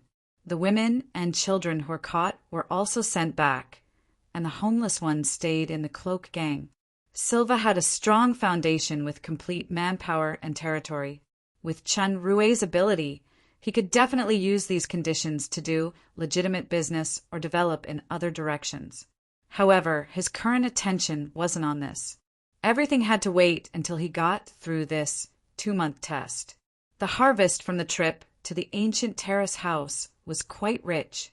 In contrast, the injuries he suffered were insignificant. Just the pile of fluorescent stones provided more than 30,000 auras. Together with the remaining usable magic materials in the warehouse and the original more than 9,000 auras, the total had exceeded 70,000. He didn't specifically count the black crystal coins yet. He just gave the old dwarf 2 bags as the club's funds. There were less than 20 days left. If Chen Rue's current middle stage strength fought against a higher stage opponent, he would definitely lose. Jesse said that Grau's strength couldn't be compared with Rika, the king of the intermediate stage in the arena. Just like in today's battle, he could easily knock down a fighter with the same strength. What's more, there were only 2 shots of Aurora shot today. Every shot would consume more than half of star power. If he didn't grasp the timing, it would be counterproductive.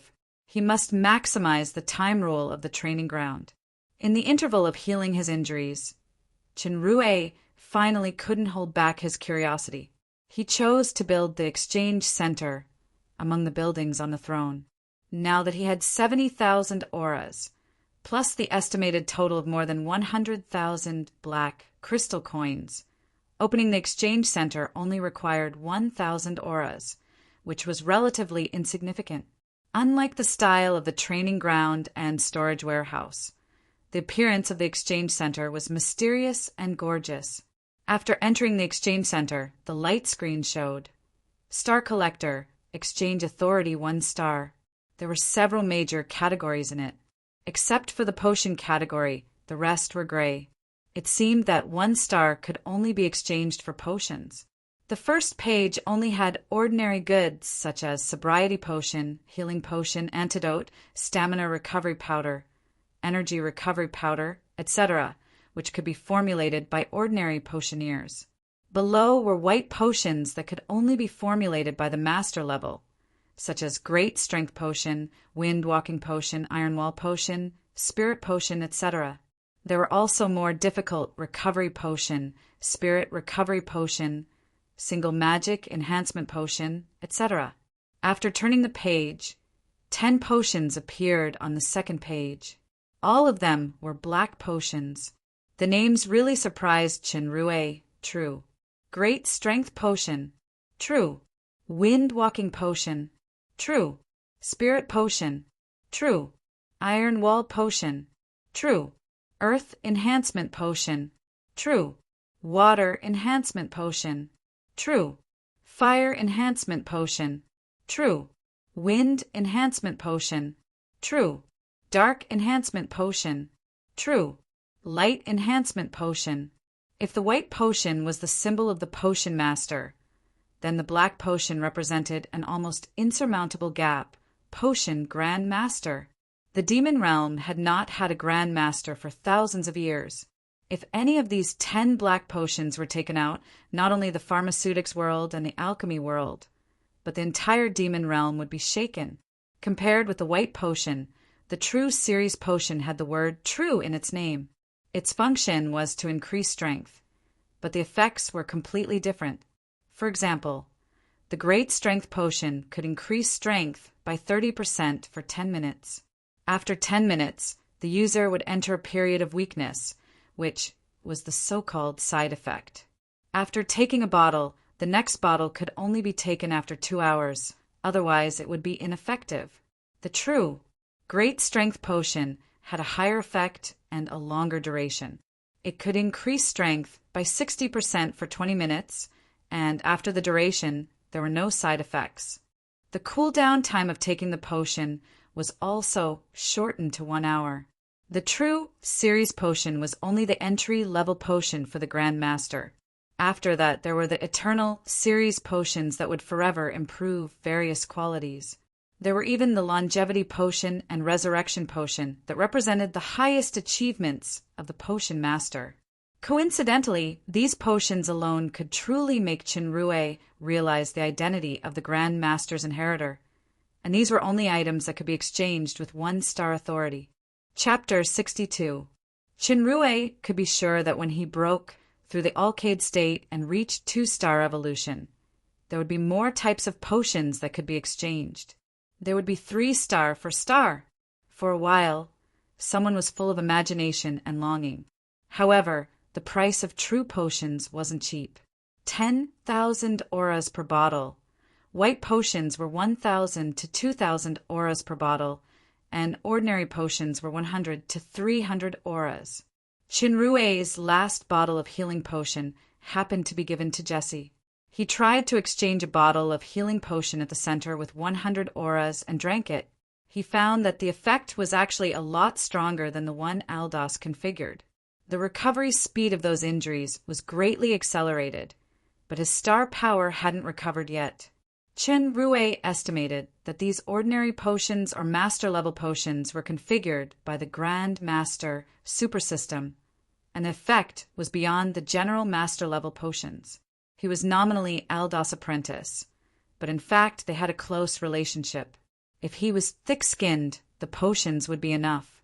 After all, the potions at the exchange center required auras, especially the true series of black potions. Firstly, it was too expensive.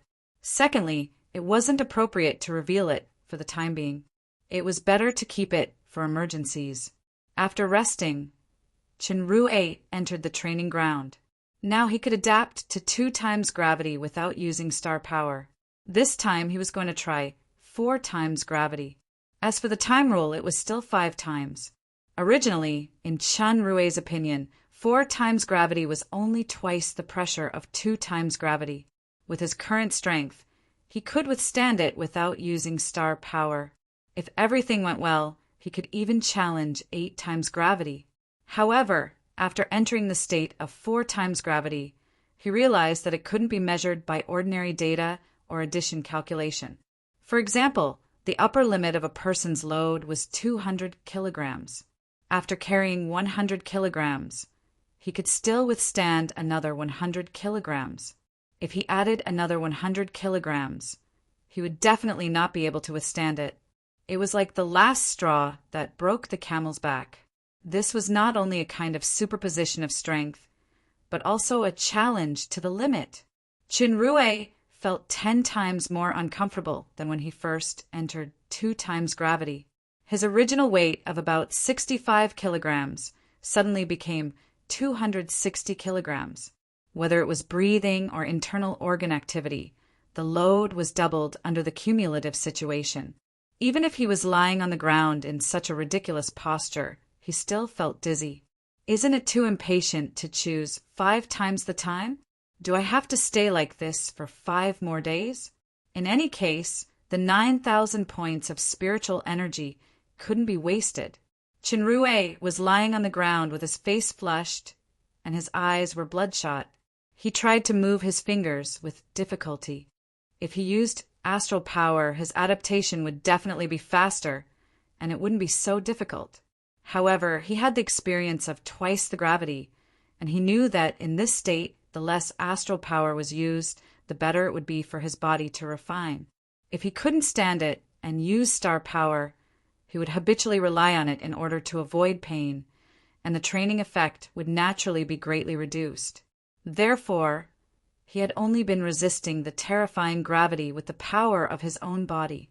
He did not use any power at all. If he wanted to break through the limit, he would have to kill himself. It was self-torture now. He could torture his enemies in battle. Several times, Chinrue almost couldn't hold on anymore, but he still gritted his teeth and endured it. From slowly moving his fingers to moving his body, then supporting himself to sit up, stand up, fall down, and stand up again. It was like putting his body defenseless on an iron felt, allowing the weight of a sledgehammer to hammer him repeatedly. This was definitely a huge test of willpower. Strength couldn't be obtained by shouting slogans. There was no shortcut to the road of true strength. A genius who didn't work hard was equal to a fool. What's more, he wasn't a genius in the first place. Red Spirit Estate. There was a continuous sound of things being smashed in the room. It took a long time before it subsided. Joseph panted and clenched his fists tightly. The room was in a mess. There were broken debris everywhere. The hard wooden table was torn apart. There were several succubus corpses dressed as maids on the ground, and blood was all over the floor. Apart from Joseph, there was only one person alive. This was a man of medium build. His appearance was similar to a human. It seemed that he was also a great demon with a mutated bloodline. The man quietly waited for Joseph to finish venting.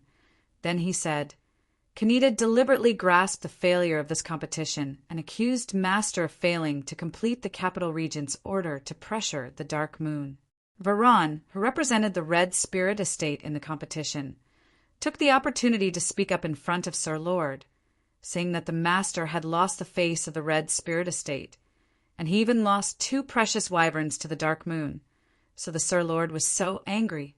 Obviously, Varan and those old guys who were originally neutral have fallen to Kaneda's side.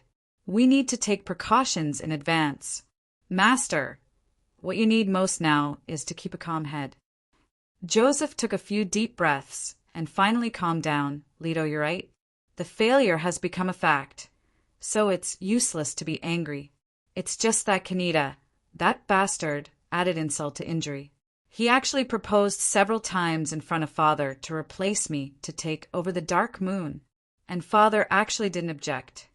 He didn't object, but he didn't agree either. In fact, what Master and Kaneda are fighting for is just the first heir, not the real heir to the Lord. Sir Lord hasn't reached the time of real old age yet, so he has been playing the game of balance." Leto smiled slightly. Since the failure of the competition is irreversible, Master might as well be more generous in this regard. It can contrast Kaneda's narrow-mindedness instead. The next step depends on how Master arranges the counterattack. Joseph pondered. Royce sent an important message some time ago. Aldos of the Dark Moon City is likely to be breaking through to the Grand Master level potion. Grand Master level potion. Leto looked shocked. That Aldos is the dark elf who poisoned the capital's top potioneer genius? The demon realm hasn't had a potion grandmaster for thousands of years. There are many examples of masters breaking through to the Grand Master level, but none of them succeeded. Does this Aldos have the confidence to inherit? Even if he has a 99% chance of failure, we can't ignore the 1% chance of success. A deep light flashed in Joseph's eyes. Aldos originally relied on the sponsorship of Princess Royal, Jia, and barely passed the master-level assessment. I don't know what he encountered in these years, but his pharmaceutics research has reached a terrifying level, and he has been hiding his strength. If Sandro didn't die in his hands, no one would know his true strength. Now many people have regarded him as the Empire's top potion master. Even if he fails to break through to the Grand Master level, his powerful strength can't be ignored. If he succeeds, I'm afraid even Regent Obsidian Royal Highness will have to reconsider. Leto nodded thoughtfully. In this way, even if Aldos can't become a Grand Master with his current reputation and strength, as long as he can be of help to our side, then even Sir Lord will favor Master as his successor. Aldos lacked materials when experimenting with potions. He once asked the human apprentice to come to the magic store and ask for free test samples. Reyes handled it well and gave him a whole piece of all the materials. At least, it has left a good impression in Aldos's heart. Leto's eyes lit up. In this way, as long as we can continue to provide a lot of materials, then... No, Aldos' loyalty to Princess Jia is well known. He doesn't even care about the capital's solicitation. Joseph's face gradually showed his usual deep smile. However, everyone has a weakness. In the last Master Challenge, Sandro once threatened Aldos with his long-lost sister. As a result, Aldos was angered. He didn't hesitate to show his true strength and poisoned Sandro into ashes with a bottle of potion. Therefore, if you want to control or win over Aldos, his sister is the most critical link. Leto, I will leave this matter to you. Find the clues in this regard at all costs. Understood, Master. Leto bowed, walked out of the room, and waved to the trembling maids outside. The maids only dared to come in to clean up the mess. In the training ground of the Galaxy Divinity Temple, Chen Rue, who finally survived 5 days in 4x gravity, just exited the system to sleep and immediately began the difficult training again. This time it was 4x gravity plus 10 days of time rule. In the boring interval of self-torture, thinking became the only way for him to relax. Thinking about his future direction, thinking about the development of the Dark Moon, thinking about how to deal with the enemies of the Dark Moon, not only thinking about things, but also about people. A certain partner who is obviously a dragon, but is stubborn. The Iceberg Royal Sister, who likes to play with murderous intention and backstory. The violent woman, who is passionate and generous and hits her chest to attract attention. The bad book collector, the black-bellied and precocious little loli, who hides her ultimate move. The enthusiast master, who takes the blame of Fart King and only wants to learn potion knowledge from the Grand Master's inheritance. The the succubus who has the ultimate move of turning a person into a dry husk after a kiss. She doesn't want to be a maid. In the repeated attempts, failures, and attempts while sweating profusely, the psychological and physiological limits were challenged again and again. The light silks emitted by the Alcade light ball were also condensing in an orderly manner. Princess Retail Store. Although the business was getting better, and the little Princess Alice was smiling all day long, a careful person like Kia could still find that Alice would often be in a daze and distracted for no reason. Sometimes she would even talk to herself in a voice that only she could hear. "Humph, I won't lose to Athena." Why are the breast enhancement methods written in the book useless? Stinky Chenrue, he's not looking for me again. Does he really only like women with big breasts? In a secret room, somewhere in the dark moon city, Athena sat cross-legged on the ground with her eyes closed. The red flame burning around her jumped slightly with her even breathing. She took a deep breath, and the flame gradually extinguished. She opened her eyes, and her crimson pupils were like gems that contained a powerful heat. After getting up and stretching for a while, she suddenly touched her smooth cheeks with both hands, as if there was still a certain kind of heat in her memory. That guy, is he okay? The garden in the inner courtyard of the palace.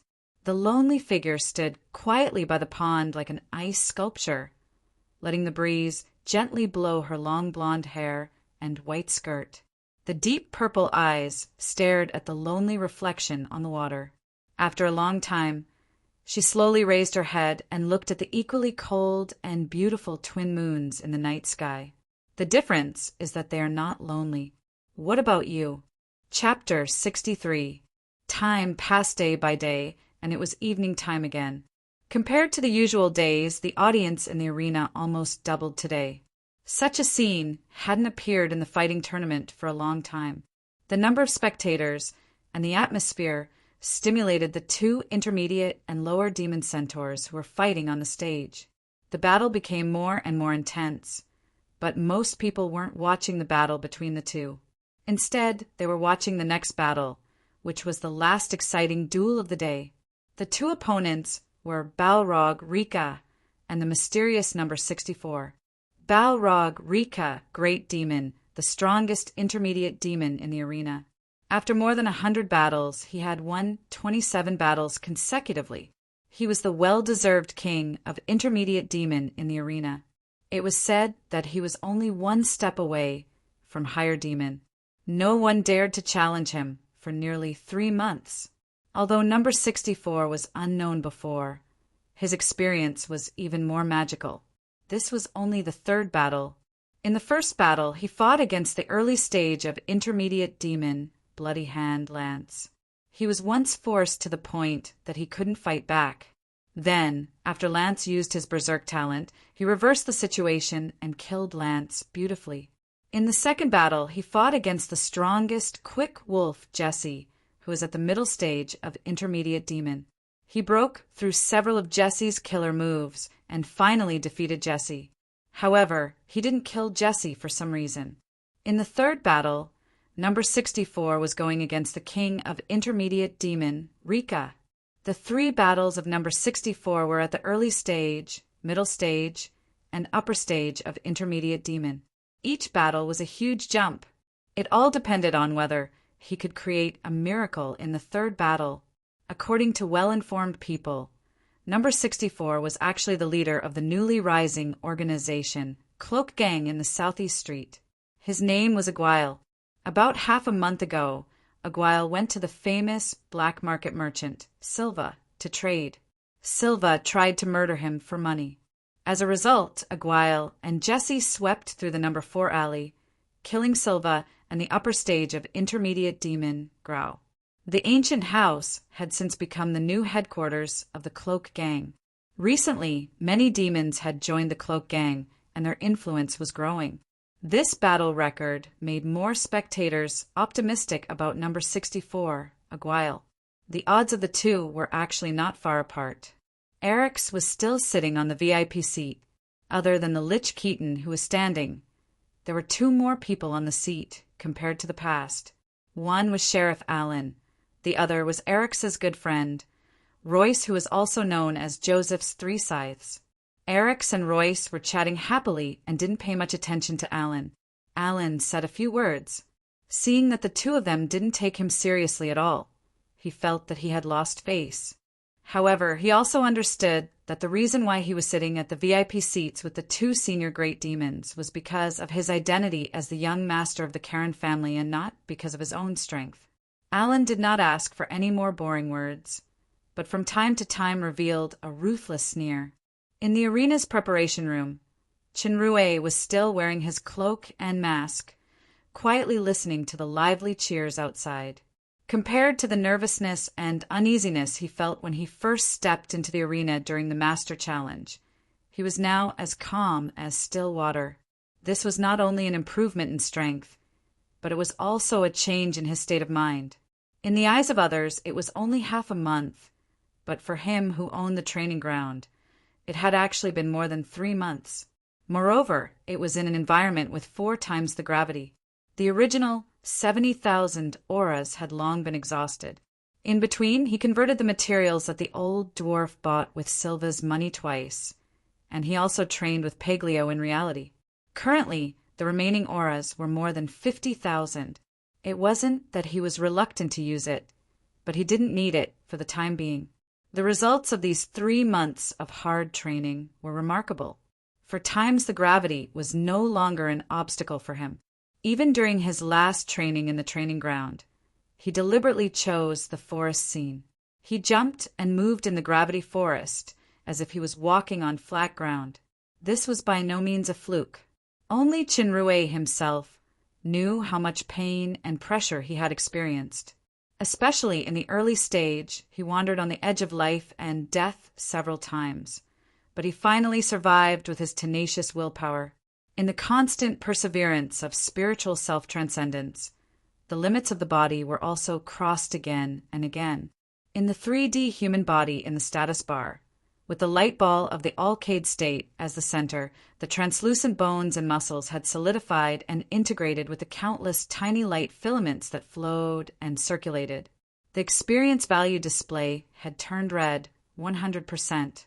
This data showed that his mastery of star power and refinement of the Alcade state had reached a fully mature stage. He had the basic conditions to break through to the next realm, but he didn't know how to trigger the next star evolution and enter the Mizar state. Due to time constraints, temporarily adapting to 8 times the gravity was no longer necessary. According to the Poison Dragon, even if the training intensity was high, it was only tempering the body, and the effect wasn't great. To find the best opportunity to break through, he could only rely on actual combat. Therefore, Chinrue was eagerly looking forward to the arrival of this battle. This was likely to be the key to breaking through the bottleneck. Now he seemed calm on the surface, but his heart was actually full of fighting spirit. It was completely different from the cautious mentality when he fought against Jesse in the last battle. Number 64? Sir Guile? A somewhat familiar voice sounded at the door. At this time, it was reasonable to say that others couldn't enter the lounge. Chinrue took a look, and it turned out to be Aaron's lich, Naji. When he killed Silva and occupied the ancient house, Najib also came to investigate on behalf of Sheriff Aaron. Finally, after a small bribe of some black crystal coins, the Cloak Gang's actions in the ancient house were successfully recognized. What is this guy's intention to suddenly come to the lounge? It really is Sir Aguile. This cloaked and masked man was no stranger to Naji. Now it seemed that his strength was really terrifying. He actually dared to challenge Rika directly. Fortunately, he didn't fall out with Gank when he went to the Cloak Gang. Sir, Naji is here this time under the order of Sheriff Aaron. I want to ask Sir to promise one thing. Aaron? Trash-talking sad man? Chinrue frowned. What's the matter? Naji tried hard to maintain this calmness and said, This is the case. The Cloak Gang killing Silva and occupying the ancient house is already out of control. It's about to reach Princess Jia. Once Princess Jia sends the Imperial Guards to suppress it, Even Sir Aaron can't help the cloak gang. Don't beat around the bush. Just say it. Chinrue sneered in his heart. This kind of words can only bluff others. Whether it's Aaron or Naji, they would never think that this Igual himself is Ja's most trusted aide. On the other hand, this Naji just took a hefty bribe, and now he turned his back on me after wiping his mouth. He's a typical ingrate. Sir is really a sensible person. Naji smiled apologetically. Sir Aaron can try to suppress this matter and officially recognize the cloak gang's position in the southeast block. The condition is very simple. Sir Igual must lose to Rika in this competition. Fake fight? Threat? Chinrue snorted coldly. Naji only felt an invisible murderous vibe coming from the other party. He instantly had a feeling that he was scared out of his wits. His body trembled involuntarily. Aaron really thinks highly of me. He thinks that Rika will definitely lose? Chinrue said coldly. If I don't agree, is Aaron going to deal with me and the cloak gang? Naji stuttered and explained, Sir, please calm down. I'm just a nobody. I'm just conveying Sir Aaron's request. It's useless even if Sir kills me. In fact, Rika has already submitted to the Karen family. Sir Aaron doesn't want anything to happen to him. So as long as Sir agrees to fake defeat, there will be no danger to his life in the arena. Finally, the murderous vibe slowly disappeared. Aguail's hoarse voice came. Since this is the case, go and tell Aaron that I will make him satisfied. Naji was breaking into a cold sweat. He was afraid that he would lose his life if he angered the other party. When he heard this sentence, it was as if he was granted amnesty. He said happily, Thank you, sir. Naji won't disturb Sir's preparation. Goodbye.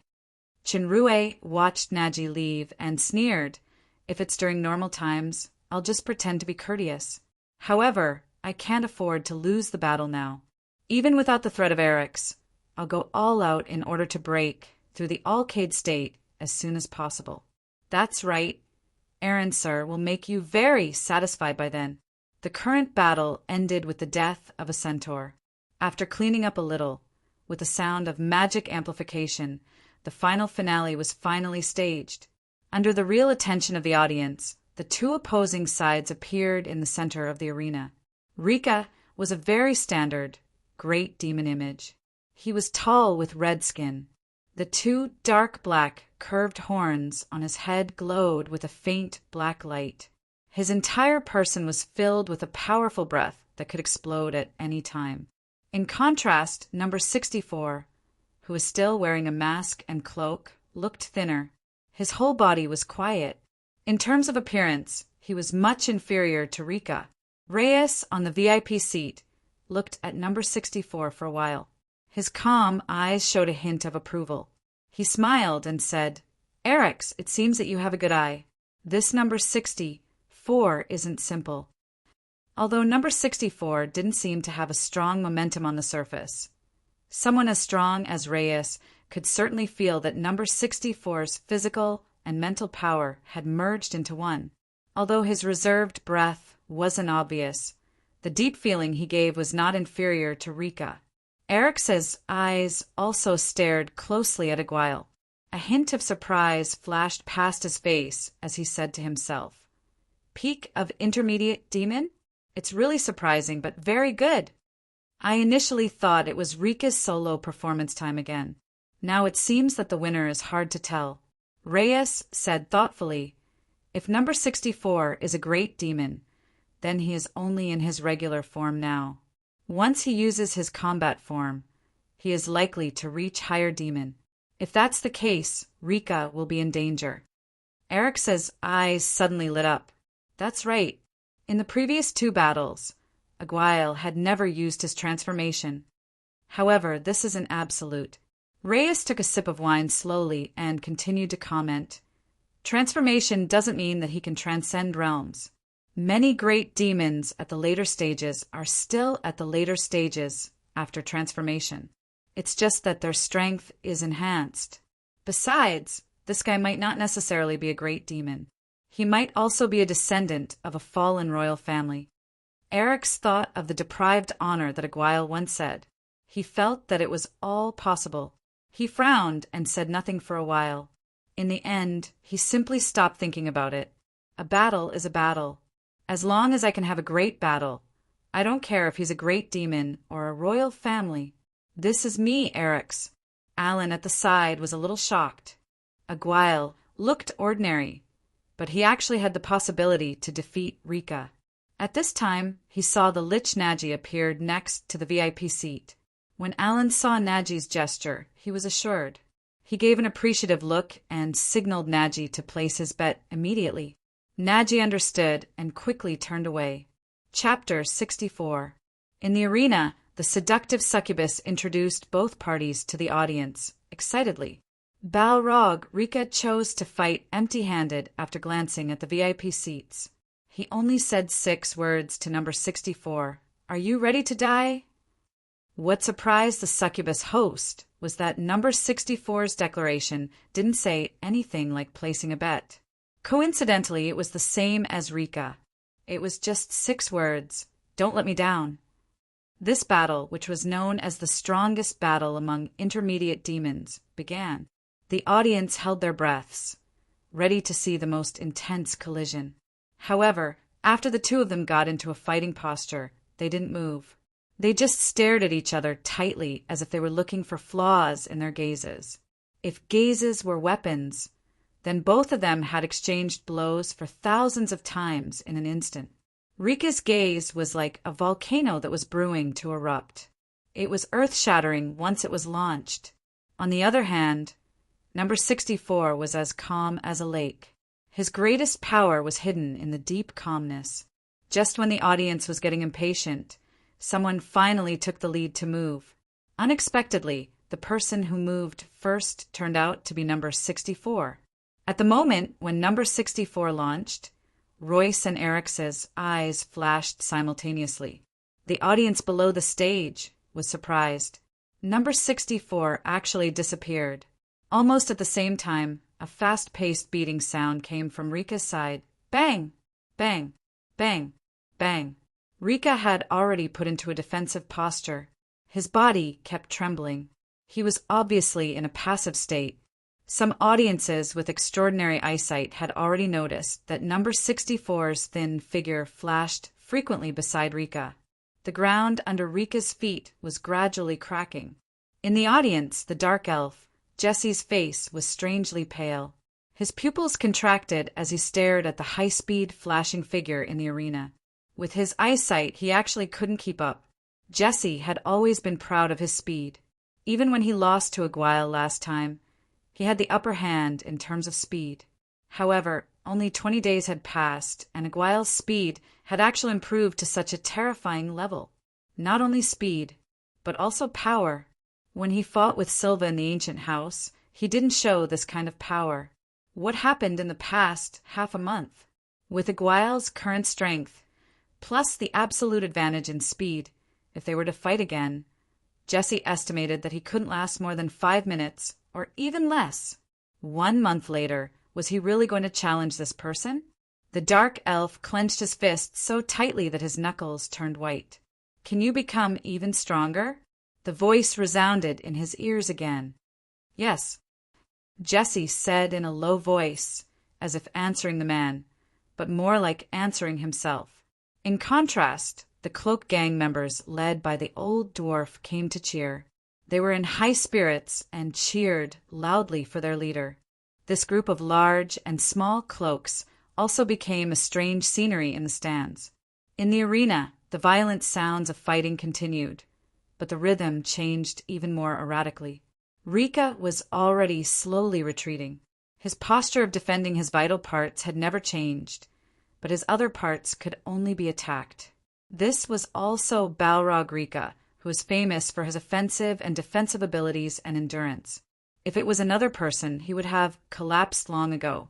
As Rika retreated, red flames rose from his body and disappeared instantly, making Chinrue miss his attack. At the same time, Rika's figure appeared behind him. His flaming fist struck quickly, and he finally launched his first counterattack. However, this punch also hit the air. The opponent's figure bounced and appeared 6 or 7 meters away at an extremely fast speed. The Great Demon Clan had 3 basic talent skills. The first was weapon proficiency. They were good at using various weapons, especially scythes, so they were also called scythe demons. The second was teleportation. Shinrue had already seen it in the sky battle. At that time, Aaron fell from the back of the wyvern and used teleportation in the air to safely return to the ground. The higher the level of the Great Demon, the farther the effective distance of teleportation, and the shorter the cooldown time of the skill. The third was demonic fire. The role of demonic fire was not to burn the enemy, but to burn oneself. It was equivalent to a stimulant that increased strength. The effect and duration of demonic fire were proportional to one's talent and strength. What made Rika shocked was that after using demonic fire, he still couldn't catch up with the opponent's speed. Yet this opponent actually didn't have any signs of panting or exhaustion after such a round of high-speed fierce attack. If it's just based on speed, Royce at the VIP seat put down the wine glass and showed a look of appreciation. Number 64 is already close to the standard of the early stage of Higher Demon. I really don't know how he trained to this level. It's not easy for Rika to win this battle. Eric's didn't say anything. His eyes were faintly burning with an inexplicable flame. Just a month ago, this number 64 was just a lowly ant. I didn't expect that he could improve to such a level in such a short time.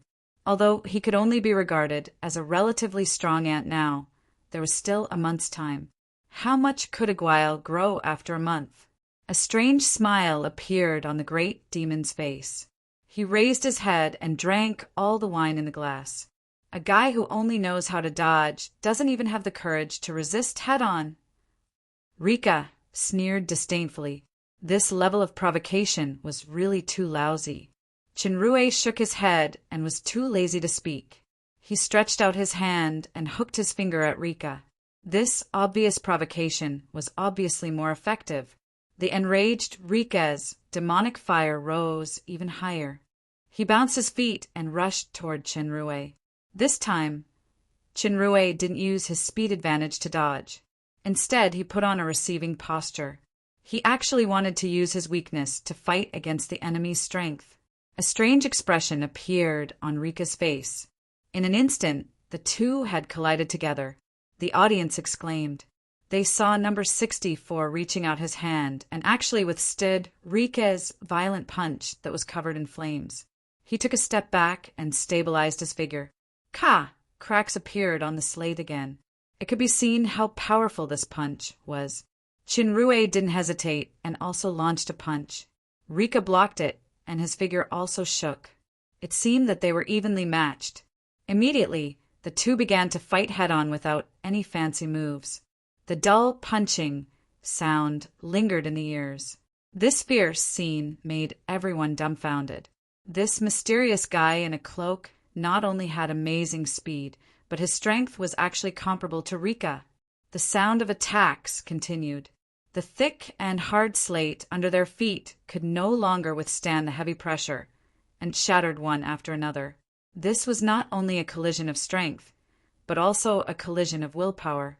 This was a real battle. Coming to the arena today was definitely not in vain. The audience's enthusiasm was aroused, and the cheers were boiling. The audience, led by the cloaked people, shouted number 64, and another group of people shouted Balrog together. The cheers were getting louder and louder. Shinrue didn't even notice that in this fierce and crazy battle, his body faintly emitted a layer of white brilliance, as if something was going to break out of his body. Good guy, at least the same strength and endurance as Rika. This battle of the strongest intermediate demon is worthy of its name. It's just that this number 64 clearly has the speed close to Higher Demon. Why does he still choose this unwise strategy? As an intelligent great demon who liked to use tactics, Reyes felt a little puzzled. When Alan heard Reyes's comment, he was even more certain. Fortunately, I sent Najib to threaten previously, Otherwise, Rika might really lose. This time I made a big bet, and I can make a lot of money. Aguile is a tactful guy, and his strength is also not bad. I can consider recruiting him to work for the Karen family in the future. Whetstone. Eric's narrowed his eyes slightly and answered to himself. He had obviously seen through Chinrue's real intention. Time passed by, and the rhythm of the fierce battle in the field still didn't slow down.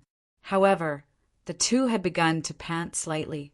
Rika initially wanted to rely on his endurance to defeat his opponent, but he didn't know that his opponent's endurance was actually slightly above his.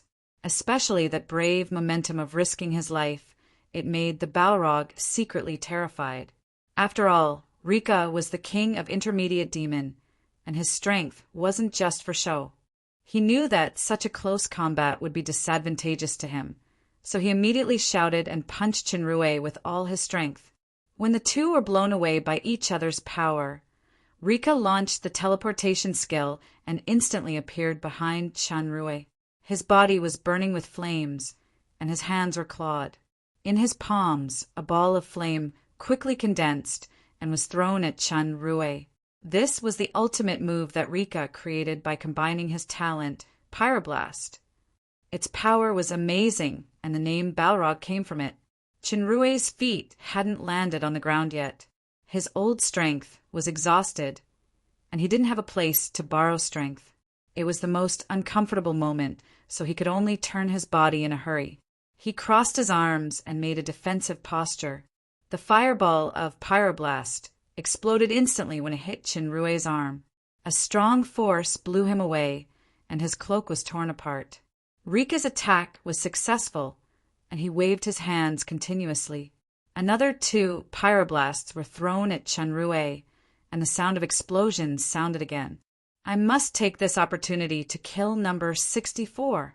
Rika had burst out all his strength. His hands seemed to have 4 hands, and he continuously launched Pyroblast like a 4-barreled machine gun, desperately spitting out flames. There was a series of explosions in the arena. Bricks and dust were flying everywhere, and it was almost impossible to see what was going on inside. After a long time, Rika finally stopped the bombardment. He was panting heavily, and the flames on his body were obviously much weaker. No matter how strong one's endurance was, there was a limit. This round of Pyroblast almost exhausted Rika's strength, but he finally got rid of the troublesome opponent. He couldn't help but smile. He didn't think that any intermediate demon could stay alive under the full bombardment of his talent. A large cloud of smoke gradually dispersed, and Rika's smile suddenly froze on his face.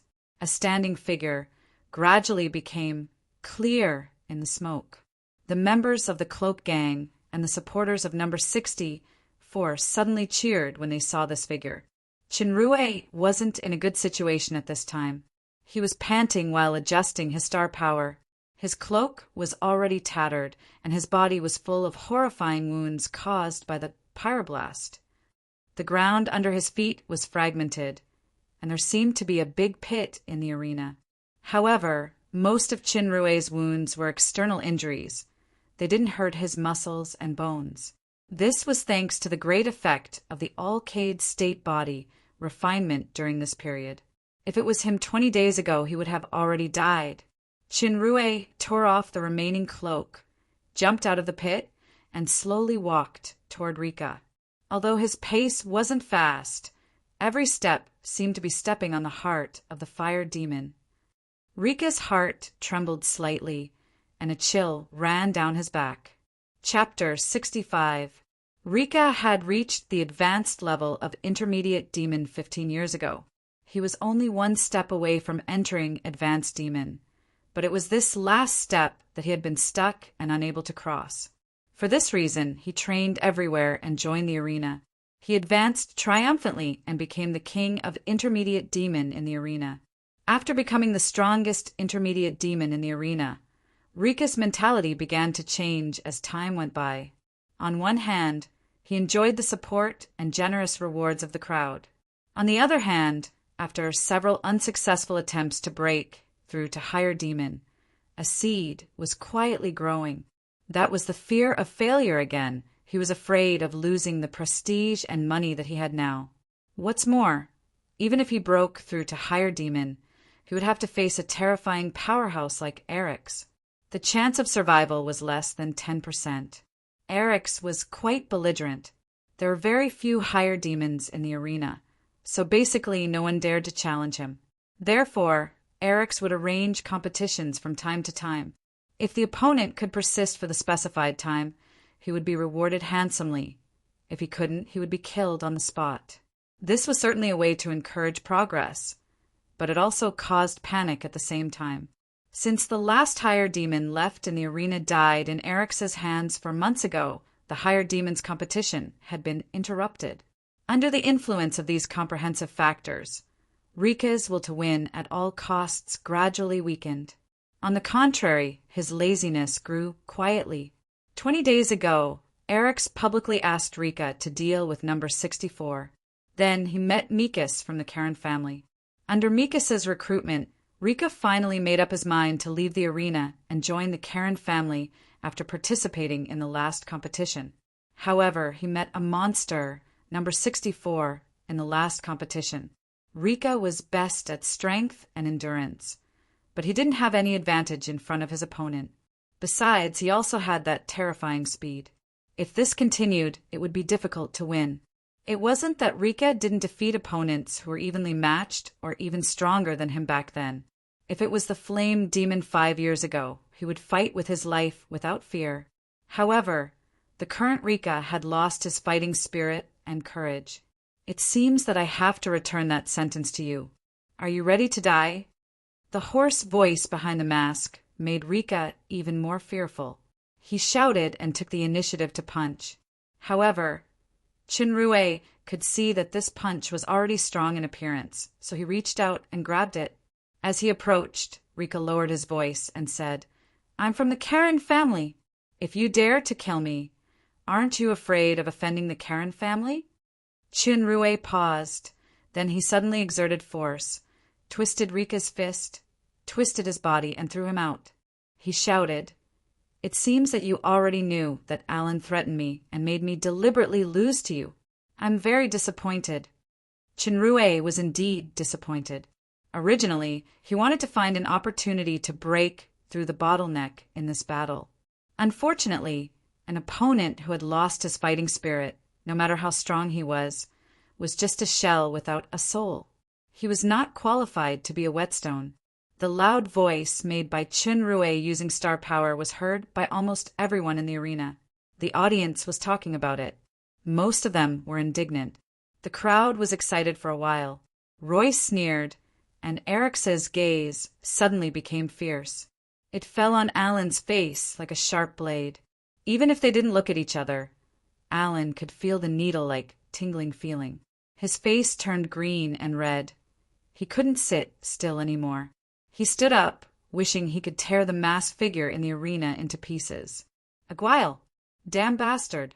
Not only he didn't fake his defeat, but he also revealed this matter in front of everyone. Alan's action further confirmed that Aguile was telling the truth. Eric's murderous intent suddenly rose. Demons respected the real powerhouse the most, so they hated this kind of cheating deeply. Almost everyone in the arena was shouting, "Kill him! Kill this coward!" Chinrue didn't hesitate and rushed toward Rika. Rika was shocked. He didn't expect the other party to be so bold. He dared to ignore the Karen family and expose this matter in public. He didn't have the courage to continue fighting. He fled to the VIP seats in a panic, trying to seek Alan's protection. Chinrue jumped up and glanced at Royce and Eric's in the VIP seats. His eyes suddenly flashed. He stretched out his right hand, opened his fingers, and shouted, "Rika! It's time for you to die." A white light ball with a diameter of about 2 meters spurted out from his palm. Chinrue's body that was moving forward in the air also flew backward due to the huge forward momentum of the light ball, and he slowly landed on the ground. Rika happened to turn around and saw the white light ball. He was shocked. At the critical moment of life and death, The instinctive reaction that he had trained for many years came into play. He used the last of his remaining strength to teleport and dodged at the critical moment. Aurora's shot's momentum didn't decrease at all. It rushed straight to the VIP seats at high speed. At that moment, even Alan's expression changed. In the blink of an eye, Eric's figure had already appeared in front of the light ball. He held his left hand and faced the huge light ball. However, the moment he touched the light ball, Eric's body suddenly trembled. Then he stretched out his right hand like lightning and held it with both of his hands. Eric's felt the strange, destructive power on the light ball. The flame-like light in his red pupils flourished. He shouted and separated his hands. Aurora's shot was actually torn into two halves, and the remaining white light also gradually disappeared in his hands. Eric's looked at the slight crack on his palm that was slowly healing in surprise. The fire in his pupils gradually extinguished, but the heat didn't diminish at all. He took a deep look at Chen Rue in the field. Since Chen Rue could call out Rika's name when he released Aurora's shot, just now, the blow that rushed to the VIP seats could only be regarded as an accident. Of course, only someone knew whether it was really an accident or not. Many people clearly saw that the moment Eric's tore the light ball, a large number of cracks appeared on the ground in a fan-shaped area behind him. It showed how much pressure he was under just now. Shinrue was secretly shocked. Other than the poison dragon, it was his first time seeing someone break his biggest killer move with his bare hands. Besides, Eric's didn't even use demonic fire to enhance himself. It seemed that if he didn't break through to the Alcade state, he wouldn't be able to compete at all. The power of Aurora's shot made Rika, who teleported away, almost scared out of his wits. Just as he took a sigh of relief, he saw a tall figure blocking in front of him. His sharp eyes shot out a terrifying, murderous aura. Master Eric's. Rika's body stopped abruptly. Then his trembling voice stopped abruptly. Eric's snorted coldly. He ignored Rika and walked forward. After just 5 steps, Rika's body suddenly split into pieces and scattered on the ground. Blood spread quickly. Almost no one at the scene saw Eric's movement of killing Rika clearly, including Chen Rue. Cheater die. Eric's didn't look back at Rika's body. His eyes fell on Shinrue, who had put on a new cloak. This match, number 64, Aguile wins. Hearing the name of number 64 personally announced by Eric's, the audience stood up and cheered. Aguile, the new king of Intermediate Demon in the arena. Alan was furious. He turned around and left, followed by Najib, who was dumbfounded. Alan was really annoyed. This time, not only did the huge bet he put in vanish, but Rika, who originally pledged his allegiance to the Karen family, was also killed by Eric's. The most annoying thing was that Aguile dared to reveal his threat before the match in public. It made his reputation tarnished, and he would never have the face to come to the arena again. Shinrue didn't feel complacent because of the audience's cheers. He still felt regretful. In fact, when he was fighting with Rika, he already had a vague inspiration to touch the next realm. This was something that couldn't be felt in the training room. However, with the collapse of Rika's will, the quality of the battle plummeted. That inspiration disappeared again and couldn't be found for a while. Soon, the cheers of the audience that lasted for a long time were suppressed by a strange metallic voice. Aguile, the current you is still far from being my opponent. You need to find the next whetstone by yourself. You still have about a month left. I'm looking forward to cutting off the head of a real powerhouse by then. The arena that was cheering just now instantly became silent. Even Royce at the VIP seat couldn't help but be moved. Eric's words made everyone's face look shocked. The most shocked were the Dark Elf, Jesse, and the group of people from the Cloak Gang. Aguile's opponent a month later is actually Eric's himself, the owner of the arena. It's very likely that he's also the strongest higher demon in the entire Dark Moon. No matter how intense and difficult the previous battles were, it was just a battle between intermediate demons. Higher Demon was already a big realm difference. It had never been heard that someone could cross such a big realm to defeat an opponent. Even if a Guile could advance to Higher Demon within a month, he couldn't be compared with Eric's. For months ago, a great demon at the middle stage of Higher Demon didn't even last 10 minutes in Eric's hands. Regardless of the outcome a month later, Aguile's legendary battle in the arena would become the hottest topic of discussion in the Dark Moon Estate after the Master Challenge and the Sky Battle. Royce's calm eyes changed with a strange look. Eric's invited him to come previously just to watch an interesting battle. Judging from the performance on the field, number 64 with great potential is really good. I initially wanted to recruit him, but I didn't expect him to be Eric's target. Should I convince Eric's to give up, or should I watch first? I'm also looking forward to becoming the new owner of the arena.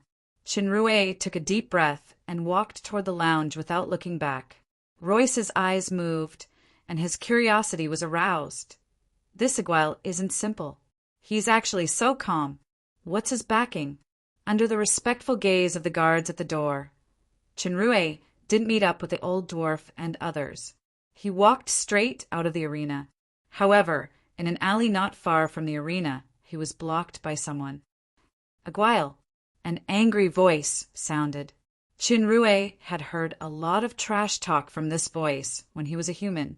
He could even call out the other party's name with his eyes closed. Alan. Sheriff Alan, I said that I'll make you satisfied. How do you feel now? Chinrue sneered, but his eyes fell on a great demon beside Alan. This great demon only had one eye, and the other was wearing an eye patch. Analytical eyes showed that comprehensive strength. D. Higher Demon. Chapter 66. Damn it! Aaron shouted. His whole body was burning with flames, and a long scythe appeared in his hand. He instantly moved to the front of Chinrue and slashed at his head. The Karen family had put in a lot of effort to cultivate Aaron, his only son. Aaron was now at the peak of Intermediate Demon, and he was one step away from Higher Demon. The power of this blow was really amazing. Chinrue consumed a lot of strength in the battle with Rika just now, but he wasn't afraid of Aaron. What he was worried about was the one-eyed Higher Demon. Chinrue rubbed his body and advanced instead of retreating. When the scythe was about to touch his body, he suddenly turned sideways and punched the scythe to the side. A corner of his cloak was cut off. Before Aaron could react, a lightning-like punch hit his lower abdomen. Aaron suddenly bent down in pain. The one-eyed great demon saw that Aaron missed, and as he was about to take action, he saw that Aaron's arm was grabbed by the opponent.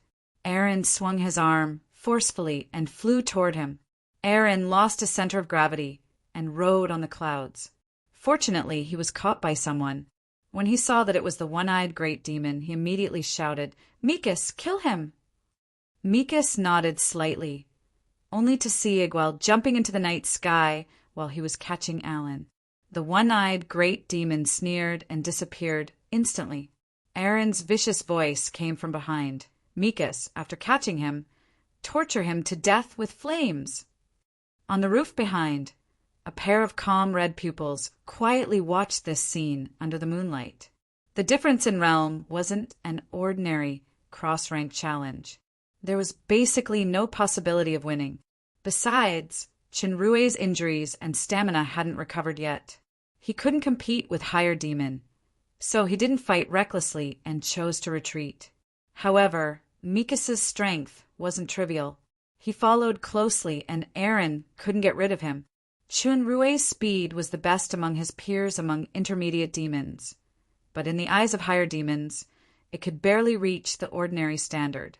Mikas's teleportation was far better than Rika in terms of distance and recovery rate.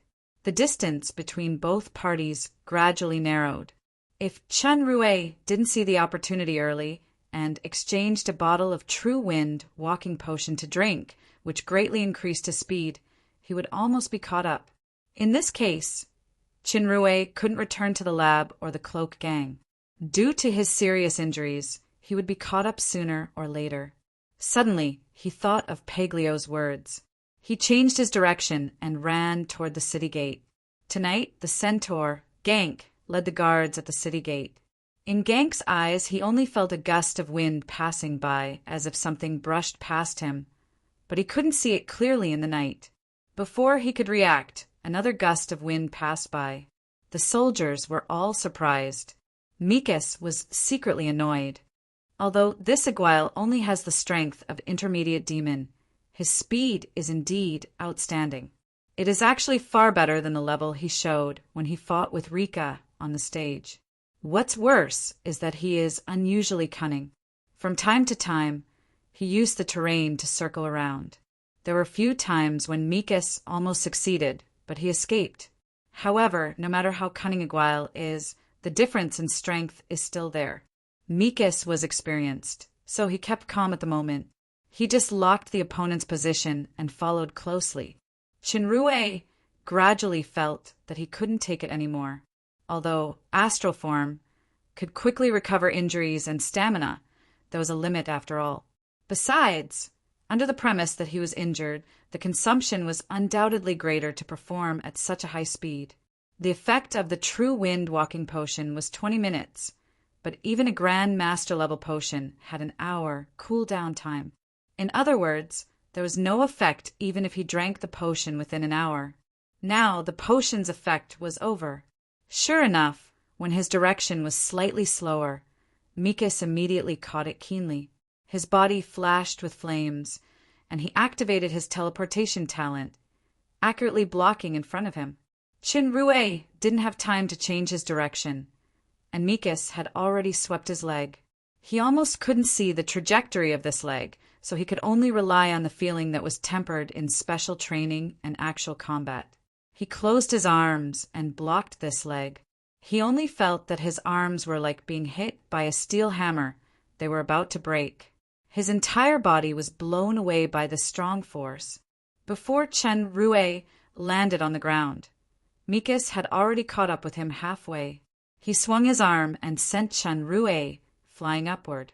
Mika's figure appeared in midair again. He crossed his fists and smashed hard. Shinrue heard the sound of broken bones somewhere. His body was smashed to the ground like a falling meteor. He felt that the place that was hit was so painful that he almost lost his senses. He couldn't get up for a while. In the information provided by Ja, Mikas was one of the guards arranged by the Karen family beside Aaron. His strength was at the early stage of higher demon. The difference in realm was quite huge.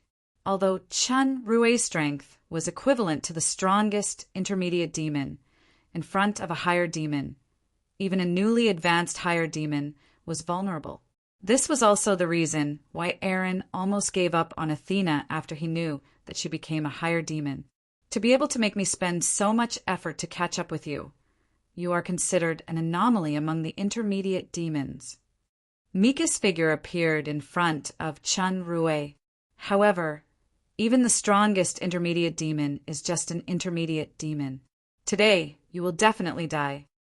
According to this situation, I can no longer reach the Blue Lake. Since I can't retreat, I will fight to the death. Shinrue clenched his teeth. He didn't care about his injury and stamina. He gathered the remaining star power and supported his body bit by bit. He stood up and drank a few bottles of potions in his hand. I can't believe you can still stand up. Mika's eyes fell on the potions he just drank. He looked shocked and said, "What you just drank is a black potion. How is this possible?"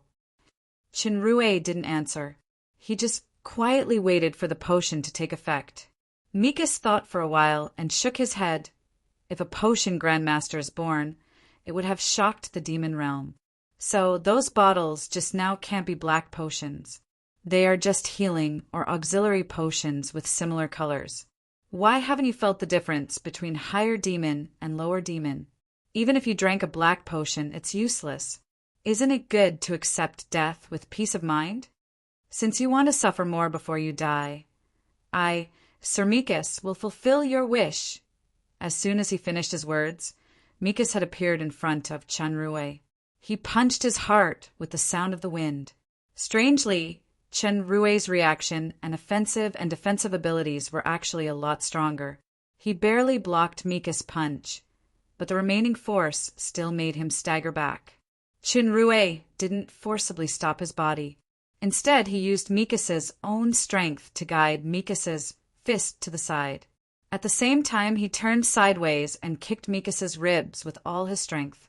As he was about to hit, a palm appeared under his ribs and blocked his full blow. The palm then grabbed his leg and twisted it quickly, trying to break his leg bone. The poison dragon usually used this trick, so Chen Rui immediately had the most correct, natural reaction. He used the momentum to turn around, and his other leg had already hit Mika's face. Mikas took a few steps back and felt a burning pain on his face. His eyes were full of hostility. He didn't expect to be kicked in the face by an intermediate demon. Although he wasn't seriously injured, it was a great shame. He shouted angrily and suddenly sped up. He hit Chen Rui's ribs like lightning. Chen Rui only felt a sharp pain. If it weren't for the real Iron Wall potion, this blow might have broken a few more ribs. Mika's anger didn't diminish. He instantly moved behind Chen Rui and suddenly exerted his strength. It was another heavy punch. Chen Rui snorted and turned around to kick. This time, Mikas didn't dare to grab his leg again, so he dodged it. Although the effect of the potion enhanced Chen Rui's ability a lot, and although he narrowed the gap and occasionally counterattacked, he still couldn't compete with Mikas, who was a whole level higher. After persisting for a while, he was hit hard by Mikas. His body flew out like a kite with a broken string. His flying body slammed into a huge tree, leaving a shallow pit. The huge tree broke into two pieces and collapsed with a loud bang. Chen Rui's facial features were bleeding. He felt that his bones were broken, and he couldn't gather star power at all. Every movement would affect the wounds all over his body. But should I just give up like this? Today he was no longer the rookie whose will was shaken by the bloody hand, Lance's disturbance in the arena. In the training ground with 4 times gravity, without any star power, he had experienced the test of will of life and death more than once. When I can't persist anymore, I still have to persist. In a sense, will determines the body. Mikas flashed to the front of Chen Rui. As he was about to give a fatal blow, he saw Aguel, who fell to the ground, had already propped up his body and made a strange posture to aim at him. His left hand held his right wrist, while his right hand's fingers opened. Although he didn't appear at the VIP seats, Mikas witnessed the battle in the arena, especially the scene where Eric's caught the light ball with both hands. He instantly had a creepy feeling. At the same time, a huge white light shone in front of him. Aurora's shot was enhanced by the black potion. This was already Chen Rui's biggest blow and his last hope. Mikas just used his teleportation, so he couldn't react in a hurry. He instinctively stretched out his hands and caught the white light ball. The moment he touched the light ball, Mikas's body trembled. The huge pressure from his hands was far beyond his imagination. He finally understood why even Eric's needed to catch it with both hands. The flames around him burned with a whoosh, and his body retreated slowly, involuntarily. Each step left a deep footprint on the ground. When he retreated for 7 or 8 steps, Mikas suddenly shouted and swung his hands like throwing a ball. He threw the Aurora shot to the side fiercely. It knocked down trees along the way and finally disappeared without a trace. Seeing Mikas, who was safe and sound, Chen Rui panted and showed a bitter smile behind the mask. The Aurora shot just now had exhausted all of his remaining star power. The time limit of the black potion was almost up. He could clearly feel the potion's power decreasing bit by bit. In addition to his severe injury, it was extremely difficult to even move a finger. The difference between higher demon and intermediate demon was too huge. Even if he took the enhancement potion, the final killer move wouldn't work. I never thought that there was actually an intermediate demon that could fight with me to this extent. You can't transform and teleport, so you should be a royal family member, and you're also a genius. In the future, you can at least become a demon king-level powerhouse above higher demon. Unfortunately, you have no future." Mikas looked at his bleeding palm in surprise and smiled cruelly.